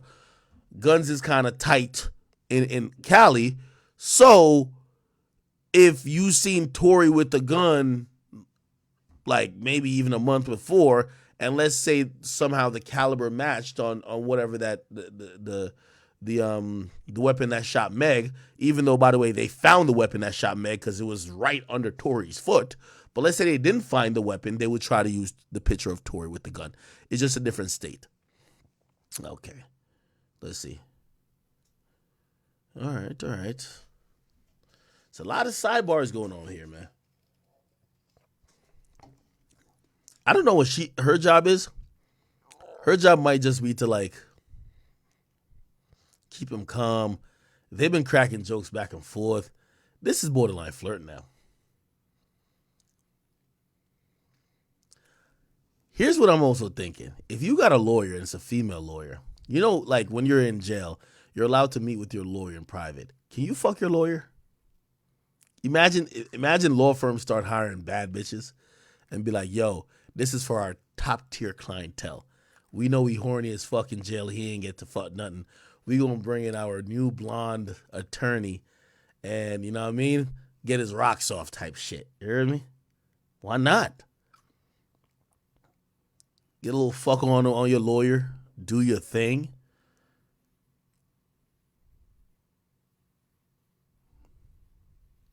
Imagine you in court, your lawyer giving you a little hand job underneath the shit. Obviously a woman we talking about. Gotta get some bad bitches on these joints, right? Somebody said, what I pay her for? Yeah, you know what's so funny? This chick ain't say objection. She ain't talk at all. All she been doing is cracking jokes with Melly. Shorty, I ain't gonna lie. You gotta do something. Yeah, he keeps smelling his arm. I don't know what's going on. They look like they got some sexual tension. I ain't even gonna hold you. The other two lawyers are to beat the case. She gotta be the fuck.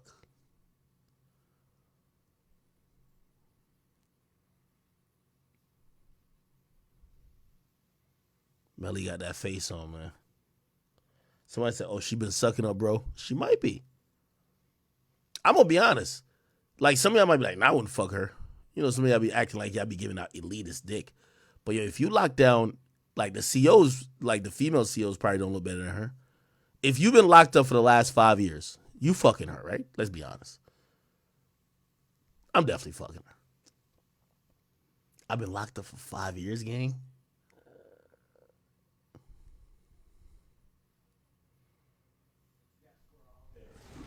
Looks like the folks who were done in this council are assistant state attorneys. The jury's not here. They're adjourned. We all ready to proceed? Yes. All right. See if they're here, please. See if they're ready. I think he said the jury's been adjourned, so it shouldn't be no more open court testimony.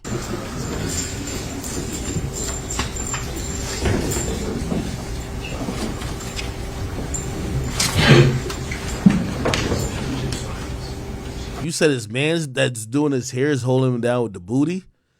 Melly not getting his hair done in jail, right? Wait, how does that go? It ain't one of them shits where you sit between a nigga's legs type shit, right? Like, how do you get your hair done in jail?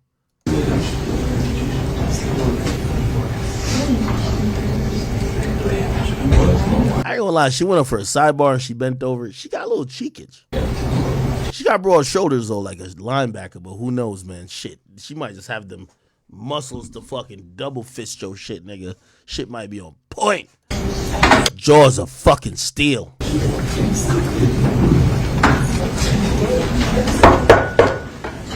Dude got some big titties. Are y'all titty fuckers or not?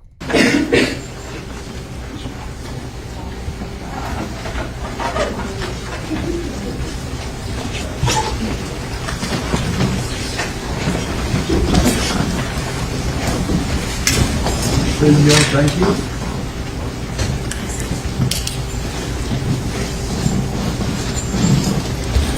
Yo, I'm just asking because she the only lawyer that ain't saying nothing the whole time, but she always talking to Melly. What the fuck is she talking about? Siggy, what up, nigga? Mind you, this home is still on the road. Counsel, please continue. Let me let come back and ask you, did your daughter tell you, did you have a conversation with your daughter about what happened on October 26th of 2018? Yes, I asked her if she knew anything about what happened. Did she tell you what happened? Without, no, she did Just not. so she didn't know. Have you ever made a statement that is different than that? Your Honor, we'd object to lack of foundation, calls for hearsay, speculation, unless they can establish that that witness was present. Thank you. The objection noted. That's what I previously ruled on sidebar. Proceed to your approach.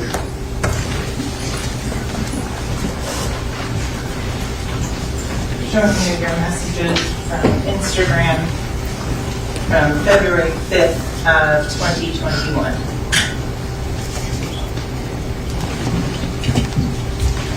Who was that Instagram? Is that the one the Instagram you saying was with Portland? Ma'am, I don't sorry. remember. I don't remember that Instagram. Look at it. I already looked at it. You want to show it to me? So is the... I don't remember that. You showed it to me like 3 times already. So you don't recall making I don't a recall statement making a statement. No. Excuse me, one at a time, ladies. Let her finish her answer before you ask the next question. So you don't recall making that statement? No, I don't. So you don't recall saying... Objection. Sustained. So, Ms. Holmes, in terms, you said that your daughter didn't tell you. Objection. Asked and answered. Sustained. So did you ever make a statement that's different than that? Objection. Asked and answered. Sustained. Into the statements that, with regards to October 26th of 2018.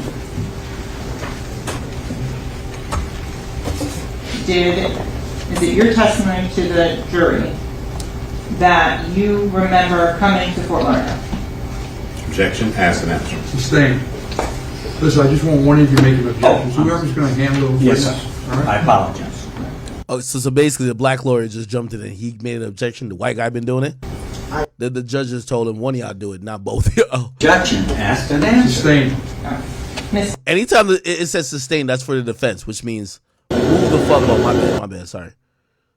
So when it says, when the judge says sustained, it means next question. Ms. Holmes,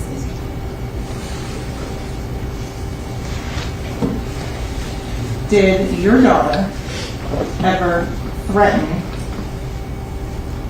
to cooperate with law enforcement? Objection. Sustained.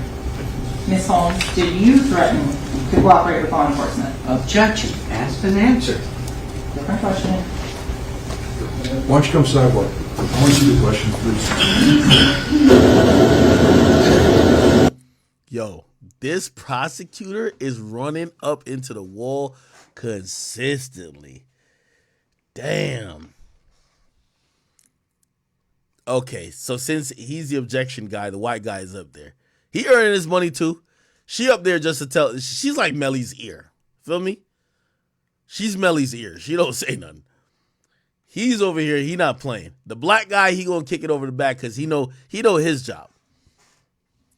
You know his job type shit. Yo, Rockstar IC8, what up? Thank you for the cheer.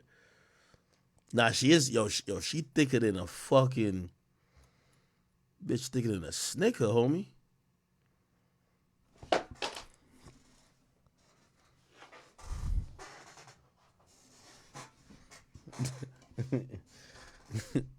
All right, bet. Should be good again. Let's go.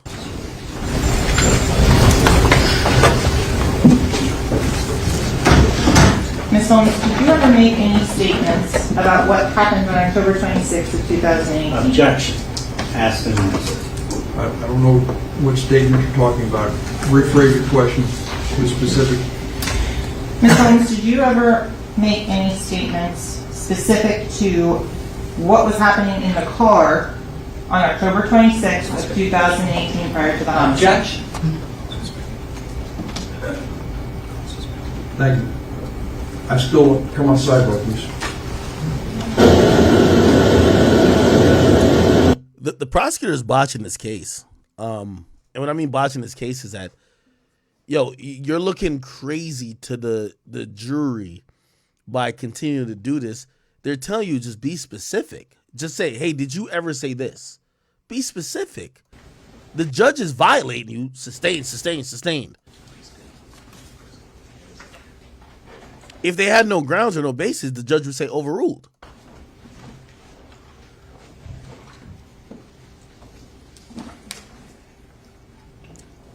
So, Ms. Holmes, I want to ask, were you present when your daughter spoke with law enforcement? She was 17 and had been present. Oh. Do you recall about when that happened? If she was 17, that had to happen in 2018. Okay. Without getting into what she said. Thank you, Rockstar SC.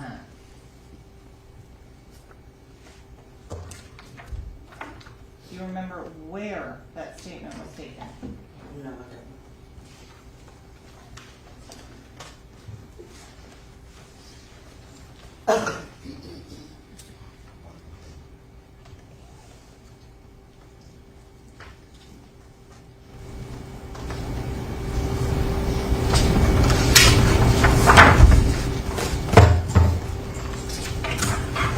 When you came down to Fort Lauderdale, was your daughter concerned for Mr. Dennis? Objection. Cause for conclusion on part of this witness. Based on your daughter's demeanor, how was she acting? Sustained. When you arrived in Fort Lauderdale and saw Mr. Dennis, did you ask him what happened? Objection. Asked and answered. Overruled. I'm sorry, repeat the question. When you arrived in Fort Lauderdale, did you ask Mr. Dennis what had happened? No, I did not. Nothing further. I have one question. Yes, sir. You came here and one of your first, let me get it. Objection, Your Honor, improper. I haven't asked you. Excuse me, counsel, you direct your comments to. I'm sorry, I haven't asked anything yet. Ask your question. When you first took the stand, you said, I feel threatened. Yes, sir, I do. Who do you feel threatened by? Objection, Your Honor. Overruled. Christine Bradley, the prosecutor's office. This prosecutor. Yes, sir. Oh shit! It's lit! It's lit! Answer this witness? Yes, sir. I had one question. Ms. Holmes? Yes. You said you feel threatened by me. Of course. Okay. Did you fail to appear for numerous court appearances? No, I never served me, lied. Okay. Lied to the court. And with regards to, did you work in Redding, California? Yes, I did. Okay. Immaterial. Overruled. And so that was a This is crazy. location you were at. Hold on. That's why I I'll was make it shocked. smaller. You can see the whole screen. And in terms of Look. the prosecution, you have been served on various occasions to testify.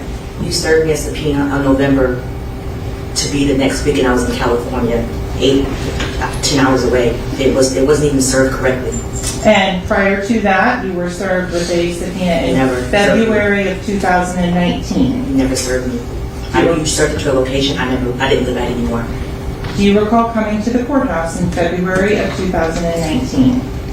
Objection beyond the scope. Excuse me. Anything about the courthouse? Excuse me. Come sidebar. Hey, chat. One thing I think I realized from this Tory trial, prosecutors, because, you know, this is their job, they do get personal, and this is where you see, like, you know, vindictiveness if there ever is any. That's why I think Tory's facing so many years. Once you accuse the prosecutor of basically lying or forcing a victim to say what you want them to say, and they feel they're doing a very honest job, they get very impassionate. And you hire an attorney to try not to show up. I sure did. And has the state offered you any money? The state basically has me on a monitor. I have to go to my job with this. It's embarrassing. People think I'm a criminal. The state has run my life. And in terms of your feelings and ill will towards the state and myself, I just feel like you lock up innocent people. and does that influence your testimony today? It's not influencing my testimony. Have you? I'm telling you. Have you? That's not. I don't understand. Excuse me. Hold on. Only one of you can talk at a time. It's got personal. You ask the question, counsel. You answer it, and nah, this shit is good now. Let her finish her question, and then when she starts answering the question, you let the witness answer. Mario the question, Page, all right? thank you for the donation, Yes. bro. So that my question was non-responsive on that one. Ask your question. So, Ms. Holmes, in terms of the court order that was issued, you're aware that that was found to be valid? No, I'm not aware of that at all. Okay. You hired an attorney to go and represent you at the 4th District Court of Appeals? He had to hire an attorney because you tried to get him this far. And no, that's a false statement. Objection. Excuse me. Counsel, you're not testifying. I all right? agree on You that. excuse me. You asked a question. All right? That's it. You asked the question. Son in that prosecutor! With regards to that, you hired an attorney? Yes. And you then tried to get any sort of court order requiring you to be here in court thrown out? No, what I did was I hired an attorney because you were saying you served me this subpoena that you never served.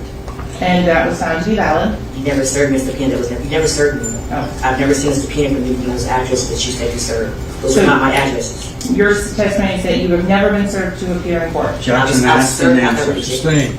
Asked and answered. Sustained. And so, with regards to your feeling threatened on that, have I ever any sort of physical violence? No, white boy. Do you have any? The white dude shining right here. It's intimidating. Let's go. This whole time. Put the pressure on. And in terms of your participation in this case, yes. You understand that you were served a subpoena to appear here today. You served a subpoena after you arrested me. And you served a subpoena at the jail when I was in Broward County. And you understand you're here pursuant to that court order. I'm here. And that requires, under the law, to comply with court orders to and that compel attendance of witnesses. I've been complying. Okay. Nothing further. Anything further? No, sir. Thank you. Oh, shit. Yo, you can tell he earned his money. No, sir. Oh, shit. Want to put sidebar here, please? Another sidebar. Oh, she's good. She can walk off now. Money secure. You know, Shorty, you know. Listen, after you go meet up with your daughter in Russia, you gonna get your look how Melly looking. Yo, make sure the money drop in her account. Yes! Well deserved, Brett. This is how you earn your money. Let's go. Fucking go. Finally, let's try to get a little interesting, man. Yo, Shane Rossi, thank you for the donation. She said, yo, Act, that white lord is like Nikola Jokic. He carrying everything. Nah, he fucking up the prosecutor. The prosecutor in her feelings. The prosecutor in her feelings right now. Yo, Mario Page, you keep sending in a donation, bro. You're not having a message on your donation. I can't read it. Nick the Quick. Somebody says, is it gonna be lethal injection? I ain't gonna lie to you. This case is looking better and better for Melly. I'm gonna be very honest. By the way, DJ Sticky Balls, pause on the name, but he said, yo, man, go ahead and free my boy. Hold on, let's see what's going on with this.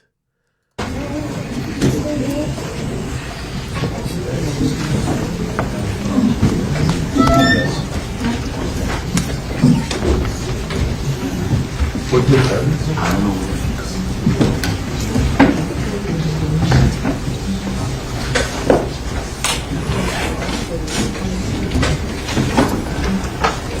Let the record reflect the jury stepped down. Counsel remained along with the defendant and the assistant state attorney. Ms. Bradley, my clerk is advising me that I don't know if it was, I don't think there was any evidence that she had something that might have been marked as an exhibit. It was not marked, Your Honor. It was just a copy of the transcript. So you're okay with it? Yes, Your Honor. I have plenty of copies. All right. In any event, so jury's been excused. Counsel remain along with the defense. So you have a couple motions from mistrial. You want to talk about those? Yes, sir. As sure as I could predict that Tuesday comes after Monday, Go ahead. I made sure to stay up till 2 o'clock last night to get these cases, to alert the court to what was the state's obvious intention. To put a witness on there for the purpose of introducing out-of-court statements that are otherwise inadmissible, instead of at least admitting that that was what the state intended to do, it advanced a ruse, pretext that they were seeking to do so under. By the way, this is a great point he's making. I started to cut him off. But essentially, whatever remember when he did all the motions before Shorty took the stand and he said Felicia Holmes going to be our next witness? He said everything they were going to do, and I'm going to be honest, is given great grounds for appeal. So if he does get found guilty, some of that shit and the way she was moving up there should have not been tolerated, and she should have been reprimanded. That is great grounds for appeal. The dude called it out in court. This judge had a chance to say, shut it down all the way. He kind of let it go, and he let it go, and it was a shit show. That it was improper, that the court had ruled that it should not and could not be done, and it does not somehow become relevant because they declare hostility, which they knew about from the inception. The state made a representation to this court that it was a complete surprise. That's not a credible statement. I think it is incumbent upon this court to discern the veracity of that contention. There was a witness there, happened to be Ms. Holmes's lawyer. He's present. The state essentially tried to circumvent the rules, circumvent the order of this court, and testify to this jury about documents and information that it wanted to put before the jury, which it found no permissible way to do. The court warned the state, I don't want you trying to go through the back door, but you can't get through the front door, and they launched immediately into that pursuit. That's true. Go ahead, my brother. The jury sat there while the state made implication after implication. That's a fact. Introduced admissible evidence after admissible evidence. Talk, my brother. To the substantial prejudice of this defendant. That's a fact. And so, not only did they do it after we... Is he about a motion for like mistrial? They did it after the court ruled against the state and admonished the state not to do just that.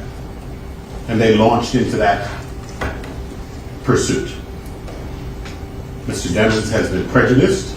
This jury sat there and watched this fiasco unfold. That's a fact. With at least 10, maybe 15 sidebars after every 2 questions, with the implications that were being all predicated on the implications and the inadmissible testimony that Ms. Bradley herself read into and spoke into the record. And for that reason, we think that it was deliberate. It is highly prejudicial. Motion for mistrial. This jury has been tainted. Motion for mistrial. For a mistrial. Let's go. There's one more thing. He's not granting it. He might think about it for tomorrow. If you don't mind, I'll have Mr. Alistine articulate what that means. This Told is your ya. motion for Mr. Armstrong? Chad, tell me I can't be a lawyer. I heard him. He builded it up. There's a second one. All right, go ahead. Yes, second one. Judge, in my entire career, I've never heard the state imply with no evidence whatsoever that the defense team would take care of this witness. And even though the court gave that instruction and told them to ignore it, that question, the defense team would take care of you if you answered like this, is so improper. Not only does it... You got to watch the judge's demeanor. I got my mouse on him. He looked like, bro, you know I'm not about to grant it. It's everybody at this table. And despite the judge, your Honor's instruction... Flat out boogie, stop lying to my chat. You ain't win no fucking trial with a motion for mistrial. Stop capping, nigga. Something like that. When their entire questioning for the last 30, 40 minutes had been so improper, and the court told them not to do it. And they proceeded and proceeded and proceeded. We're moving for a mistrial. And just for the record, Your Honor, I personally... Yo, why he throw his book like that? ...or spoken to her twice ever. That's white privilege. And today. Never by phone, never by text. Couldn't distinguish her from a can of paint until she showed up for the depot, and I haven't spoken to her since. So just to let the court know, there is no factual predicate for the implication, or not implication, the accusation made by the state that the defense sought to take care of her. And the same for me. I met her at the depot and saw her today. For the record, it was my first time ever seeing her in my life. Oh, shit. Thank you. All done, guys? Counsel? Yes. Yes, madam? Judge, with regards to that, the statements that were in the records are what was used as impeachment, where it says they said that they were going to take care of us. Defense read into it and implied it meant it was never said the defense team in any way, shape, or form. So defense implied or read into that in some additional context that was not intended in any way, shape, or form. He might have a seizure! The records and he earning that bread! Witness made and put forth. He was about to get up and say, "Bitch, stop the cap!" Case on that, and it's very, in terms of the forming the questions, Your Honor, it was understood that I was put under very strict and difficult conditions to formulate any question, because defense obviously wants to limit, because they know the contents of what this individual has said and all of the statements that she has made that are damaging to their client. Hence why the state would be seeking to use her as a witness. That means nothing, Your Honor. The fact that it's damaging, I'll concede that. It's inadmissible.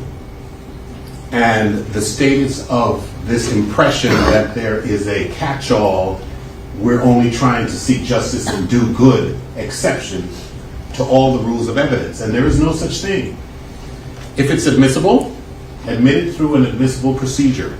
You don't try and end around the court's order and the case law by coming in on some pretext and doing exactly what I told the court would happen and create an entire prejudicial fiasco and introduce inadmissible evidence into the record.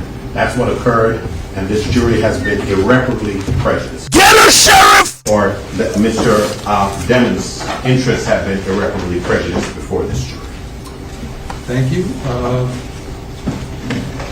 In any event, I'm going to defer ruling, take it under advisement.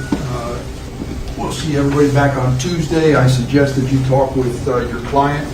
He's going to think about it and rule on Tuesday, probably. Demons, whether or not his feelings about motion for mistrial. I think it's appropriate that he be consulted as well. But I haven't reached any conclusion about it, and so I'm going to see exactly what was said. I thought I heard what was said, and I'll check with the court reporter, get a little piece of that transcript, and we'll go from there. And I'll take it under advisement. But you talk with your client about it. We'll see everybody back on Tuesday. All right. Yes, sir. Have a good weekend, sir. Is Monday a holiday? We're breaking early today. Can we have a few minutes with our client? Right Sure, now? I'd like you to take a few minutes with him. I'd like you to talk it over with him. Yes, sir. Can we have the cameras off while we talk? Oh, nah, these niggas earning their money. This dude right here, they earning their bread. Shorty got in their feelings. I think she on her period. I ain't gonna hold you. Everybody can go out of court. All right? So thank you. Adjourn. This is like a private conference area. Thank you. Wait, Juneteenth's a holiday now? Nigga, ain't today's Friday or Thursday, right? Today's Thursday. They're not doing tomorrow. This is like a 5-day weekend. So if people not getting back in court till the 20th, so this is the 15th, we're not gonna see people back in court till the 20th. Wow. Oh, June 19th is Juneteenth? Is it a holiday everywhere? Is Juneteenth a federal holiday? Oh, it is a federal holiday. Are courts open on Juneteenth? Are local courts? Let me see.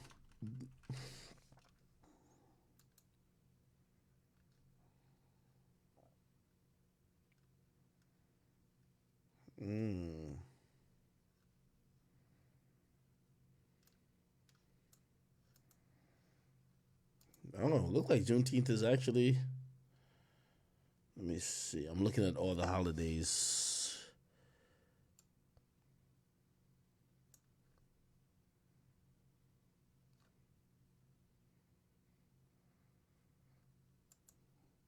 The fuck?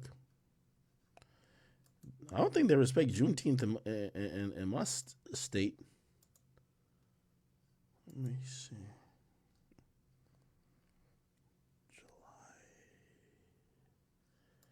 I don't know. Whatever. They don't even know what Juneteenth means, nigga. Fuck that. Anyway. Wow. I gotta call it what it is, people. Today, again, if the prosecution was up 3-1, and let's say the one victory is that black lawyer that Melly had completely dismantled one of the supposed expert witnesses. But Melly was down 3-1. This goes to serve as probably a blowout. Today was a blowout. And it's now 3-2. It's a blowout. There's a lot more work to be done. There's a lot more things to be connected. But this was a fucking blowout today. And you have to give it to the Melly team. So I would say this is a 3-2 trial. It's still in the favor, if you ask me, of the prosecutor, because here's the thing. You know, the prosecutor has a lot of they have a lot of like forensic GPS ballistic things that's going on that's going to be in their benefit. However, we just got to keep calling a spade a spade. Well, there is a world where people could say, well, wait, so y'all can't put Melly in the car at that time? So there's nothing that proves that Melly was in the car at the time of the shooting. You know he got in the car, but you don't know when he got out.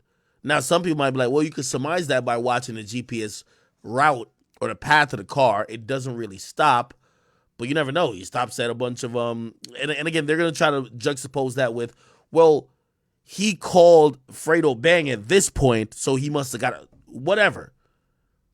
So I don't think that's a complete slam dunk, but they have a lot of, ballistic DNA, GPS, bullet trajectory evidence that would suggest that the gunshot that killed these two men were fired from within the car. However, that's also foiled because there's zero motives thus far introduced. And also, it appears that on a very subtle level, Melly's team is introducing this whole thing to say, yo, again, we ain't going to tell you one way or the other, but how do you even know he was in the car when the shooting went on? That's going to be very, very interesting. Somebody says 3-3. It's not 3-3. All that data. It's, by the way, I think there's a lot more to come. I think they're gonna get somebody from a cell phone company. I told you, the ballistics people were gonna go. They did their thing already. So the ballistics people did their thing. I won't call it a game because that went yesterday. There was a big part where they said they couldn't identify what gun was used. I won't say that's a W for Melly. Shit. That just says they don't have a complete handle on what the murder weapon might have been. But today, I believe, was a straight W. The GPS stuff, I think, is going to be hard to explain. And that black lawyer, I'm glad he gets 4 days or 5 days because they won't be back in court till Tuesday. Today's Thursday. When he gets back to court, he has to be prepared. I forgot what other witness they have. They might not really have any substantive witness after that because everybody's ghost. So they might have to bring in some more DNA and all this other stuff, but it's going to be really the GPS people. And he has to explain probably or give enough doubt to say, how do you know that, I don't know, Melly's phone wasn't, left in the car when he got out? Like anything to muddy the fucking waters. The guy has been pretty good in kind of like suggesting and kind of creating certain type of doubt. Even when I think he couldn't have. I thought ballistics were just, that's what it is. He actually went head to head with the expert, that guy that was in that white, police outfit, and he fucking spun him to the dude and said, yeah, you're right. Like, this is impossible to tell anything even from the test. Like, what? So again, there's still an uphill battle, so I can't say it's even like, this could go any way. I still think right now it's still in the favor of the prosecutors, but I'm gonna be honest with you. I think the prosecutors came up 3-0. They came in the game 3-0. So they lost one before based on, and I'm summing up like the first 2-3 days. Today being day 4, they absolutely lost this. They got butchered with this. Now, let's talk about the mistrial. So Melly's team is pushing for a mistrial. It was a great motion for a mistrial because this was embarrassing for any prosecutor to do in court. It looked unprofessional. It looked emotional. It looked like it was going beyond the scope of just like, the prosecutor is supposed to be operating. Ooh, my liquor just spilled. No way. What the fuck? It looked like it went beyond the scope of, prosecutors was acting in the best interest of the people. It felt like it was personal. It felt like it was disregarding and also disrespecting the court. They say you can't introduce a few things and you're still trying your very best to try to bring it up. The other side's objecting it. The court the judges are sustaining every time. It looks really embarrassing, honestly. So today I call it completely a win. This is a blowout win, but there's many more battles to be fought. And I'm gonna be honest, before today, and I'll give you a little bit of my personal opinion. Before today, I saw zero path. I know y'all been like, oh, I saw zero path to Melly getting found not guilty. Zero. I know I'm covering it, and I try not to. Today, I actually see a possibility of him beating this. I'm not saying I think it's in his favor yet. But before today, I thought it was zero chance. I was like, they're frying him, to be honest. Today, I was like, oh, wait a minute. This prosecutor might be in over her head or really don't have her ducks in a order. Like, this kind of looking embarrassing for her. Will there be a mistrial? I don't expect the judge to rule in favor of a mistrial, despite how unprofessional, shoddy, and just a mess that the prosecution direct at at Felicia Holmes was. However, so I don't think it's going to be a mistrial. However, what this has created, and I think this is why the judge is going to think about it for mistrial, this is almost a slam dunk for an appeal. It's slam dunk. There's a great argument to, that's why they're filing the motion for mistrial immediately. You have tainted the fucking jury. You have disobeyed what this judge said was the rules of how we're going to play. You've cheated already. This is not fair. So if the jury votes that he is guilty, it's almost automatic, and I think it would be granted an appeal, that Melly would be able to either try his case again, or it would be ruled that his case or the verdict, no matter what it is tainted because the jury is tainted. They saw things they weren't supposed to see. They saw a prosecutor badger a witness damn near. The witness is saying, I'm scared of y'all. You got an ankle monitor on me. You locked me up in Broward County. I lost my job because of y'all. Y'all want me to say this. I'm saying I don't remember. Bitch, I don't fucking recall. You get what I mean? Somebody, Robert Wilford said it's called establishing error for appeal. Well, yes, it's definitely that for appeal, but I think they have a decent shot at the mistrial. I just can't see this judge granting it. You know, this is a high profile case at this point. For you to grant a mistrial at this moment, I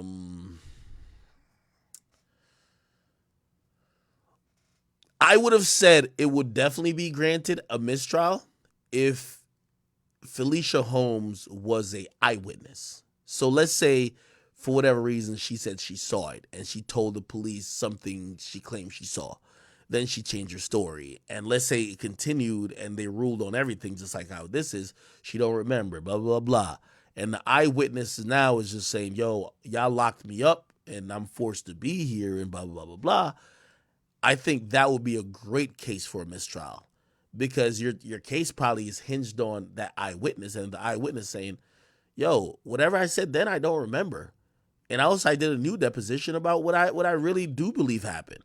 So what the fuck? I think that would be a great case. But because still they can't find the girlfriend missing. The mom, this happened with the mom who I think is just a material witness, not a direct witness. I don't think they're going to get the mistrial, but we'll see. I think it's a great try. I think Melly's lawyers are earning their fucking keep, and I like that. All right, people. Nah, that girlfriend is very much alive. Trust and believe. All right. What are we missing? I had no idea that somebody said, lovely piece. Thank you for the comment. She says, isn't that the only witness? I didn't look at the full witness list that they plan to call, but I think that was damn near the only person that they were going to call that wasn't technical in nature. So it would be somebody who could say, oh yeah, I talked to Melly. Melly said this, or I was around when Melly had a conversation, or Melly hit me up. Nobody's like, yeah, like think about it. You have to imagine everybody they try to get. Yo, let's try to get Fredo Bang in here. We don't know where Fredo Bang is. You know? Ain't nobody showed up to court, man. I'm pretty sure they try to get Track. James Francois. Hey, you know, they want to get him on stand. Like, did you offer her money? You can't find Track. I don't know where Track is at. I talk to Track all the time, but I don't know where he at. You get what I mean? Somebody said ballistics is the only hope. No, they got to combine ballistics with GPS. Ballistics show where the bullets were shot from, but the ballistics guy was ass. So they need the medical examiner, which from my understanding did not testify yet. The medical examiner I told you the medical examiner is going to be the star witness. The medical examiner is going to tell you what's post-mortem wounds, and he's going to tell you what the kill shot was. Right? So the medical examiner is going to be like, he died because of a headshot, or he died because he got shot in the neck. The bullet, hit off something and it went through his heart, whatever the case is. That's going to be the star witness, because that person is going to make the ballistics make sense. Oh, yeah, he also did get shot in his back, but he was already dead. You get what I mean? So now the jury could put it together like, oh, okay, so he got killed before. So those other shots we thought was the ops fired at him, he was already dead, you know? So.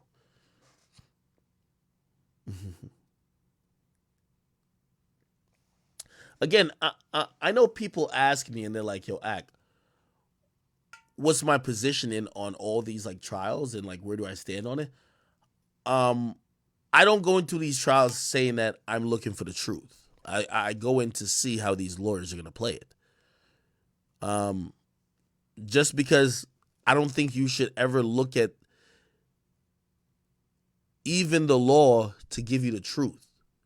Like, for example, I believed one thing about the Tory case before the trial and even after the trial, which didn't go the way people thought it was going to go. I'm still skeptical. I don't leave a trial and be like, oh, because somebody was proven guilty or innocent means they either did it or not. So I know some of y'all be like, but what do you think happened with Melly? Well, that's a conversation that has nothing to do with this case, right? Like, did he do it or not? It has nothing to do with this case. This case ain't about did he do it or not. I don't look at these cases like that. This case is about, can you prove he did it? So I don't go into it with any prejudice. I thought he was cooked initially. Motherfucker got people, he got so many, like, how you going to argue with cell tower evidence? How you going to argue with the medical examiner? How you going to argue with the ballistics people who are literally, like, scripting or showing where the bullets and the trajectories were? Come on. But Melly's lawyers ain't no stiff. Their lawyers ain't no stiff. I got to keep it 100. I got to keep it 100. All right. Somebody says, when am I going to watch the case IRL? I'm working on that. Actually, I'm working on some other things too. You guys will know soon. Somebody says Christ is a king. Somebody says media type answer. I'm a little biased too because I like Melly's music, so I'm hoping he didn't do it.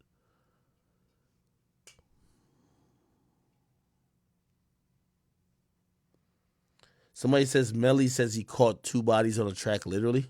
Did he? He might just be rapping. Meek says he be spinning blocks. Did Meek ever spin a block?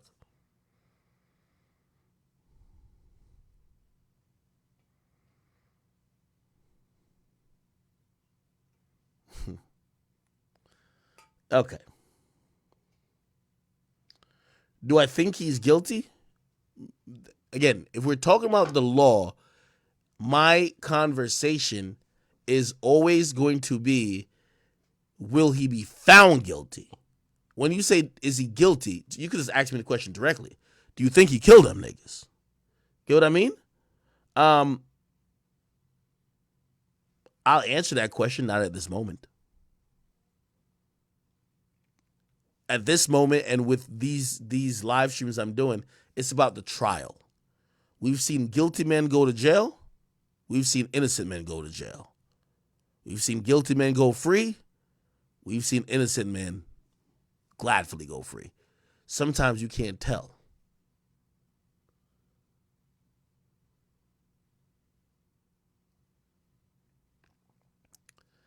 If the world worked where everybody who did something wrong went to jail, we'd be living in a different world.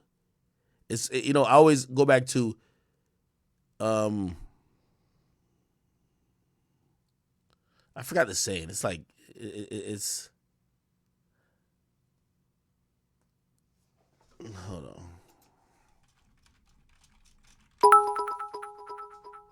Oh. I always use this saying when I think about these things. It's not about what you know, right? It's not about what you know. It's completely and all about what you could prove. So that's what I'm saying.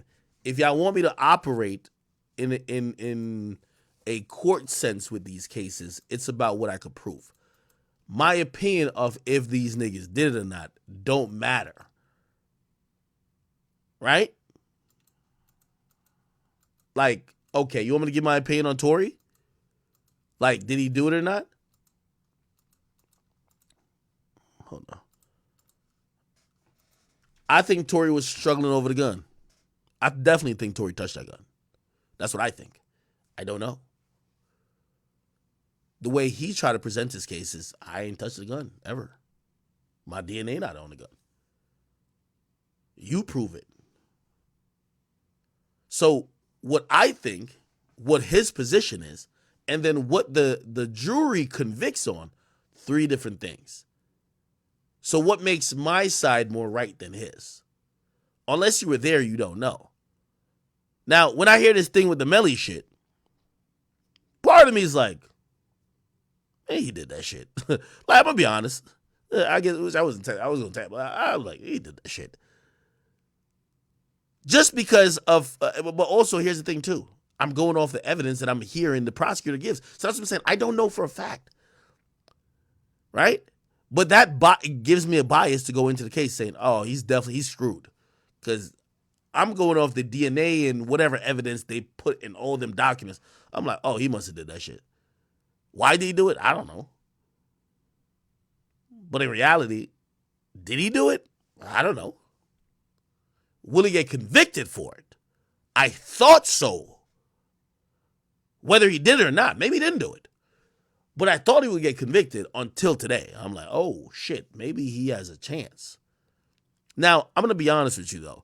What I've learned, especially from the Tory case, I think sometimes us sitting here, we're really thinking this is like a basketball game, and it's all about points. Shit, we're over here scoring it, right? It's 3-2. Man, there's a bunch of jurors that watched like the first quarter or the first like fifth of this trial, where they saw the bloody scene, they saw the video of the people getting carted into the hospital, they see the trajectory of the bullets, they see 4 people get into a car, and those jurors, their mind are made up already. They don't need to hear this other shit. We're thinking, oh, they're still open-minded. Let's keep it a bean with you. Let's keep it a bean with yourself, right? Like, I'll use myself with Meg. The moment I realized Meg was lying about fucking Tory, I was like, she's fucking lying about everything. Like, I made my mind up completely then, right? I mean, completely made my mind. I'm like, if she's lying about this, she's a fucking liar, period. So, I only bring that up to say, us people don't, like, only a computer programming takes everything into, no. Some people, I would think that at least a quarter of the jury made up their mind already, whether guilty or innocent. Now, hopefully you have an open-minded jury that they're malleable enough to change their opinions if they get presented with new information. But some people might have been like, yeah, bro, like, why is this even a case? 4 niggas got in the car. 2 niggas turned up dead at the hospital. The driver was unhurt, and then the 4th nigga was missing. What are we talking about? That nigga must be guilty. Some people think like that. So, again, it is what it is.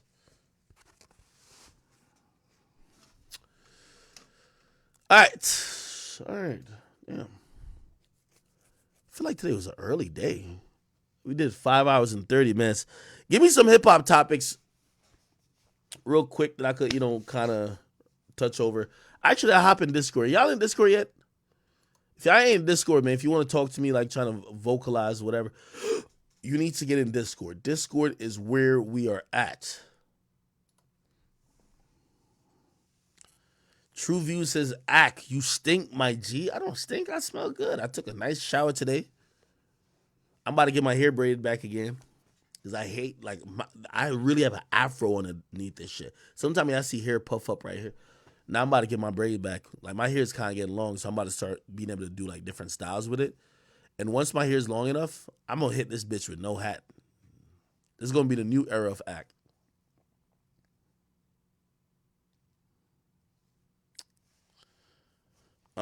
Talk what?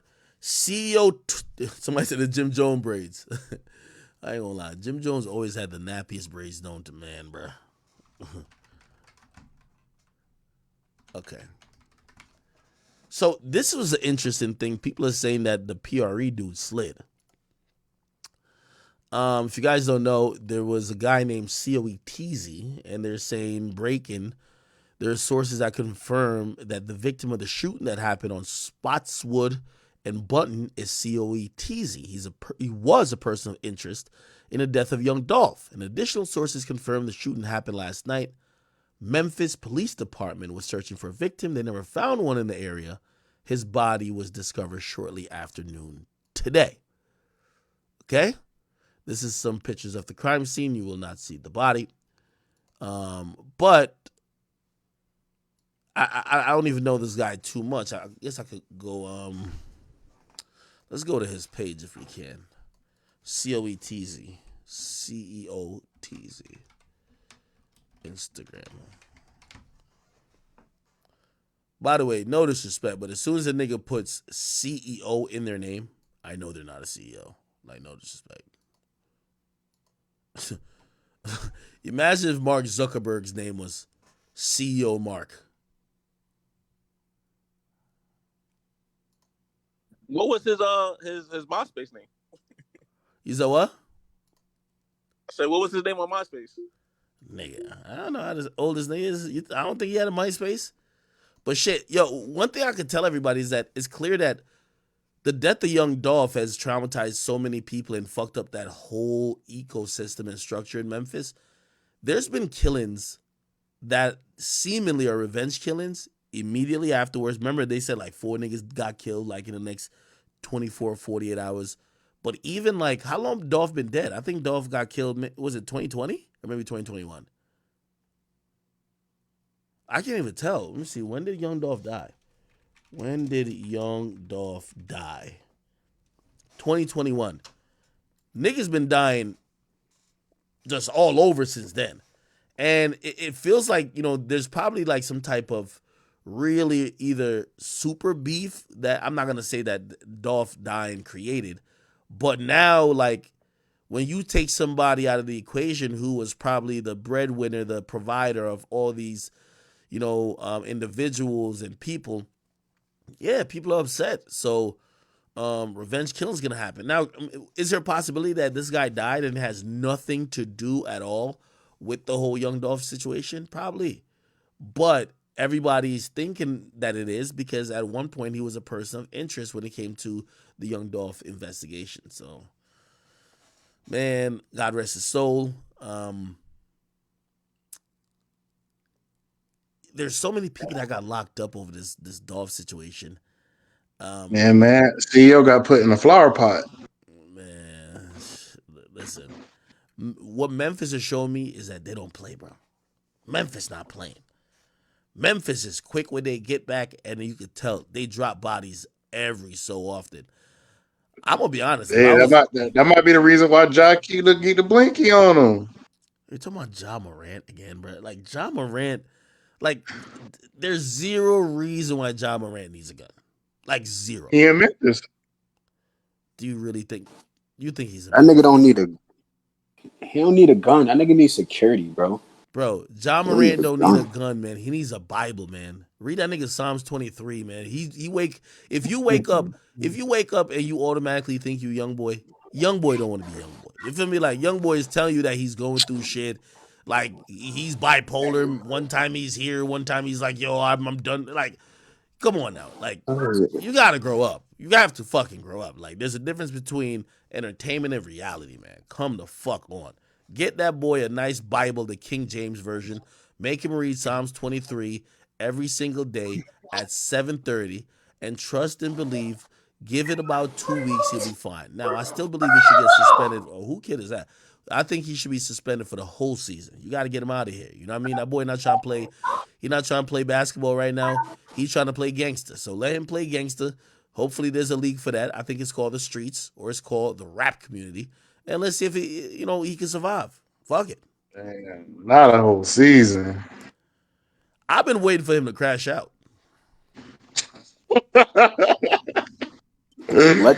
Let that nigga catch his body. Fuck it. No, I'm gonna be honest. I don't want him to hurt nobody, but like, again, I want him to live out his dreams. You gangster, do your shit, nigga. Like, crash out.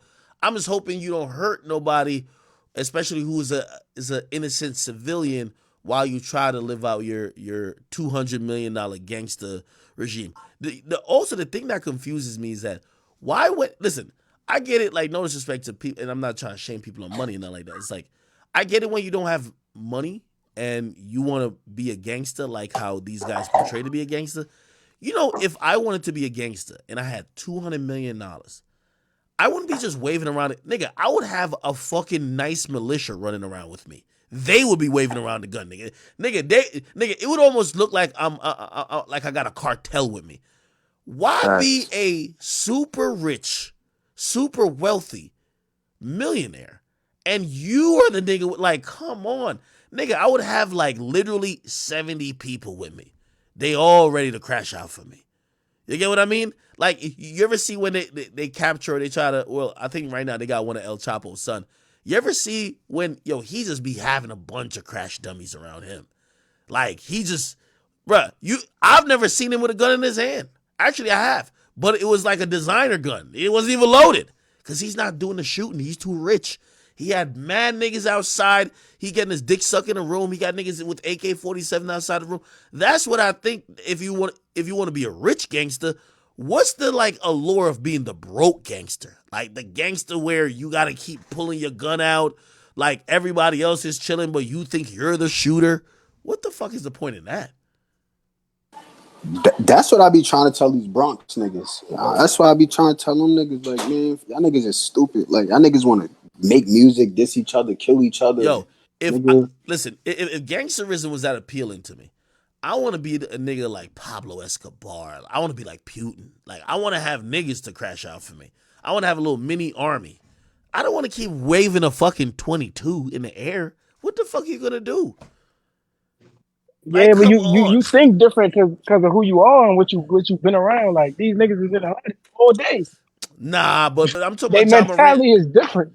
Nigga, you making an excuse, bro. No, they never. No, I'm saying they never been out the hood. These niggas never been to the next state over. Yo, listen, bro. Let me tell you, John bro. Moran, though. John Moran plays at a very secure arena every night. He doesn't go through the front of the arena. They go on the ground. He has super privilege in this world. What my thing is this. Listen, I always said this about, like, I don't look down on people necessarily who do crime. You might be in certain type of economic or, social conditions that seems to be the easiest and quickest way for you to get out of that. Here's my thing. I just think about just using your brain. If I'm going to risk 20 years of my life being incarcerated, I'm not going to hit the mom and pop store. I'm doing the heist, my nigga. I'm doing the heist, okay? Like, I feel like sometimes people keep their bullshit. Like, if you're into just criminality, at least level up with it, my nigga. Like that's a fact. For me, if I'm gonna risk the rest of my life, nigga, I'm like, yo, listen, let's go hit that Brinks truck and let's shoot it out, nigga. If I win or I get away, at least I leave with a couple M's. If I lose, I guess I'm dead anyway. Nigga, I'm not hitting the fucking check cash That's place. you. Like, all these niggas wanted a chain and some Jordans. Like, they cool with that. You feel me? You think John thinking like that, though? A chain and some Jordans? No, I'm speaking just for a regular hood. I'm not saying John. I'm just saying, like, the regular hood nigga. That's what I'm saying. You talking about the dirty Bronx drill rap? Right, that's what I'm saying. Jay, I niggas is comfortable. You feel me? Like, they don't want more out of life. They cool. They content. Oh, by the way, Cedro, speak. Thank you for the $5. He said, "Yo, I told you months ago, look up King of All Blacks from Howard Stern. Now he's on Joe Budden's Improper Improv. Wait, Joe hired a former Howard Stern dude? Oh, that's fine. that Shampoo, King of All Blacks. I think I heard about Shampoo from like Star and Buckwild though. Yeah, he was on Star Show. He was on that morning show. Star. He's from Queens. He was with Flip, Flip though. too. He was not. He was with Flip after Star. Yeah. But he started with Howard Stern though. Hump day. How do we handle John Morant, man? Let that nigga fucking send that nigga to Iraq. Yeah, let that nigga crash out. Put him in the Bronx. Hey, all I'm saying is you put a nigga from South Carolina in the Bronx, he Put that taking nigga over. on 63rd. Put that nigga on 63rd. Bro, he just gotta learn on his own. Like, he gotta bump his head. That's all. Nigga, by the time he learn, he gonna lose his deal. Nigga, it's over. And that's what happens. If that gotta happen, then you feel me? Hold on. By the way, when I say crash out, and I think a lot of people think I'm saying he should go kill himself or kill someone. Not want nobody hurt. But when I mean crash out, it's fine to be the guy who we all laugh at to say you blew your $200 million deal and now you're motherfucking, what's the nigga who's at every 7-Eleven? The nigga who fucked LeBron mom? Delonte West? Yeah. That nigga was not John Morant. If John Morant's the next Delonte West, it happens, my nigga.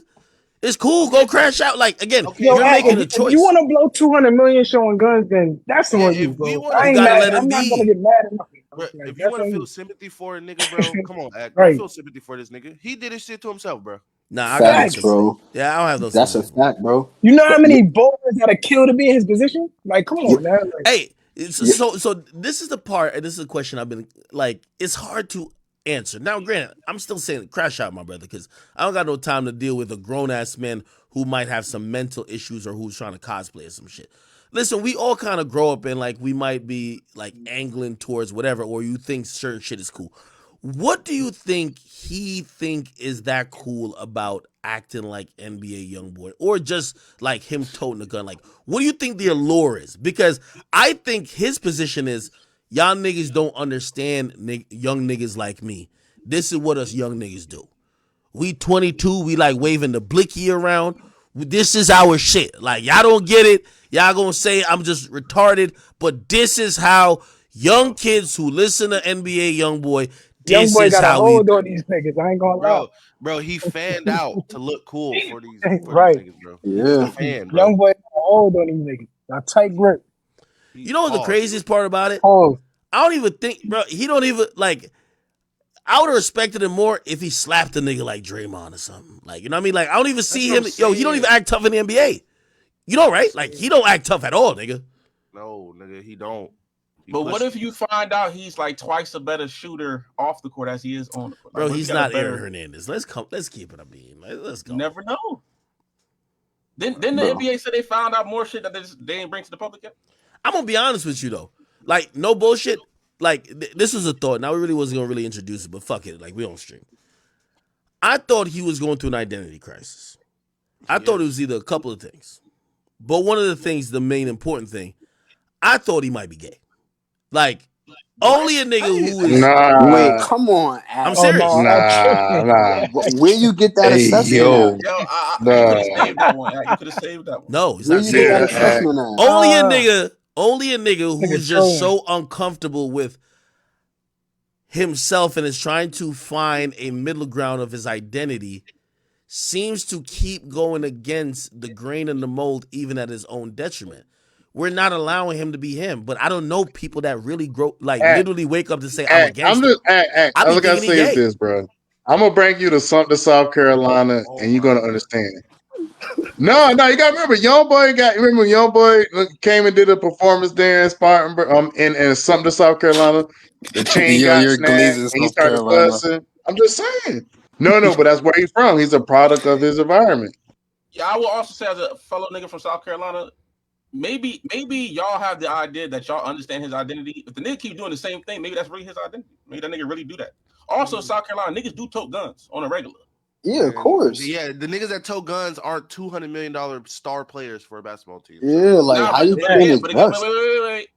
If you was growing up toting a gun since 18, what you gonna tell a nigga? Nigga, he wasn't growing up toting guns. You don't know that though. You don't know that because I know. I do know that. Niggas in AAU. Niggas in AAU. Bro, once you sign that don't mean nothing. That don't mean nothing. Hey, one mic. He's a suburban black kid, bro. It's okay, bro. Bro, South Carolina is not the suburban, bro. He is a suburban white kid.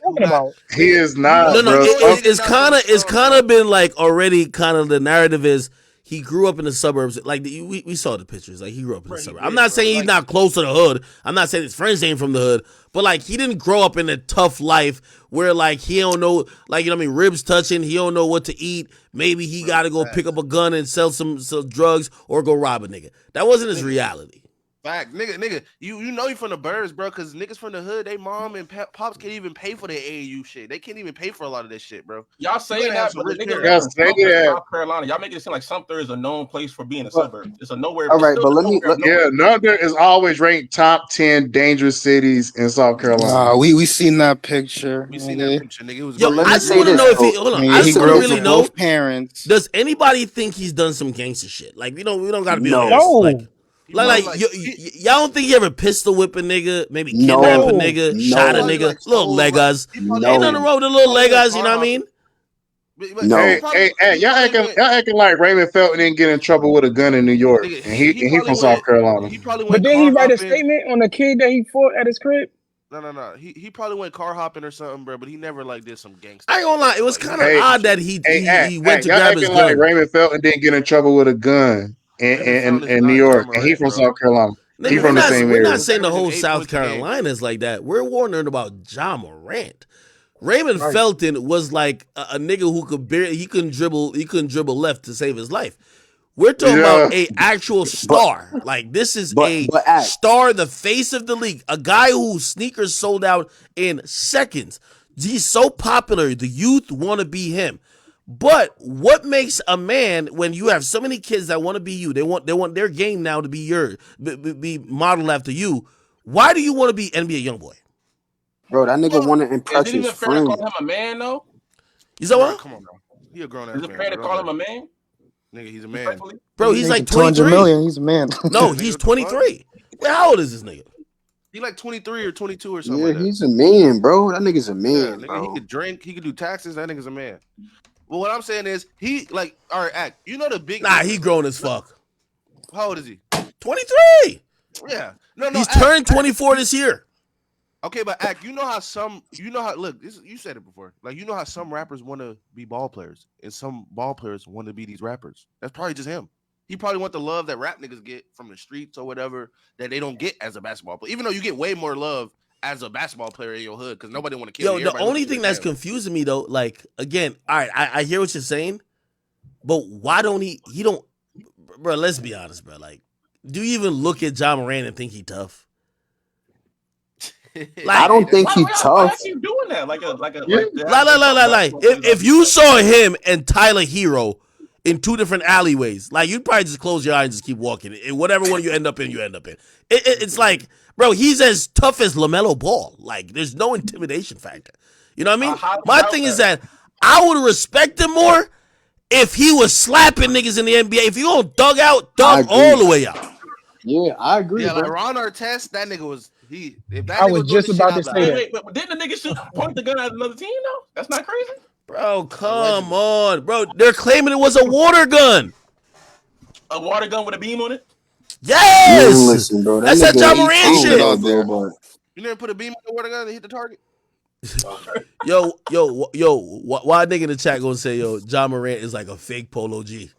Stop it, man. Stop it. That nigga do like Polo G in that picture right there. I'm not gonna lie.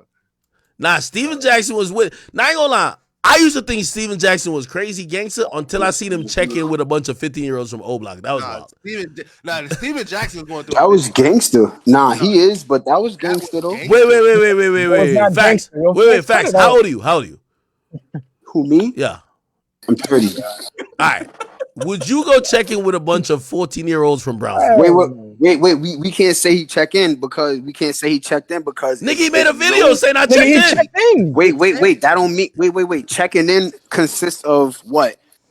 You don't think he paid them niggas? Checking in. No money. I don't think he signed the attendance sheet. He checked in. But it is. I don't think that he gave them niggas money to go there. Yo, I'm about to give y'all $50,000. Nigga. You could tell he checked in. He went to O Block. He had no business. He just went there, nigga. Just to let niggas know, like. I don't think he checked in, bro. I just honestly. Bro, he literally said it. He said himself, bro. He said it. He said what? What he said? He said he paid them. No. Hold on. We're not saying he paid him. Hold on. We basically said that like he's basically trying to ingratiate himself with the 15-year-olds that's running O Block. Like, you're a grown-ass man who's a millionaire. You could, like, first of all, if you even need to be in those areas and neighborhoods that you need the 15-year-olds to know where you're at, you're living wrong. Right. Those probably his little mans, bro. Come on. How you checking in with your little mans, though? Come on, son. So you think that he just went over there and just gave niggas money? Y'all telling me that he just went over there? Yes, that's exactly what he's saying. I don't think he gave them money. I think he went over there, and I think the reason why he even made that video when he was there is to kind of show them love. But that's part of checking in. Like, I bet, you know, I'm helping y'all with more exposure, this and third. I'm showing up to where y'all at to make sure I'm gonna be good for the rest of the time I'm in the city. Facts. And you think that ain't paid? You think he ain't paid for that? Nigga, they don't need exposure. He Nigga, Lil also Durk clout put niggas on chasing every too. fucking song. They don't need Nah, Steven he Jackson. was because I think that might have been after the PNB thing, but it was around the time when people were talking about checking in, and he was just kind of trying to make it a case like, yo, Right. ain't nothing wrong with touching down with the locals, except if the locals are like 15 and like younger than your possible kids. Like, bro, come on now. You know? Man, that shit What was if he gave them game? Like, what if he gave them niggas game? So we You saying think Van that Layton nigga checked in. Gillian Wait, Wallow? wait, hold on. We saying Van Layton checked in when he went to O Block too? Nigga, he didn't make a video saying I'm checking in. Exactly. Yo, the nigga made a video saying I'm checking in. I ain't see the video, bro. If he made a I don't video know. saying, All I'm saying is when I'm 6ix9ine went to Chicago, he didn't check in. That's all I'm saying. come on, bro. Yo, Wale, you a troll. 6ix9ine ain't check in, bro. I'm keeping it a bean. He ain't check in. Y'all He went niggas there. is. He went to Y'all the funeral and niggas, everything. Wait, but y'all niggas is when dumb. he went to Africa though, he checked in with the little dancing niggas though. He sure did. I mean, he just gave them niggas water and some snacks, nigga. He probably was lit. Nah, they Nigga, he found them niggas on Fiverr. Stop it. He found them niggas on Fiverr. Hold on. This is Steven Jackson checking in. Here we go. Yeah. A lot of y'all niggas be in O Block pulling up taking pictures. Where we at? Tell them how they coming. We in the middle of it. Middle. Fuck you mean, nigga? Y'all pull up and take pictures and y'all not allowed to. And one thing about it, if you're a real one, you don't mind checking in. What? What'd you say? I check in with the real ones. That's why I'm in the middle of O Block. Yo, he said I checked in with the real ones and then showed a nigga who ain't hit puberty yet. That shit was crazy. Nah, y'all right. Y'all right. You see the hoop? Y'all got it. Yo, so facts. So hold on. So facts. So you show up somewhere and the 8-year-olds run that place. You checking in with the 8-year-olds. Yo, fuck no. Nah, he's bugging. With the 8-year-old, you know, Nah, he got it. He's bugging. Yeah, he's wild. That nigga say, yo, listen. Yo, he said it's gangster when you checking. I'm like, all right. Yeah. I definitely took my L for today. Checking in with kids. Checking in got a bad connotation though. Hold on, I'm gonna be honest though. The first thing I'm saying is like, why is he in O Block? Like, you could probably help more than just say you're there. The video you make it was kind of a little wild because in the video you're literally saying, I'm checking in, and it showed a baby face gangster. Like, the nigga is like 15. Ain't nothing wrong with checking in. What? See now act. I gotta argue that, right? Because you could say that, right? But what if that 15-year-old is really out there whacking shit? What if that 15-year-old? No. His big homie is who Steven Jackson should be checking in with, not Yo. the little homie, bro. Here's the problem. If then you as a millionaire should not go there then. Nah, I agree. I agree. If you need to tap in, like put like this, everybody has friend groups, this and third. Checking in shouldn't be almost like an extortion process. It should be like, okay, you cool with people from different cities, whatever. Put it like this. Anybody got like a young nephew, like they might be like 14 and he has his group of friends, you would never hang with his group of friends. Like, you a grown ass man, they're 14. Like, that doesn't even make sense. So again, even if you quote unquote check in, all right, bet maybe they older uncle or some shit like that. But you don't go and be like, I'm checking in with my like, it looks crazy. Nah, that was a wild statement. Apparently, No cap. that nigga that they showed is in jail for murder. So. Oh, really? Exactly. See? Okay, but that don't mean you check in with them. The fuck, bro? Why you not going to check in with the nigga that's going to smoke? Yo, boom. Why wouldn't you? I'm just saying. You're not taking pictures. All right, so listen. On his big homie. All right, so listen. Cool. Wait. What's this guy's name right here? Now listen to this. What's this guy's name? Somebody keeps saying Muna. That's Ty Muna. Let's Google Ty Muna. Oh yeah, Ty Muna. He shot on boy. What the fuck? Muna, bro. It's Muna. All right, Ty Muna. Let's see what's going on with him. Sound like he free. Nah, he shot one of his own mans. EBK Juvie responds to Old Block Ty Muna allegedly killing his brother. What?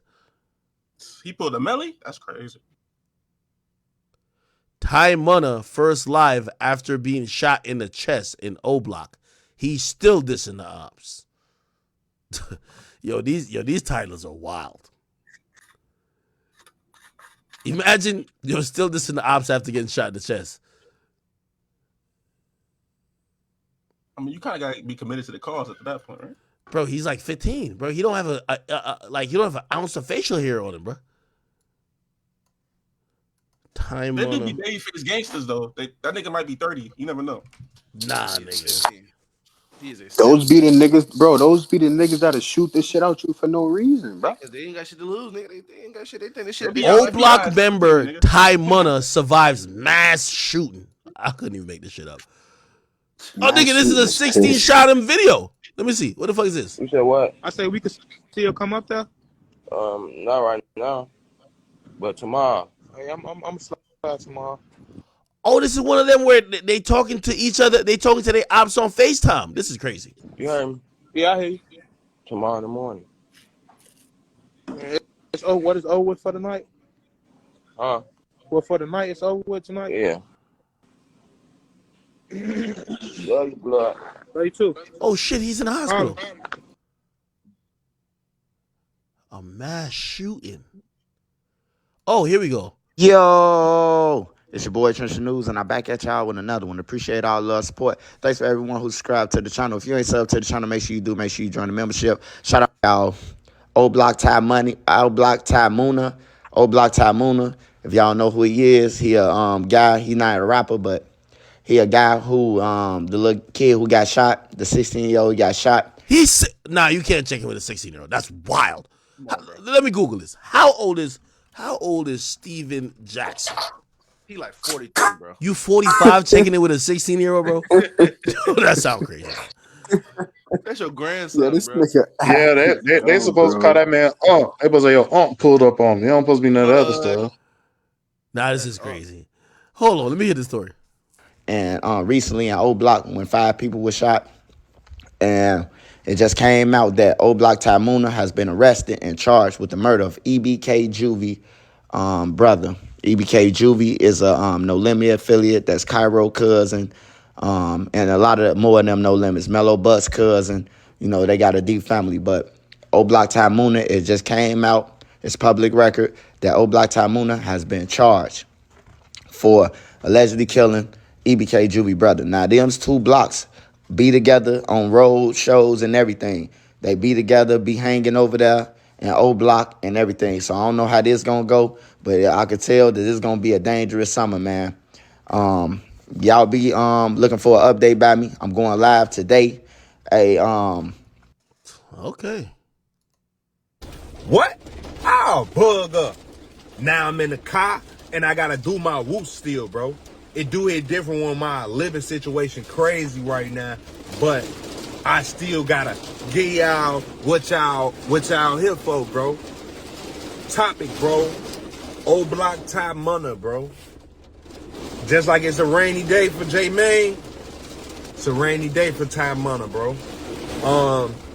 If you from Chicago, we been watching him, bro. Why we been watching him? Cause he been all over the Truth Teller platform. He been all over these different platforms, bro. They been putting a little spotlight on the younger O Blockians, bro. It do it different when they put the spotlight on the younger O Blockians. So we was seeing the new generation come up, bro. I don't know if y'all could hear me, bro, over the rain. So I'm gonna have to talk a little louder, bro. It do hit different when I'm going through stuff, but I need y'all to hear where I'm coming from right now, bro. It do hit different. Yeah. O Block Ty Munna, like I say, we been watching him. He a shorty from the rack, bro. He from O Block, bro. We been watching him. We thought he was gonna be one of the next King Vons. He was right under shoebox. That rain stopped. Just a little bit. It hit different. It hit different. It do hit like different. I said, bro. He was right under these other member, Muwap and them. He was under them. He was the younger generation. So it was interesting, bro, on the outside looking in to watch his career and to see what he had blossomed to, bro. Cause y'all know O Block, that area, the whole 63rd O Block area, bro. What is it, J-Man? That's poverty over there, bro. So it was gonna be good to see him try to grow and make it out of poverty. But what happened now? He charged, bro. What he get charged with? It hit different. Do y'all homework on he getting charged for. It hit different, bro. Do y'all homework on what he getting charged for, bro. It hit different. So, long story short, they getting that.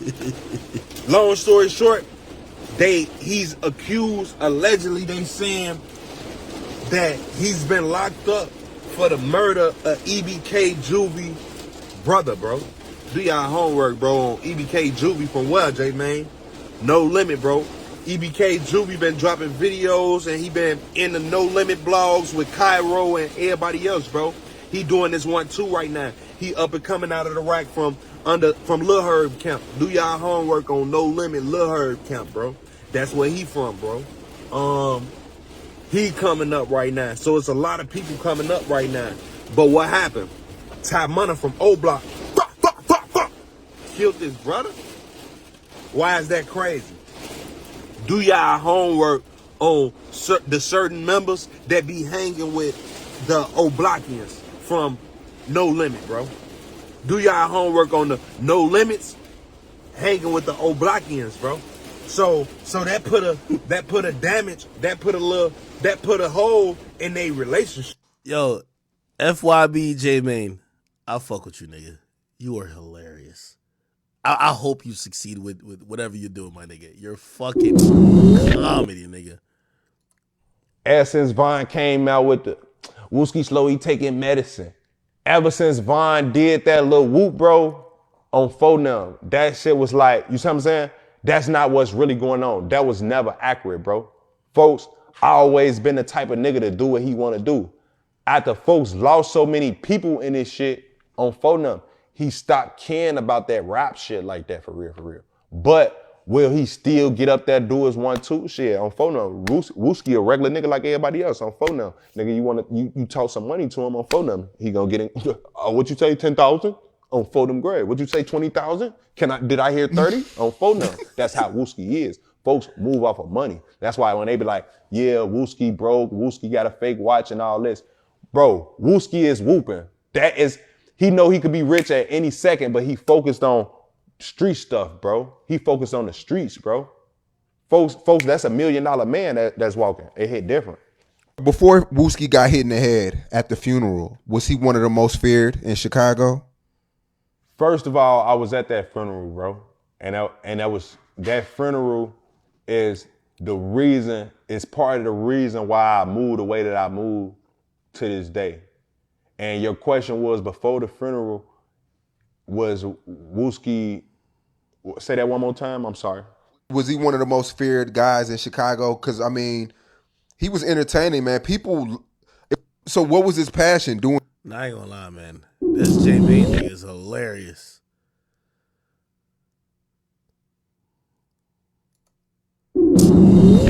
A documentary about, is that title... Now, but a lot of deaths be happening around and in No Limit in that area. Like, yeah, that crime is high over there. We could say that. But do your homework on Chicago being not even the #1 murder capital right now. That's why it'd be crazy to me how everybody be so intrigued still with what's going on in Chicago. Like, we not even #1 right now no more, but motherfuckers still intrigued with what's going on in Iraq. Yeah. I mean, because Chicago's so big. I mean, y'all have the highest. I mean, y'all are the third biggest city in the country. Right. Okay, so I had seen another list. I'm like, I don't know what list be accurate. Nah. My HIV shirt, man. What you trying to, you trying to break some news or what? No, it do hit different. Nah.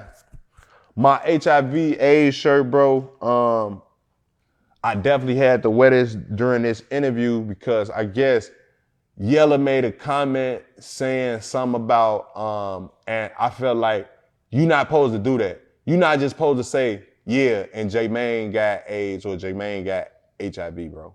So for you to come on your platform and put this information out there, it's crazy to me, bro. It's crazy. Like, ain't there such thing as a HIPAA law, bro? That nigga break all type of laws doing this, bro. He's breaking all type of laws. Wait, bro. I know it what? knows, bro. I know it knows. I'll call him. Yeah, that's defamation of character. Yeah. You defamation of character, FYB J-Main, bro. By coming on your camera and and saying that I got AIDS and HIV, bro. It's crazy, bro. The same thing. Tasha K, I think, did that to Cardi B, and she sued her for like, I think, millions of dollars. You know that? Yeah, but I don't know how to sue, Sean. It do hit different. So I just be seeing people do stuff to me all the time, and I be seeing, and I know I'm supposed to be suing, Nah, that's bro. hilarious. So it hit different when I don't know how to whoop. I just thought, I bet let me spread the awareness of the AIDS and HIV on Say Cheese, because I know what people do be going through, bro. So I just wanted to say, make sure y'all using condoms, because it hit different when you don't. You might end up with the whoop, bro. Yeah, it do hit different, folk. I ain't even gonna cap. And long live my boy Lowski, folk. I don't know, big shit splat. You know, I don't know if you know, Wooski brother just passed, bro. So it hit different. I got a whoop. Shout out Lowski, bro. Big shit splat. It hit different. Like I said, that's Wooski brother, bro. Yeah, I know Wooski don't do this internet shit like that, but I gotta speak on certain shit on phone now. It do hit different.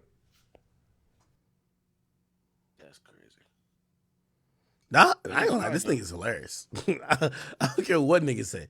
That nigga is hilarious. Okay, but did he deny it though? Yeah, did he just confirm that he got HIV and AIDS? Nah. He kind of said it was defamation. So I'm gonna be honest with you. I don't even think HIV or AIDS could kill a nigga in Chicago. A nigga in Chicago been through way more than a little HIV or AIDS, man. True. I'm being honest with you.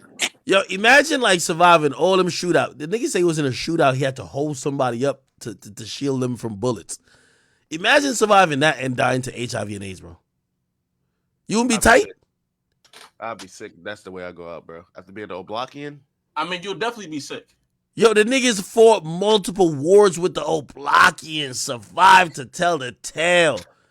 And the nigga fucked the bitch raw and he's dead? Oh, hell no. Nah. That's tough.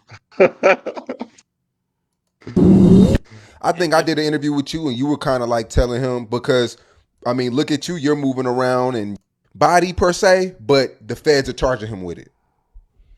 It do hit different when they went on your body and they still charging you, bro. Still charging you is crazy, bro. I'll bug the fuck up for charging me up some shit like that. But at the same time, what can you do, bro, when you how many time felon already? Is these people really gonna be on your side once you got a background that look like this? You see what I'm saying? Like, it's harder to maneuver like that. But in legit defense, it's the right. Gotta have that bitch on you. It hit different. If you ain't got that bitch on you, you might die. Lil J, do your homework on your ass. Should have never been in the rack. Catch my drift? Why the fuck is you still there, gang? But he don't know that. He wasn't out long enough to understand. He came home, like, keep in mind, a nigga locked up. Last time you was out, we was on the block doing whatever the case we was doing. You came home, motherfuckers down there 30 now. You see what I'm saying? You just came home, the guys is 30. It hit different. You. All right. J-Mane saying he live here. Yella saying he live here. Billy live here. The guys is gone. Ruger here. The guys is gone. What you finna do? It's time to go, gang. You still trying to be there with this big name. That ain't what we on no more. We already did that on phone now. You gonna die. It hit different. But you got switchy. You ain't gonna die. So having a switch is crazy on parole. That's just crazy. Allegedly. Yeah. Throwing your life away is crazy when you got kids, bro. It hit different. Yeah. Playing with this shit and you got kids is crazy. Like, people ask me all the time, J-Man, when you going back to Chicago? When you coming to Chicago? When I feel like it, but I'm not in no rush, bro. It hit different when I have a need, when something. Nah, this nigga's. Maybe it's because I did the word Shark all these times. Years. Yella. They overdo the internet. They overdo it. J-Man got 20 pipes taken and he carried it concealed. First of all, I can't even be telling y'all all my business, but on phone now, just because I got that on me don't mean I'm carried and concealed. I just be carried and concealed. It's different. But you trying to make it seem like I'm some type of goofy on these platforms on bro. Like, motherfuckers just gonna see me and take my gun on phone now. Now, if J-Mane was sleep off the drink on phone now, it hit different when I'm sleep off the drink and I wake up. What? For where the pipe at? Now y'all don't know where the pipe at. It hit different. So that's a difference than a nigga just taking your gun, bro. I was asleep, bro, and a gun came up missing, bro. So y'all playing with me while I'm asleep, bro. It hit different. So it hit different when I look at the guys another type of way and I don't fall asleep around the guys. It hit different. You can't fall asleep around certain people, bro. You understand who a thief and who not a thief, bro. It hit different. But in Chicago, we ain't got shit anyway, so that's about all we could do is take guns, bro. Cause ain't nobody else got nothing else worth of taking, bro. Besides a pipe, bro. Cause everybody dying, bro. And you need a pipe, bro. It hit different. But to get that understood on phone, billionaire black told me he ain't take the pipe. It hit different. Then they threw long live duck, yellow steady lying on duck name, bro. And you got this man tatted on your leg and you lying on him, bro. His mama should smack the fuck out of you. It hit different. My whole thing is, how is you so long live duck this, long live duck that? The first thing you do, you get into it with J-Man, you start lying on this man. You done lied on this man. You done lied on your homies. Talking about you choked FYB J-Man. Then talking about you choked me in front of my baby mama, bro. Do your homework on my baby mama would have popped the fuck out of you, Yella. It hit different. The whole situation is crazy, bro. You also confirmed too recently that he never messed around with Cardi B. Hell no. He bogus as hell for that. He bogus as hell for saying he, bro, you know damn well Yella ain't never clapped Cardi B, bro. You ain't beat them cheeks, bro. It hit different. You wanted to beat Cardi B cheeks. You never did, bro. It hit different. Those are Offset cheeks. It hit different when them Offset cheeks and he wanted them to be Yella cheeks, bro. It hit different. That's this man's wife. And you done disrespected this man's wife on these public platforms, bro. Now the guys can't even get a feature, bro. I can't get a feature from Cardi B or Offset. That's crazy, bro. Not being able to get a feature from Offset is crazy, bro. Cardi 2 is even crazier, bro. It hit different. Oh man. But can you blame vibes from him? You so from well you need. All right, now put it like this. Let me just bring it. That's like me making it real big and don't reach for nobody, bro. I'm from the rack, bro. Like I say, I seen it on the outside looking in like you seen it, bro. So a feature, an interview, a collab, whatever the fuck the case is, a picture, that shit go a long way, whatever the case is. You see what I'm saying? That's how I would look at the situation. But knowing me getting bigger and I understand like, yeah, you can't do certain shit all the time and it's certain motherfuckers when it comes to this industry shit, you just can't fuck with a motherfucker how you would want to. But I feel like in that case, just be real with a motherfucker on phone now. You see what I'm saying? But and Dex, that whole situation, like I said, it ain't got shit to do with me. But if you ask J-Man, do I feel like Dex left the guys? Hell yeah, you left the guys, folks. Dex left the guys like a motherfucker. But he ain't, but put it like this. Do your homework on Dex leaving the guys and his teeth leaving him, bro. Do your homework. Yo, I don't want to. It hit different. I'm not here for that. I fuck with Dex. Nah, I fuck with Dex too. That's my, look. When Dex know I'm slow, it hit different. Like, that's my brother, bro. In the same breath, I tell you, like, yeah, that's like we wasn't like that, bro. But that's folks though. It hit different. When the first time I seen Dex, bro, I ain't even know bro rock with me like that. This before he blew up on bro. He was over there on, I guess, I don't know, do they call it MOE, no love, wherever Dex be at on bro. I must pull over there with a baby bop on phone them trying to get some gas on phone them. They got the real gas over there on phone them. You know, J-Man like to get fried on bro. I pull up on phone them. Dex see me, he FYB, yo, bitch. It hit different on phone them. What's that word on phone them? Shake up with folks on phone them. It was all cool, all love. But nah, folks' teeth is fucked up. He know that. It hit different. Like, that's not a whoop, bro. You think I'm whooping, but Dex teeth is fucked up. He know it look like he been chewing on bricks, bro. It hit different, but only at the bottom. Top row, perfect. I fuck with the top row. Damn, that top row hit different. It hit different. When the bottom just, it hit different. It hit different. Damn, Dex, what you do? It hit different. But they say, on some real shit, bro, they say that shit, how your shit look after you know, bro got that money now. Bro got a bag on phone number. That shit ain't nothing, bro. He gonna laugh at this shit and go to the next whoop on phone number. Teeth, he gonna get some more teeth on phone number. That's little shit to a big dog on phone number. He gonna buy some more. He hit different. Nah. Hey.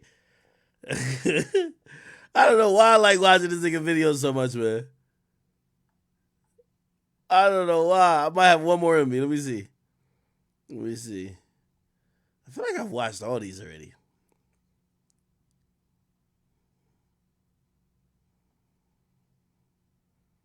I think I watched all of them, man.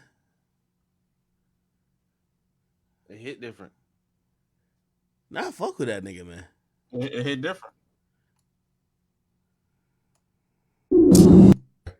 Now after the interview, BTB Savage, like I said, and then even at the end of the Vlad interview, Vlad asked, "So, are you going to move differently? Are you going to move out of Texas? Are you going to?" He said, "No."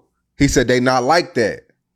Now, you go wrong underestimating your opponent. You never underestimate your opponent. That's one thing about J-Man. I don't give a fuck how big, small, tall, fat, short, none of that on Fulton grade. Get your ass shot to it. Do it different. Kids, they got guns in Chicago. You got to be aware. When I be saying say the kids, certain kids, they ass got guns. Do your homework on they ass, you got a gun. So sometimes you got to protect your life from a kid, bro. In Chicago, his ass got a switch. Boy, what you doing with that? It different. Yeah, I just think he should have just been more he should have played the victim role and just been more humble about it. Yeah, instead of footwork. Oh nah. I gotta watch this. Take us through that day. It do hit different. Hey Sean, I gotta tell you, I like when you be saying that. Take us through that day. That should be your shit. You need to copyright that shit. I just told me that shit too. It hit different. Take us through that day. Now look, bro. Dirk steady calling, bro. Dirk know I'm at this interview right now. I told him I'ma do this today and shit. He go ahead, boy. I'm for now. It hit different. So now look, this day original, bro. I'm getting off the bus, bro. I get off the bus, bro, on Lamron, bro. It hit different when I get off the bus on Lamron. I'm okay, cool. It hit different. Now as I'm walking, bro, I'm with one of the guys, bro. But I guess one of the guys, I guess he still fucking with food and them. So it hit different at this time. I'm Lil J-Man. I'm not the J-Man that y'all see today. I'm Lil J-Man. So it hit different when this is years ago. So, and J-Man walking through Lamron, it hit different. Now, I'm with one of the guys.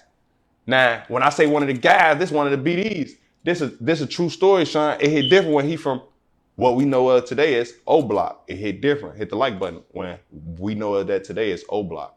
The nigga who J-Man was with all them years and years ago. It hit different. So this nigga, bro, as I get off the bus from him, it's another hood, bro, that people rarely talk about, and I don't know why a lot of people don't talk about. I don't know if you ever heard of the Gardens, bro. The Gardens is in the hundreds of Chicago, bro. This is a known hood of Chicago. A lot of motherfuckers get their ass whacked in the Gardens on Fulton Grade. We came from the Gardens on the gas, bro. I just got some whoop. It hit different. I just got some whoop from the Gardens on Fulton Grade. So now I'm going back with him towards 63rd way. I'm going back. Put it like this, we get on a red line. It hit different, you gotta get on the red line. So we get on the red line, bro. That's a famous train in Chicago. You might hear a lot of motherfuckers reference to that, the red line in their songs. These bitches be running, busting these bitches like red lines type shit. It hit different. Running the train, bro, red line, it hit different. Just like the subway in New York. But long story short, bro, I'm with folks though. Now as we coming from on the red line, bro, now we get off. Everybody know you got to get off on 63rd if you get on that red line, bro. It always hit different getting off on 63rd. Red line on 95th, you get off on 63rd, it hit different. Cause why it hit different, J-Man? Break this shit down for him. You don't say cheese. Break this shit down. Why it hit different? Is this it's nigga asking you got the GDs on this side and you got the BDs on this side. But it's GDs and BDs on this side and it's BDs and GDs on this side. So it hit different. You in the middle of what's that called, kids? That's the war zone. Y'all lads be tweaking. This is the war zone now. Now you in the middle of the war zone for real. Cause this the most busting area right now. The 63rd area is the most busting area in Iraq right now. You see what I'm saying? Because everybody focused on what 63rd, 64th O Block got going on. So this is a dangerous area to get off the bus, the train, whatever the fuck you doing on 63rd. That shit dangerous. I don't give a fuck if you getting gas on 63rd. That shit dangerous, boy. Your ass better be careful. It hit different. So we get off the whoop.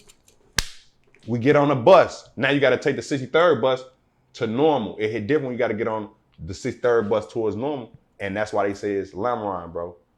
Lamrine normal spelled backwards. That's what they be saying. It hit different. So we get off the bus on Lamrine, bro. Me and Fool. So all I want to do is I'm finna shit go. I just told you, I just grabbed a whoop from the gardens. It hit different when I just grabbed a whoop. So I'm finna whoop, you know? So now we get out the bus, bro. It's merch. It's so many niggas out there. I'm for them grade. I get nervous on the guys, back door. I'm nervous, but I ain't nervous, but I'm nervous though. You know? For them grade, what the fuck is going on? Motherfucker getting that. What y'all is? I'm for them grade. Fool say what he say. J Main say what he say. Whatever I said, it must have been the wrong shit, Sean. I'm for them grade. I came out my shoe that day. I ran out my shoes that day, Sean. They tried to fuck me up that day, Sean. It hit different when they tried to fuck J-Man up. It hit different. They tried to fuck me up. Oh, man, why Lil Reese at, man? Why Lil Reese at? Because I'm thinking, motherfucker, you know, I grew up in the Calumet building. It hit different when I told you all this shit down in the same area. I know I'm on Lemron. Man, why Lil Reese at? We don't know no fucking Lil Reese, nigga. That's what they on. They on some tough shit. It hit different. So I had to. Now I'm getting up out of there, Sean. It hit different when I don't know where I'm at. It hit different. I just know I'm in the lamb somewhere. It hit different when I'm. What Fool say? I'm in Debo's pigeon coop hiding like a slave. Only motherfucker getting out with my mom. It hit different when I ran through somebody's shit. Debo's pigeon coop. Over this gate. Over that gate. It hit different when I'm in somebody's backyard. It hit different when I'm call motherfucker. Come get me. It hit different. It hit different when motherfucker gotta come get me because I'm being chased, bro. The fuck is going on, bro? It hit different. But that was all them years ago, and I ain't have my Pokemon ball on me. If I had my Pokeball on me, it hit different. Anytime I got my Pokeball, motherfuckers don't even play like that, bro. Anytime I ever had a Pokeball, motherfuckers don't play with me, bro. What's Pokeball? What you mean, what's a Pokeball, bro? You better have, you ain't got no Pokeball, bro. If you ain't got your Pokeball in these streets, bro, motherfuckers will fuck with you, bro. You ain't got a Pokeball? Bro, I keep at least 30 Pokeballs in my What? What? Yo ass tweaking. You gotta keep at least 30 Pokemons in your shit. If you ain't got 30, what? For them grade, and I'm gonna catch them all, folk. It hit different. All right, man. All right. Yo, FYBJ, man, you a star, man. You a star. Stay safe. I don't want to hear nothing to happen to you, and don't get locked up, because you are fucking entertaining to me these days. All right, man. Did I hit any more topics? By the way, I know the trial don't come back till... What up? What's your thoughts on the numbers they was talking about? Taylor Swift concert is pretty much like a Super Bowl coming to your city. It is. That's. I'm telling you. Yo. People, I've never seen demand like how I've seen it for. I told you, I have had people come to work on my house, these white contractors, and they'll literally tell me after, especially if any of them go in the house, and they see plaques on my wall, so they realize, oh, he's in the music business. They'll tell me, yo, whatever we just did, yo, you get this shit for free. Just give me some tickets for my kids. I'm like, for what? They said, yo, Taylor Swift, yo, they're gonna be at MetLife, or they're gonna be, she's gonna be at like this place. Like, yo, we just need it. I'm like, damn, they're fiending for Taylor Swift, bro. I'm gonna be honest with you. So when it says it's a Super Bowl coming to your crib or coming to your city, I understand. I kid you not. It was crazy that it's the economical growth a Super Bowl is for her concert. That's just crazy. Well, you got to realize, put like this, one of the things that usually generate a lot of revenue, especially for like the hip hop community, was Summer Jam. Hot 97 Summer Jam used to do MetLife Stadium. They no longer could fill it. Radio isn't that popping no more. They did a venue that was 20,000. Still did all right. People, and even when I did Roots Picnic, as you're driving up to it, like the whole section of Philly is like people like trying to sell shirts, trying to sell vapes, trying to sell this, trying to sell that. Like bringing like a huge festival and bringing like a influx of say 30, 40,000 people to one area. It does revitalize everything around that area, because now there's mad people that got to go get hotels, mad people renting cars, mad people copping food, mad people doing, like, it's a lot. So again, obviously, even just having a football team there does that. But when you could have like somebody like Taylor Swift who's showing up, like Taylor Swift, Bad Bunny, yeah. So And she probably doing multiple nights in one city. multiple nights, dog, like multiple nights. And I'm telling you, her tickets are so in demand. It's like you can't even find them for anything reasonable on like some scalper shit. You feel me? So I understand. Question, do you think she was scalping her own tickets though? Nah. Like how much of the scalping your own tickets do you think the label is involved versus Nah. With Taylor Swift, it's straight demand. Now, when it comes to Live Nation and Ticketmaster, they play games. They're gonna play. Live Nation's a touring company. Ticketmaster is a ticketing company. They definitely play games because they realize that it's so much demand. You could probably upsell it, and you know there's gonna be a secondary market regardless. So why not just sell it for more than what it would originally be listed for? So they probably play those games. But I'm gonna be honest with you, for Taylor Swift, it's 0% chance that I think Taylor Swift could do the MetLife Stadium, which is at least 40 to 50,000 people, 10 nights in a row. Fact. You don't think that you don't think there's a possibility that Ticketmaster might have, like the whole way her shit was set up with the tickets wasn't a way to disguise them fucking with shit on the back end? No, yeah, but that has nothing to do with Taylor Swift. Like, again, there's nothing with Taylor Swift tickets that's fake. 100%. There's a demand there. Like, there's a demand there that's 5 times the demand of Drake. And that might sound crazy to y'all, but that just is what it is. I'm just wondering how much of the Ticketmaster finesse do you think that was a part of that? Because I feel like they still finesse it. No. Ticketmaster is going to finesse, of course. Like, bro, like, yo, we have an exclusive, like, ticket arrangement with this concert that everybody wants to go. And shit, we know, obviously, if there's, like, pre-sale codes or whatever, y'all get a discount. But if y'all are just coming as regular customers, yo, first of all, those tickets are limited already. Now we're going to fucking upcharge you, do all type of shit to make sure you're paying what you need to pay because we're in the profit business, of course. Are some of those things unethical? Yeah, that's why they bring them motherfuckers to Congress. Do I think it's wrong? I can't even say it's wrong, bro. Yo, people want to see Taylor. I don't even know what the fuck Taylor got going on that people care this much. She's white. She's like a white girl spirit animal. Yeah, it's that because like only other person I've been seeing like it's about 4 people this year I've been seeing that have been doing those arena tours crazy. Taylor, yo, here's the thing, Morgan Wallace, and Drake, and Bad Bunny. This is a difference between like say like Taylor Swift and a Drake. Taylor Swift's music still appeals to the new white girl that's 16. Drake's music, I don't think, appeals primarily to the new hip hop fan that's 16. You get what I mean? Well, I would say Morgan Wallace got that area too because his concerts and like he doing arenas. Like you out in the middle of Mississippi, got the whole Ole Miss stadium packed out, people going crazy. Yeah, hold on. But you talking about arenas though. Nigga, Taylor Swift is doing the stadium. Nigga, Taylor Swift is doing the fucking stadium, bro. Bro, she's doing some of these. Look, my nigga, she's at SoFi Stadium. What team plays at SoFi Stadium in California? I could Google it. Come on, the Lakers. No, that's the stadium. That's the Rams. What the Rams. Team plays at the SoFi Rams. Stadium? Okay, the Rams. Let's look at it. SoFi Stadium capacity. 70,000. Nigga, she's doing SoFi Stadium August 3rd. That's 1. August 4th. That's 2. August 5th. That's 3.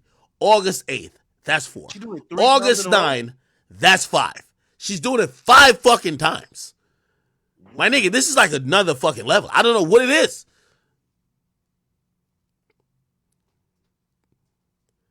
Bro, when you hit the stadiums, it hit different. Do your research on SoFi Stadium. Do your research. She got the whole 360, right? Huh? She got the whole 360, right? Yeah, and her stage, they like, listen, for example, I went to Kendrick Lamar's show.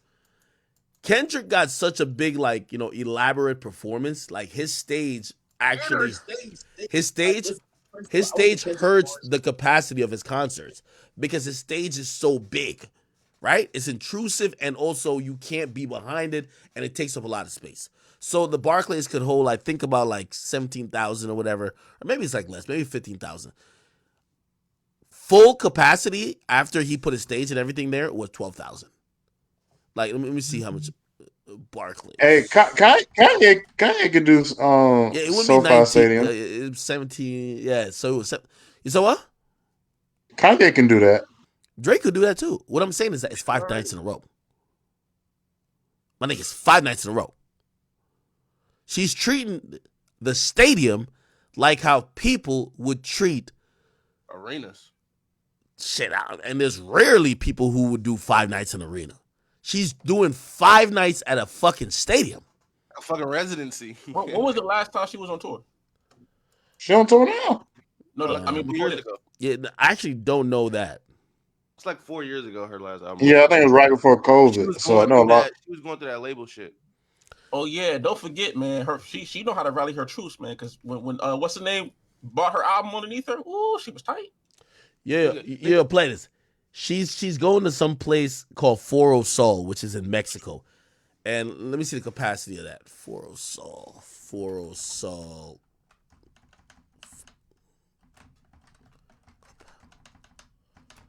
Capacity. 65,000. It's in Mexico. She's doing that 4 nights in a row. The only person close to her is not Burna Boy. I mean, Bad Bunny. Low key, Burna Boy is closer to Drake in tours than pretty much any hip hop artist. Burna Boy only does these arenas. That's not surprising though. Well, it would be surprising to people who only like stay and care about the U.S. market. Like Burna Boy isn't seen as in the realm. Like put like this, I think a Burna Boy. Let me not say that. I think Burna Boy tour will sell comparable to a J. Cole tour. 100%. In America? Yeah. Oh, okay. But we talk internationally, then it's not. Oh yeah, internationally he's shitting on that nigga. Yeah. Internationally, completely shit on that nigga. No, yeah, like some people, like Taylor, like I said, man, she a spirit animal, bro. Like it don't matter what type of white you is, bro. You gonna connect. That shit just that shit crazy. I ain't gonna lie, bro. Hey, I've been getting so many white girls off that new Morgan Wallen album, bro. I've been Nigga, you're shooting like running a around sniper. bumping Morgan Wallen, nigga. Cut it out. Huh? You bumping Morgan Wallen to like really into white girls? Bruh, I'm telling you. It works like a charm, bruh. I'm talking to a chick like, oh, what's your favorite? It's to the point you can have a whole conversation about what's the best song off the album and then giving it up. So basically, you saying it hit different when you put that Morgan Wallen and you with a bunch of snow bunnies. It hit different. The Morgan Oh, Wallen God. is the white girl meta. Oh God, I'm telling you. You know what's crazy? I don't know one song about that nigga. All my life. Wait, he's on. Yo, stop trolling, nigga. No, he's on Dirk album though, but all I'm saying is, man, you got there's a couple songs on there be hitting, bro. I'm telling you that You know that nigga Morgan Wallen was from like the X Factor or something. Really? Yeah, on some like American Idol shit. Damn. Hey, I wonder when the fuck the chat keeps spamming that some dude named Looney was talking crazy about you on Brilliant Idiots. Fuck that nigga. Why are you mentioning that nigga? Fuck that bitch ass nigga, man. Yeah, I'm gonna be honest with you. I don't even want to talk about it. Fuck that nigga, bro. That nigga could fucking die, nigga, respectfully. Listen, I the only thing I'll say is that, you know, shout out to my boy Schultz. You know, Schultz talked to me. I guess, you know what I mean, you know, they're giving them little contracts out over at Black Effect and that Charlemagne's network. So like, you know, anybody who's like scrounging for some air is coming up there.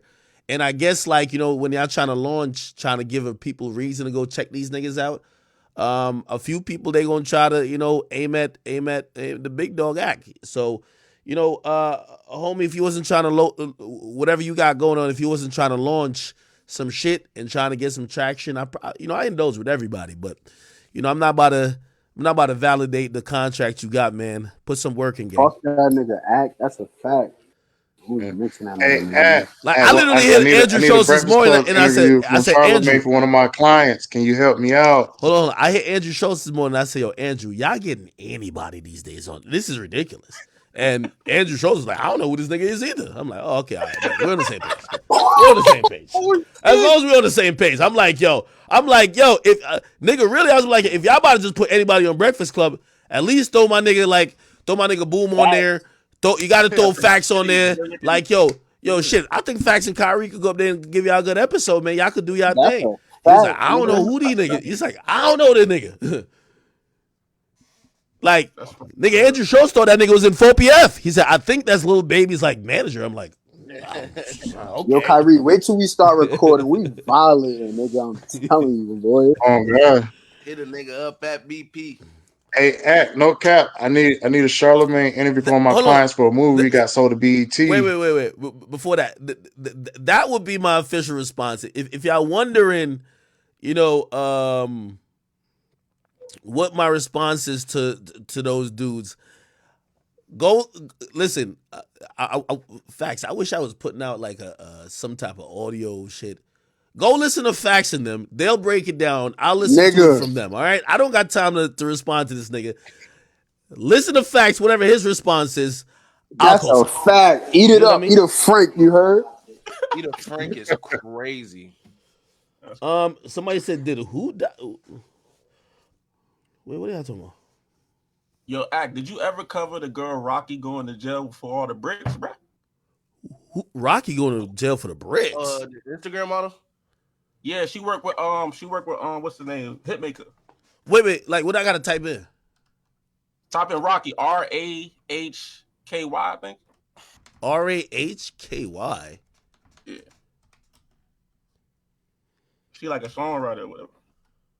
Rocky. She be with Bird. Wait, hold on. We did maybe talk about two different niggas then. Nah, she. Okay. She got called another bitch. Instagram influencers nabbed with 216 pounds of cocaine. That's her. She's done. Fire too. She fire. No way. What do you mean she fire? Yeah. Gang. Nigga Boom. Nigga Boom was about to cheat on his girl. Hold on. Why would you say some wild shit like that? Chill out, nigga. Yo, don't try to get my boy Boom in concussion protocol again. What's wrong with you, man? I'm sorry. Wait. Hold on. Which one y'all said is fire? This one? I put her Instagram, but that's a bad look. She's but which one is the fire one? We just trying to figure out. Rocky, the light skin one. Raquel Marie Dolores Anteola. Oh my God, she's Spanish. She 40, 30 something. I think she's Spanish and Haitian. Okay. Let me read the story. Instagram influencers nabbed with 216 pounds of cocaine. How the fuck did they carry 216 pounds of cocaine? Bottom of the car, cooked. Oh, I thought it was like going through the airport shit. Like, probably put on a fake BBL. That would be a dope way to smuggle it, right? Put on a fake BBL. You know what I mean? Like, if you go through the scan and they say, yo, there's some in your butt. Yo, I just got surgery. Yo, I got built up pus or some shit. Feel me? Yo, a pair of Instagram influencers were caught with $3 million in cocaine packed in secret compartments of their SUV as they drove through Alabama earlier this month. Raquel Marie Dolores Antiola, a singer and rapper who go by the names Rocky on Instagram. Is this her on the gram? Oh, yeah, we got her on the gram.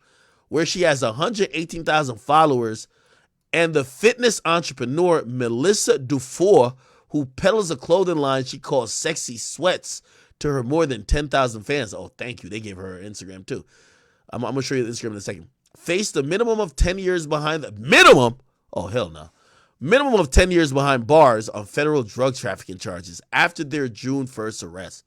Antiola and Dufour claimed they met up in Miami, then drove together to Houston for a house party where they got very drunk.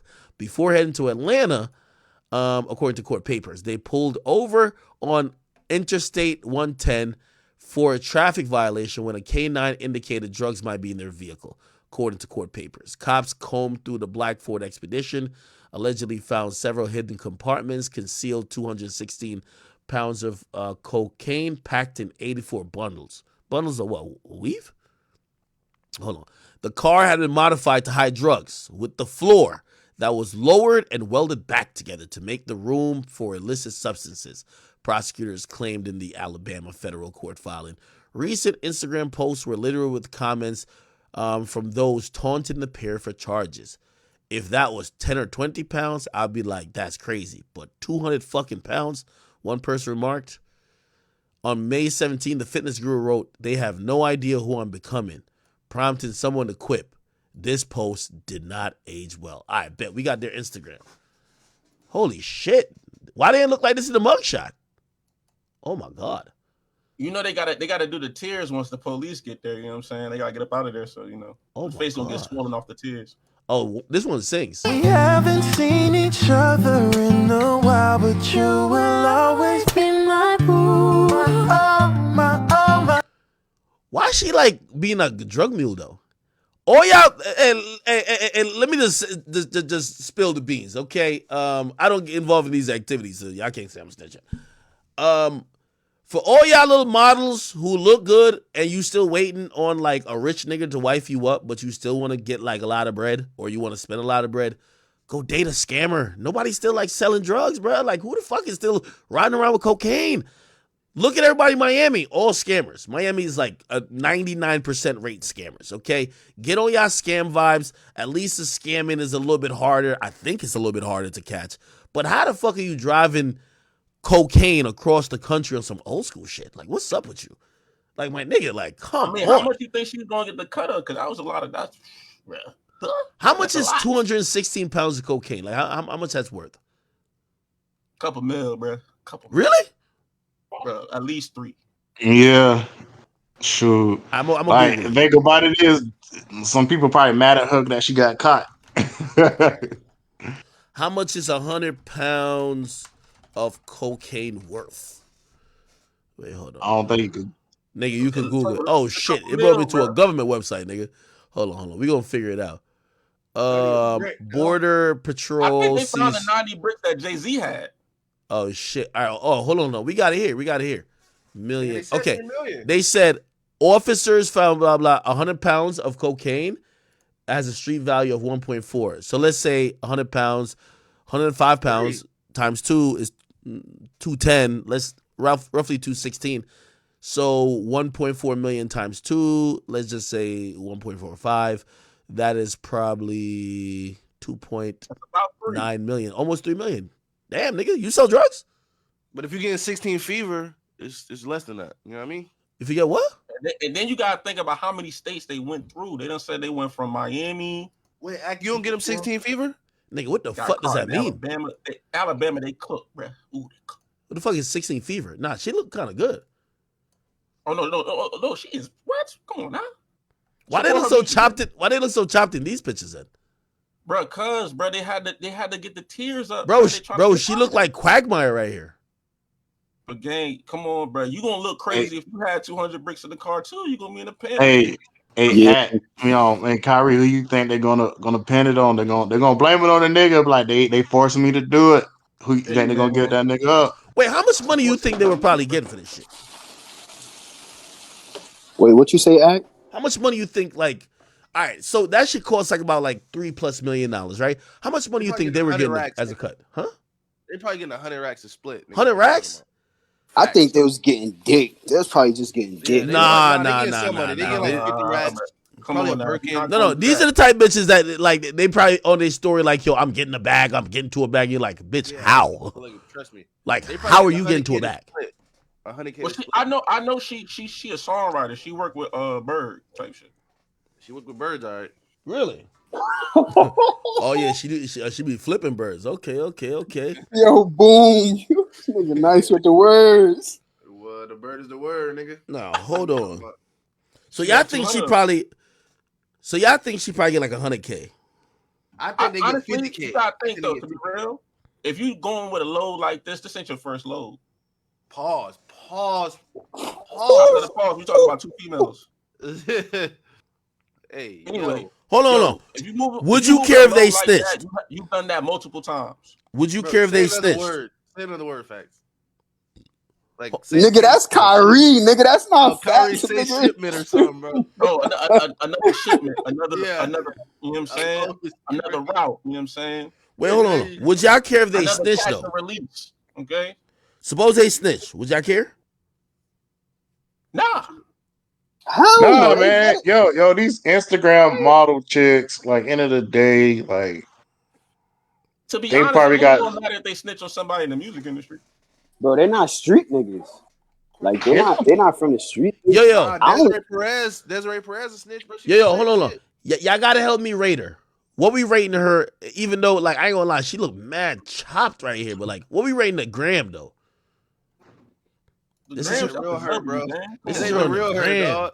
yeah, I can't rate the edited pictures, Act. I'm not gonna lie. The real her, bro. yeah, that's the catfish Yo, picture. that's the cinematic cutscene, bro. We want to see. Nah, that's the After her catfish. crying her eyes out, she just got packed up in life. Like she done for. Every bitch Nigga look better. said, I want to see the real you. I ain't gonna lie, she do look cute. She got a little dimples. She got some heavies.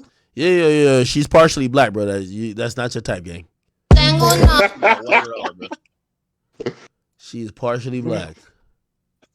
Nigga said she bad as fuck. I like the song. She Korean. She Korean? She look like she mixed. Oh, she got a little ass. Look at this. Yeah, she Haitian or something else. Hold on. All right. Look at this ass right here. How much you putting on the bond? Let's keep it a beat now. On the bonds? Nah, you gotta look at the ass first. Can't Wait till the refresh so you can see the ass though. I don't even know if the ass that fat. Nah, see, look at right here. Ooh, It's not okay. that crazy. Nah, I ain't that crazy. I ain't gonna lie to you. Yeah, come on now. Give me I ain't gonna lie to you. That's healthy though. You know what I'm saying? That All got right, no this the other preservatives one. in it, This the you know other what one I'm right saying? here. This the other one right here. She was It's a definitely fitness. fit. It ain't no supposed. She was a fitness chick. Oh my god. Oh my god. What are you paying the bail bondsman for this one? Nah, she uglier, bro, to me. No, nigga. The picture I Nigga got said don't the even show the bail face. bond. The picture I got up right now don't even show the face. 10 bands, I'm gonna let 15 Kyrie answer bands. that, bro. 50 bands? Yeah, I give her 15 for the Damn, they bail both bonds. up in each I don't other's think that's gonna comment cover section the and city, shit. gang. Damn, they both up in each other's comment section. Damn, she went to Carnival. I'm wondering how did these I women like I get into say, this life? Shaq probably went to go pay the bill, told her that she radiate positive energy through her pictures. Nigga. Fuck all of that. Shaq, like, you know, Shaq is like a sheriff. He has like a badge. Like, Shaq's a cop. Like, there's some town that he's a cop in. Shit, he might just pull up with his cop privilege and try to get her out. Oh, nah, she all right. They both all right. Wait, is this fake titties though? Oh, if it's fake titties, we gotta take my I ain't bail gonna money out. lie. I feel you. Everything is fake, my nigga. Nah, she a Nah, fitness let's not do that. influencer. That means that she got to be real, gang. Fuck out of here. You know them fitness girls be getting their body done, man. Then be capping like they worked all that off, man. If she got that grilled cheese stomach, then it's a no go. She might got the Bandman Coco. God damn. Yo, I'm gonna be honest. I gotta think it probably was her first time doing it. You don't think so? Nah, gang, no act. 200, you not no act. That's not how that works. They not giving her that much work on the first trip. Hey, how about this? How about this, man? You give up. You put 200 on her commissary and go get the conjugal visits. What about that? That's prison shit. That's That's where she gonna be at. Nigga. Trust me, we ain't that horny to wait till this bitch get convicted. If she ain't getting out in the next 90 days, we forgetting about her. All right. Niggas ain't that horny now. You gotta look at the mugshots, bro. That's the real her. Nah, the mugshots look crazy. Nah, that's the real her, bro. The mugshot hit different. Nah. It hit This different. definitely look like she been balling though. See if they'll smash the mugshot. This one definitely look like she been balling though. Bro, this is crazy. Damn. Nah. Bro, they in shock. They eyes in shock. That one right there, she in shock. She like a Yo. deer in headlight. Yo, do y'all follow people on Instagram and you were wondering to yourself, how does this bitch or this nigga get all this money? Yo, there's a Nigga talking nigga, about I swear. Like, but I know he's scamming though. Like, I don't know him, but I know he's scamming. I won't say his name because like we got too many people on here. Like, the nigga might get locked up in the next day or two. I know who you Like, talking about. I know who you talking about. no, no, Nah, no, but no, no. these Yo, influencers be I getting seen him with like I know some bad shorties. Actually, it's the same shorties that you know what I mean. Me and Metro Boomin be knowing out in LA. I seen he had one of them joints. No, he had one of them getting off a private jet in Jamaica. I'm like, how the fuck this nigga even, bro? I'm googling this. I'm like, who is he? How does he have money for a private jet? I can't see this nigga do nothing name work. Sorry, I kind of figure out what it was, but I ain't gonna mention his name. I ain't gonna mention his name. Let that nigga cook, man. Let that nigga cook.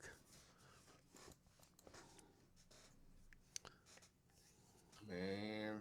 Nah, hell no, I ain't saying the nigga name. That, like, to be honest, I'm not a hater. You know what I mean? And also, you know, you see, the thing with scammers,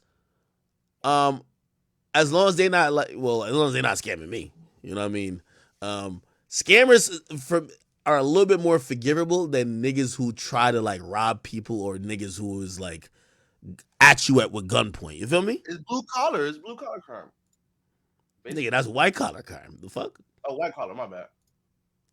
Some shit that you ain't heard nobody. Yo, chat, I didn't tell y'all to snitch.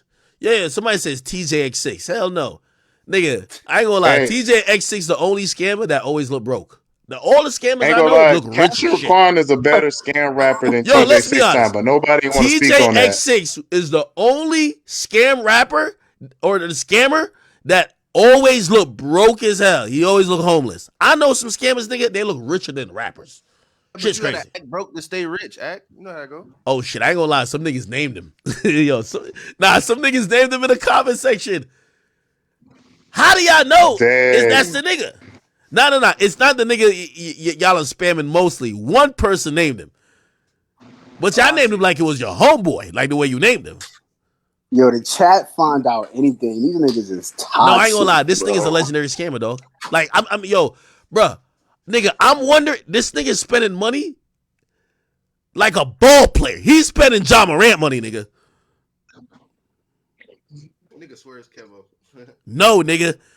Yo, you know when I looked him up? He got off the private jet, and nigga, I guess he put a sticker on the private jet, but the sticker said his name, and I'm like, ain't no way a nigga. You giving too much details, Act. All right, my bad. Too much All details. right, my bad. I'm like, yo, the nigga got his own fucking jet. I'm like, yo, this is nigga. Then I start clicking around on everybody that's on the vacation. The nigga had the baddest bitches on earth with him. Every chick that's fucking the celebrities, he's fucking too. I'm like, what? Bro, any bitch gonna fuck, bro. Hey man, that nigga been getting money for a long time too. Nah, I don't know who you talking about, but I'm hoping he stay free. Yeah, I hope he just stay free, man. Yeah, bro. Act, you know what I'm saying? Act. This Yo, next topic, bro. Next topic, man. All right, yeah, Talk next about topic. AI. Hey, Talk about Ack, you AI, saw what man. happened at the parade in Denver for the finals? What happened? Oh, I was gonna tell him about that. Yeah, it said 2 people got shot. Cop got hit by a fire truck. Oh no, I was talking about how nobody showed up. Nah, Wait, man, I don't know. Did Jokic even show up? Apparently, no, he did. But I'm saying like nobody, like you know how it's a parade, everybody there, everybody fans of the team. Nigga, nobody was outside. So you really trying to tell me it really wasn't a parade inside their city? Yo, It wasn't. It was more like a march. yo, I'm Yeah, crying, but 2 bro. people still got shot, and a cop got hit by a fire truck. He said that video was fake. Oh damn, word. Yo, Chad, how do What y'all? video? I still want to know how the hell y'all be knowing who the fuck I'm talking about. Man, you gave it away with that. Nigga, is it a legend? These niggas is- They Yo, my said nigga, the there's a family million from the scammers, my alien nigga. video disappeared. Huh? They said the people from the alien video disappeared. They said they vanished. Like the whole house gone type shit? Yeah, the one from the video, the one that said they saw the aliens in Nevada. No fucking way. Yeah. Yeah, apparently they haven't left their house. Allegedly, they haven't left their house in a couple. Alien. Heck, I'm about to post the thing on the main chat. Wait, hold on. Nah, yeah, post the shit. Wait, I'm posting the main. like, are we? Niggas clapped them? Man, they don't know where they at. They said that people been going up to the house. People been trying to contact them. Did you Ain't been post no yet? movement in the house. They vanished. They ain't seen, and they said people been watching the house, ain't seen nobody leave. Yeah, that's what they said. Yeah. Like they didn't see DoorDash pull up, nothing like that. Nope. Nigga, post the link, nigga. Act is I'm posting the video now. All right.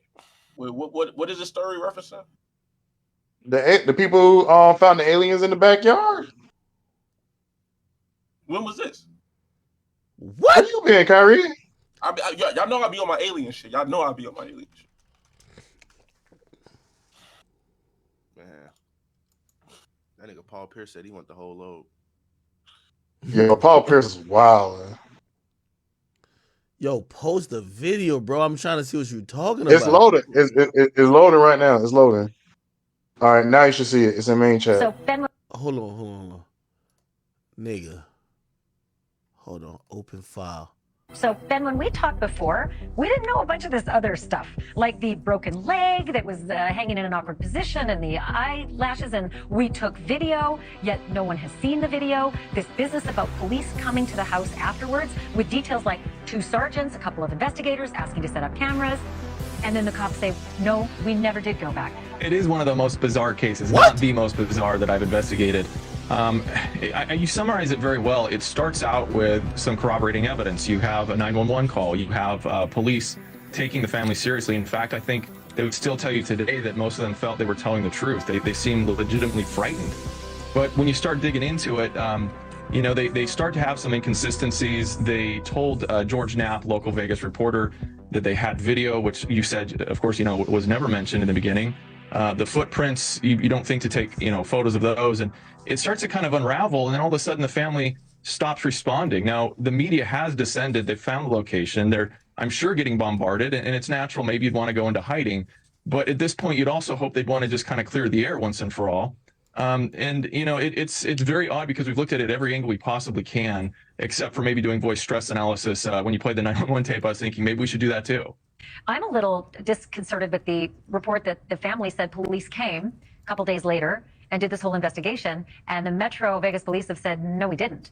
Can you tell me if you've investigated or reported on or witnessed any other incidents of these strange, X-Files-like incidents where people arrive to investigate that apparently don't exist? I do think that's kind of more in the realm of conspiracy. However, they had photos supposedly, and they released photos of the police being there. That should be easy to verify, but our sources are telling us nothing officially.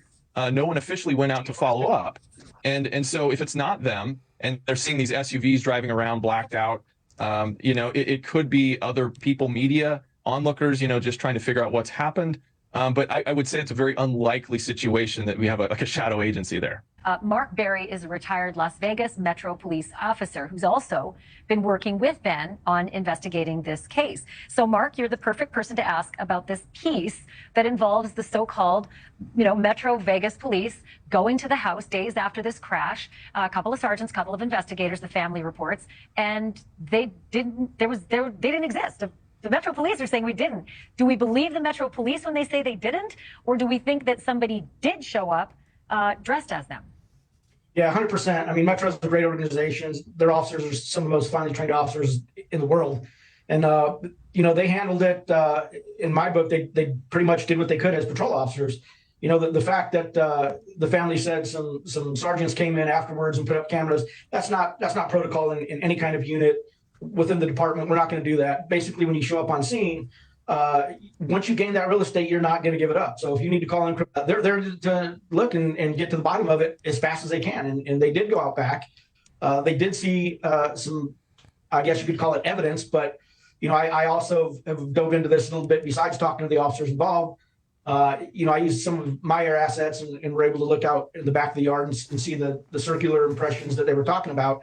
And in that backyard, there's a number of trailers, a number of flatbeds, and the circular impressions are very indicative. You also spent some time staked out. Like, you staked out to see if you could get a read on this family. The family has ghosted everybody. They're not responding to interviewers that they made appointments with. They're not responding to telephone calls. I don't even know if they're in the house anymore. But what was your read when you were parked out front for hours and hours? Yeah, so I'll admit I drive a black SUV. Okay, there you go. We can explain the black SUVs away now. I do not wear black government-issued sunglasses, so there's a little difference there. I have talked to some of the neighbors. I have been able to confirm noise, the big giant boom that the Ring camera had caught at one part of the valley. But there's some more issues with the backyard. Again, I don't want to discount what they're saying, but the house has been dark. There has been no movement in and out other than onlookers going, by the house real slow, taking pictures. As far as movement in the house itself or in the rear, the backyard, or even in the trailers, it's been dark. And it's been dark for the last few days. So I'm sure that they may have left town.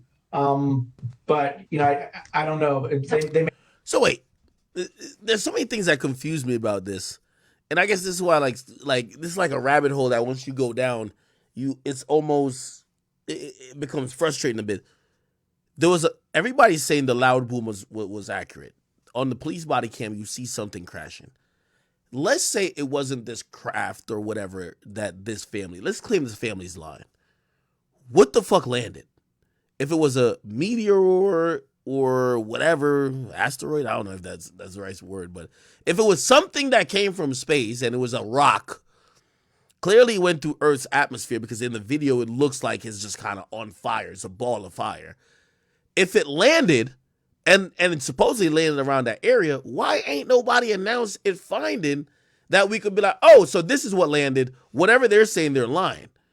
So that's the weird part about it. Secondly, I don't know if it's either they were always prepared for this moment, but a lot of those initial videos seem legit. Third of all, I keep saying about this Las Vegas situation. Area 51 in Las Vegas. Las Vegas seems like a place. I think even Independence Day, when they told about aliens, it's about Las Vegas. I think this is some government like program. I think this is a government type of test type of thing that probably has to do with extraterrestrial life. It's probably top secret, classified, and some shit happened. And everything the family's saying, I'm not going to say they're lying. I think they're just not talking to law enforcement. The people who probably came and cleaned it up or came and did what they had to do, I think they were just motherfuckers that work for this classified government program that's probably monitoring or trying to test some shit when it comes to extraterrestrial life. I got to think that's what it is, because how come like the regular proper authorities wouldn't just give us an easy answer? Oh, what actually landed was here. So something landed. Nobody wants to say what it is. I think it's a psyop. What do you mean? I think it's just like a deflection, a way to like say, yeah, there's aliens, but really it could be like American controlled tech. It could be alien shit, but it's still probably American controlled. So they don't want like the press to make it a big deal. So yeah. So I'm in agreement with you. Some people think that it was an alien and America, the government has been collecting aliens, but they trying to keep it on the low type shit. No, that's a fact. What do you mean that's a fact, nigga? What the fuck? That's definitely a fact. Nigga, they definitely been collecting aliens for years. Yeah, aliens not real, bro. Bro. How have they been collecting aliens? Who do you think made the phone you're on right now? I'm not gonna go that deep. Nigga, I'll tell you who, nigga. Steve motherfucking Jobs. Don't tell me he's an alien. That's possible. Where do you think Steve Jobs got the tech from? An alien? That's what you're saying? I don't know who that is. Bro, Nigga, he Roswell got it was from in putting computer parts together, nigga. It's not that hard. Bro, Roswell happened in the 50s to 60s, right? Don't quote me on the exact year. Why magically 10 years after that we got computers? Why are they doubling in speed every year? We've been on Earth for thousands of years, my nigga. Why we got phones now? No, y'all niggas dumb. If you don't know who Bob Lazar is, you probably should look up who Bob Lazar is. But Bob Lazar is somebody. Yo, I'm gonna be honest with you. This one thing I hate about when I talk about these things. Niggas, you know how FYB J Bane says, do your research? Niggas that believe in conspiracy theories always tell you to look this up, look that up. Nigga, fuck looking it up. You tell me everything about it. Okay? All right, so I'm really doing my alien shit. But Bob Lazar is a propulsion physicist who used to work at Alamo. The government tried to wash his records and make it seem like he never worked there, but there's proof that he worked there. That just helps with the validation. Oh, he was on Joe Rogan one time, wasn't he? Huh? I think he was on Joe Rogan one time. Yeah, he was on Joe Rogan. Joe Rogan. So since 1989, he's been going public about the program and shit and telling people and shit, right? So why he the only nigga though? Why? Because he probably was He's really not. there, and instead of killing off an asset who may actually have understanding of possible future tech, you don't kill him. You just discredit him so that other countries don't use him. I would have just killed him. They killed JFK. They killed him. We've been on the earth for thousands of years. Why you think magically now we got phones? If you handed a phone to somebody in 1950, what would they say? They'd be like, "What But the at the fuck is this?" same time, sir, What? if you Yeah, had a but phone we back do then, got the phone would've self-driving lasted- cars too now, though. Yeah, it's Like, called advanced, bro. Technology advanced, though, nigga. The same way if niggas you had a showed a horse- self-driving same car way to niggas somebody had in the horses- '60s when they were rocking, or '50s when they were rocking with horses and carriages, they might be like, "What the fuck?" What? Yeah, exactly. That's my point. Where do you think it came from? You think magically we just got this good at making portals? When you get on FaceTime with somebody, that is a portal, my nigga. No, it's Yo, a who is this satellite. nigga? It's a satellite, bro. Nigga, hold on. It's a portal, wait, bro. wait. You don't think us being on Discord is a fucking portal, right? Bro, what? No, I don't know who that nigga is. But yo, so Bob Lazar, though, right? He was breaking down science that was not My nigga yet said do the proven in homework about 1989. FaceTime. This is crazy. Bro, a portal is crazy, bro. Bro, come on. Bro, that's the nigga that made the Drake in a Weekend AI, bro. Yo, Stick to AI. Yo, Then, what? this shit ain't what you here for, bro. A Yo, portal is crazy. what y'all niggas been smoking on? Because I ain't gonna lie, anytime I have one of these conversations with a nigga who been smoking on some good shit, at least he'll come with some good ideas. He'll be I'm like, smoking nigga. right now. Yo, if y'all let me cook, I could tell you what my real thing All right, go about ahead. aliens I is. want to hear you cook. Go ahead. All right, so if you understand what Bob Lazar was saying, he was breaking down the propulsion systems of these said aircrafts, right? His job was to reverse engineer how they work. A lot of the things he was pointing to at the time in 1989 when he went public were not scientific fact. The way he broke it down was some of the things, like for instance, the way that the shape of these crafts were, there was all smooth edges. At that time in 1989, we couldn't recreate that, but today we would probably use 3D printing. Another thing, the said propulsion system was used with an element called element 115, which is on our periodic table, but at the time was not found and stable in 1989, but was replicated in a particle accelerator in I think 2016. He also spoke on how back in the day we used to think gravity was a particle, but now since 2014 they discovered that gravity is a waveform, and that's how he said that these crafts are able to manipulate gravity. Same way you manipulate microwaves, you can manipulate waveforms of gravity. If it What I got is to do with aliens, though? The technology is being rolled out in increments. By the time we get to the iPhone 33, we're gonna be able to reach through the phone and shake hands. They just giving it to us in doses, bro. you keep bringing it down to phones and shit, and you will fuck up my point. But yo, long story short, my theory is right. These aliens are humans from the future.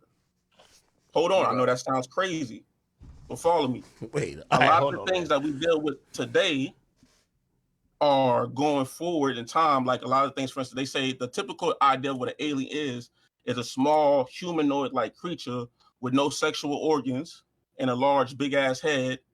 And a lot of the times, if you follow science and shit, they say humans are getting more and more closer to that as time goes on, evolution-wise, right? With these these scientific findings that are coming out in recent time, I believe points to that we're at the precipice of a moment in which we have opened up time travel, right? Bruh, you burning the house down, bro. Listen.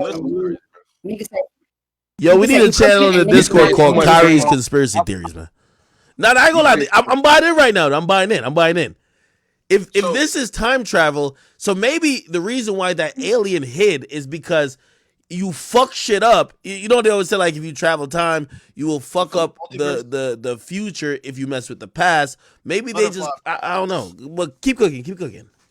So a lot of the technology that we have today are leading towards what they believe is used to man these aircraft. So one of the things is having a particle accelerator that moves in a circle that spins element 115 that creates a field of gravity in which encapsulates the object, right? The flying saucer, quote unquote. There's a Navy pilot called Pilot some Fravor, I believe. He flew against one of these things and reported on it. Okay, there's video of that. It's called the Tic Tac. You can look that up.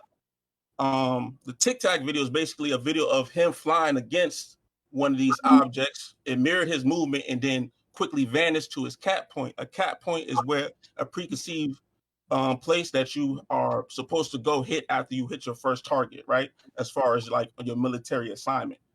The aircraft was able to read and jam their systems and move to that point. But these are just verifying factors that some of this stuff I'm saying has actual, like the Pentagon. You can go to the Pentagon website and find and look up these incidents. I'll put it like But this: the aliens are responsible for the AI tech that made the Drake weekend song. The aliens have delivered in an alternate universe a song from King Von and YoungBoy. Not even in this universe, they delivered. But yo, so bro, that's just a promote. Nigga, just yeah, promote. yeah. Nigga just promoted. But yo, so what I believe, right?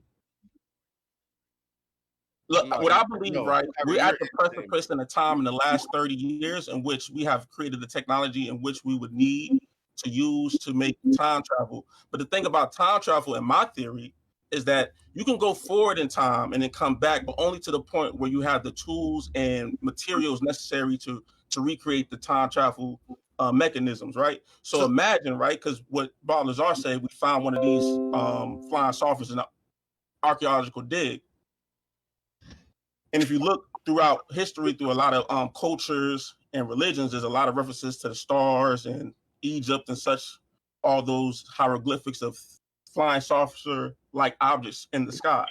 My theory is that if we open up the realm of time travel, right, it gets to a point where like we're living in a time that time travel can be recreated. But if you go too far back, you can't go forward. But the reason why we're seeing all these more alien sightings is because we're in the time period that time travel was possible. So we're going to see more alien, quote unquote. So we like in the Spider-Verse type shit. Type shit. Kyrie. But listen. So like, imagine there's a certain point in time where you can drive, right? And like before that, niggas wasn't driving, right? So if a nigga was to go back in time and get stuck back in time, you can't rebuild a car, nigga. You got a certain amount of tech in your vehicle that you can do that other niggas gonna think is magic. You see what I'm saying? So like, my theory is that we living in a loop in which the technology that we have now is going to create the technology that can create time travel. All right, hold up, Kyrie. I got a plot hole. Okay. Since it's niggas that go rogue right now, right? That's exposing a secret shit, right? Like Bob Lazar, right? You telling me it's not a nigga that can time travel? Because time traveling ain't just one nigga. You tell me it ain't one nigga that ain't time traveling and say, you know what? I'm gonna invent the light. I'm gonna invent the car. I'm gonna invent the washer. I'm gonna fuck all y'all niggas shit up so I can rule this shit. So everybody think I'm the creator of everything. Well, that's where the alien theory starts to bleed into the time theory, because I believe that once you have access to the ability to travel through time, there's certain things that if you get stuck back in time, like you get stuck back in the time of the pyramids, you would probably been trained on using the tech of that machine, which can defy gravity, to recreate Egypt so that the time loop continues. You see what I'm saying? It's just if you go to the past, that should forever fuck up the future. Like, so our future. No, but you'll be forever stuck. But that's the thing, you'll be forever stuck.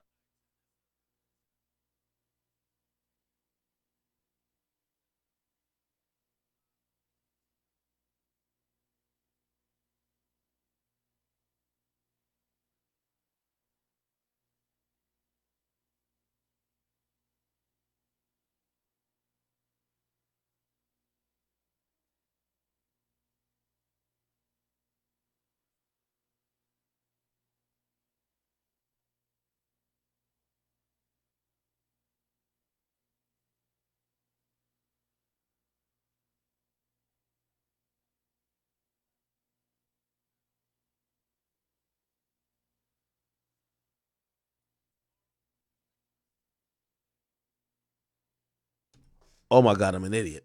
Oh my god. Oh, I was like, yo, my bad. I was like, yo, that's all the tinfoil shit I could take for the day, chat. I ain't gonna lie to you, man. That shit is like, oh. Listen, definitely, I'm gonna look up this Bob Lazar guy. I will, but I do want to say I want to thank y'all for tuning in for 7 hours and 20 minutes of this stream. I will be streaming tomorrow, so tomorrow's stream is gonna be different from what we've been doing the last like 2-3 days.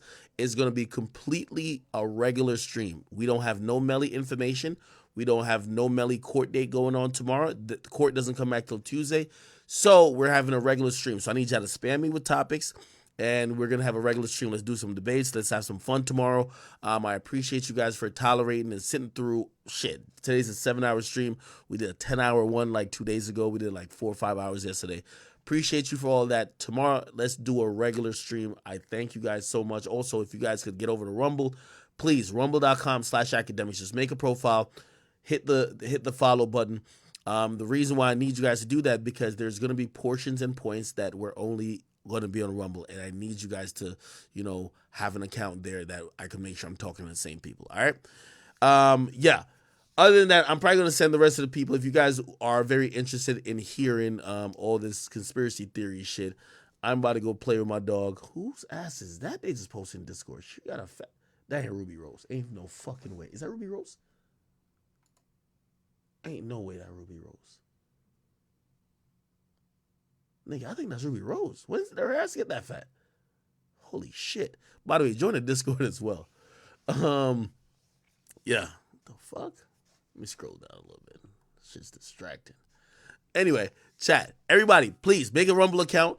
I'll be back on tomorrow, but I need some topics.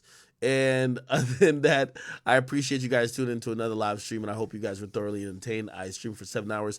I will see you guys tomorrow. For people on Twitch, actually, let me see if Boom's around. But anyway, catch everybody else later.